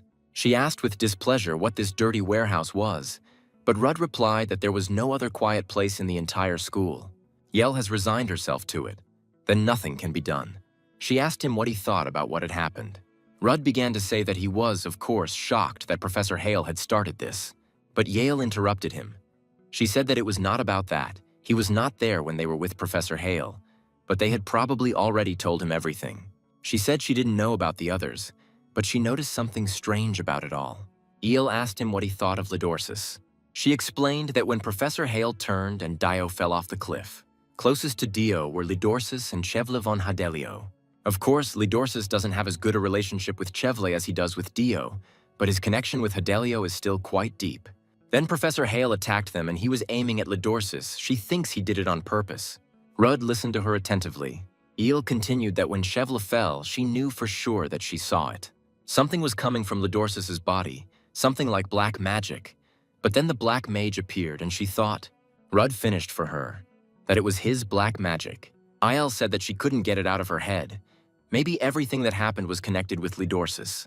She asked Rude what he thought about it, since he was a close person to Lidorsis. Lady Diner asked again. He says that the target of the one who set up all this in Helios could be her son. Can he provide evidence of this? The master replied that, based on what they knew, the threat could not be ruled out, so it would be better to leave the problem unresolved until it was resolved. Lady Diner said it was impossible. She said that during their last meeting he smiled as if he was overwhelmed with happiness, and she is very grateful to him for making her son smile. The Duchess stated that she wanted to add something to her request. It was necessary to protect her son from any danger. The master answered doubtfully that such a task would be entrusted to a 7th-rank mage, but the Duchess said she would pay whatever he asked. He had done a great job so far, and his presence alone would be enough. She also ordered Lisbon to immediately go to Helios and join the investigation team. The master assured that he would settle all the formalities necessary for this. The Duchess added that, of course, protecting Lidorsis is more important than any investigation. She also said that it would be better if the tower and Helios did not find out about this. She did not want to ruin Lidorsis's daily life. The master tried to object, but Lady Diner interrupted him and asked him to understand the feelings of a mother who could do nothing. Lanoste stated that it was a gift, pointing to the uniform of a student of the Helios school, Heres. They sat opposite each other with Shikmun. Lanoste told him to put it on and go to school. Shikmone took the form with a grim look, and he used fire magic. The form immediately turned to ashes. Lanoste said that everything is fine, there is no need to worry. There are 100 more like this. Van, standing behind Shikmun, grinned. Shikmone was outraged at what he was doing. He had completely lost his mind. Lanoste replied that he should ask him. Wasn't it clear that from that day on he had been behaving simply disgustingly? Especially this reckless visit of yours to Opian. While he was hanging around and causing problems, the association's image sank below the plinth. Didn't he himself say that Shikmun can do anything? Shikmone tried to object, but Lanoste hit the table with his palm, causing it to shatter into pieces. Has he forgotten? When he is in front of Lanoste, he obeys his orders. Shikmone asked cheekily, what if he forgot? Shards of glass from the table flew in his direction. One of the fragments hit Van in the forehead, but Shikmone stopped the rest with magic. Shikmone asked what he was doing, completely losing his mind. Lanoste stated that he was leaving and had no choice, because what he is looking for is there. Helios's students watched with interest and surprise as yet another commotion erupted in the school corridor. Professor Orfel sternly asked Professor Rowell why this child. He turned to Rudd and asked his name. He replied that his name was Rudd Christie. He wearily wondered how he had gotten to this point again. After he talked to Isle, he immediately ran into Professor Rowell. And then, to complete the happiness, the professor from the tower showed up, and in one place he ran into two people from whom he was carefully hiding. Professor Orfel sternly asked Professor Rowell why she was bothering Mr. Christie, and she replied that she admired him. Orfel said reproachfully that Tona was chasing him like a savage. Had he done anything wrong? Rowell looked at him darkly. Rudd hoped that she wouldn't say anything unnecessary and tried to somehow hush up the story. Professor Rowell said that he should ignore them and go where he intended to. Professor Orfel said that, of course, she was asking for forgiveness, but she could not decide on the form of speech. She now seriously told him to stay away and not interfere. Rudd thought that was exactly what she had told him and decided that it was time for him to go. Then Professor Khan appeared, loudly calling for Orfel and Rowell. He saw them and asked what they were doing there. Did they miss the call? Everyone is already waiting, they should hurry. Professor Orfel suggested that Rowell continue the conversation another time, and they left, following Professor Khan. Rudd breathed a sigh of relief. Then Dio rushed at him and asked how everything went, what he and Isle talked about. Rudd replied that they hadn't really talked about anything and became lost in thought. He recalled their conversation. Then he replied that he had no idea what she was talking about. Maybe she was just mistaken. Yell replied that it was possible. But then she stated that since he was so stubbornly silent, she definitely saw something coming from Lidorsus's body. Lidorsus slept in their room. Rudd looked at him and thought that he couldn't get it out of his head. He decided he'd just check it out just in case. Rudd placed his palm on Lidorsus's forehead and activated his mark. He examined Lidorsus's aura, not noticing that streams of black magic appeared above them. Rudd thought with relief that he knew it. There was nothing. But suddenly it seemed to him that he noticed something strange, that's it. He threw back the blanket and opened Lidorsus's shirt, looking at his chest. He thought the mark must be somewhere here. Where is she? But then Lidorsus woke up, and he looked at Rudd with a wild gaze. Rudd said he felt hot. He walked away, leaving Lidorsus in bewilderment, and went to bed. He wondered why he felt a magical mark on Lidorsus. Headmistress Helios announced that a new mage would be joining them at the request of Duchess Artian. In addition, the association will also send its own person here. Theon was indignant. What nonsense! It was none of their business. So why were they interfering? One of the council members stated that if this is an association, maybe they really will be of some use. They have no shortage of talent. The mage from Orfel Tower said that it depends on who exactly they send. They don't happen to know who will come to them. The director thought, remembering the name. When Shikmone left, Van asked Lanoste if the black mage was really in Helios. He replied that of course not. He was last seen in Ishuel. After that incident, the school contacted him. But he is silent, so there is no way he can be in Helios. Van asked how they would get out of this then. Lanoste said that he had some strange feeling. His intuition told him that something grandiose would soon happen there. Since Sheik can't disobey Lanost, he will definitely do what he asked him to do, although they will have a lot of trouble if the black mage appears there. And who did he take after? Any interest turns into an obsession for him. Let's hope he's not there. Because if the Black Mage is really there, then they'll be lucky if the school isn't razed to the ground. Theon was loudly indignant about the arrival of a mage from the association. It was simply absurd. He said that when he remembers what they did 3 years ago in Ocarina, his teeth still grind with anger. He's willing to bet that that damned Lanost of theirs is up to something again. Otherwise, it is simply unthinkable that Gellis would accept help from some psychos. Orphle suddenly told Theon to speak more quietly. At the end of the gallery, a human figure appeared. It was a student in the uniform of Carace. Theon asked Orphle if he knew this student. Orphle said, "How many years, how many winters? The last time they saw each other was in the Imperial Palace. He did not expect to meet him here." Orphle added that in any case, he was glad to see him and extended his hand for a handshake. However, student Carace ignored him and walked past silently. Theon was indignant. What an impudent fellow, who was he anyway, such a rude man? Orphle replied that he had arrived faster than he expected. It was Shikmone from the association. Theon was surprised, Shikmone, but he is a magician. Orphle said that Theon still has a lot of growing to do. Shikmon uses a magical artifact. Normal magicians wouldn't even notice it. It looks like some kind of mind control. He wondered why the hell Chairman Lanoste had sent this particular guy here. The professor said that all magicians receive a new name at the moment of their first awakening. They wear it for the rest of their lives. It is called a magical name. This system is constantly criticized because they are not free to choose their own magical name. During the lesson, Lidorsus looked at Rude strangely. Rudd wondered why. Oh, why couldn't he say anything? Finally, the lesson ended and the students went out for a walk. Rudd approached Lidorsus and said that he had misunderstood everything. He took off his clothes at night not to grope him or do anything like that. He did it because he was looking for something. Rudd asked if he by any chance felt anything strange, changes in his body, something like a missing mark. Lidorsus replied in surprise that no, he didn't feel anything like that. Rudd wondered if Lidorsus really knew anything.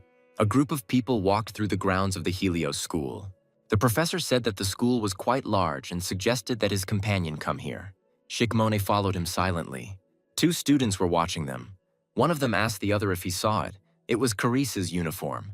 "What's going on? The first day in Helios and already Carace. This is completely normal. No matter how noble he is, he will not tolerate this."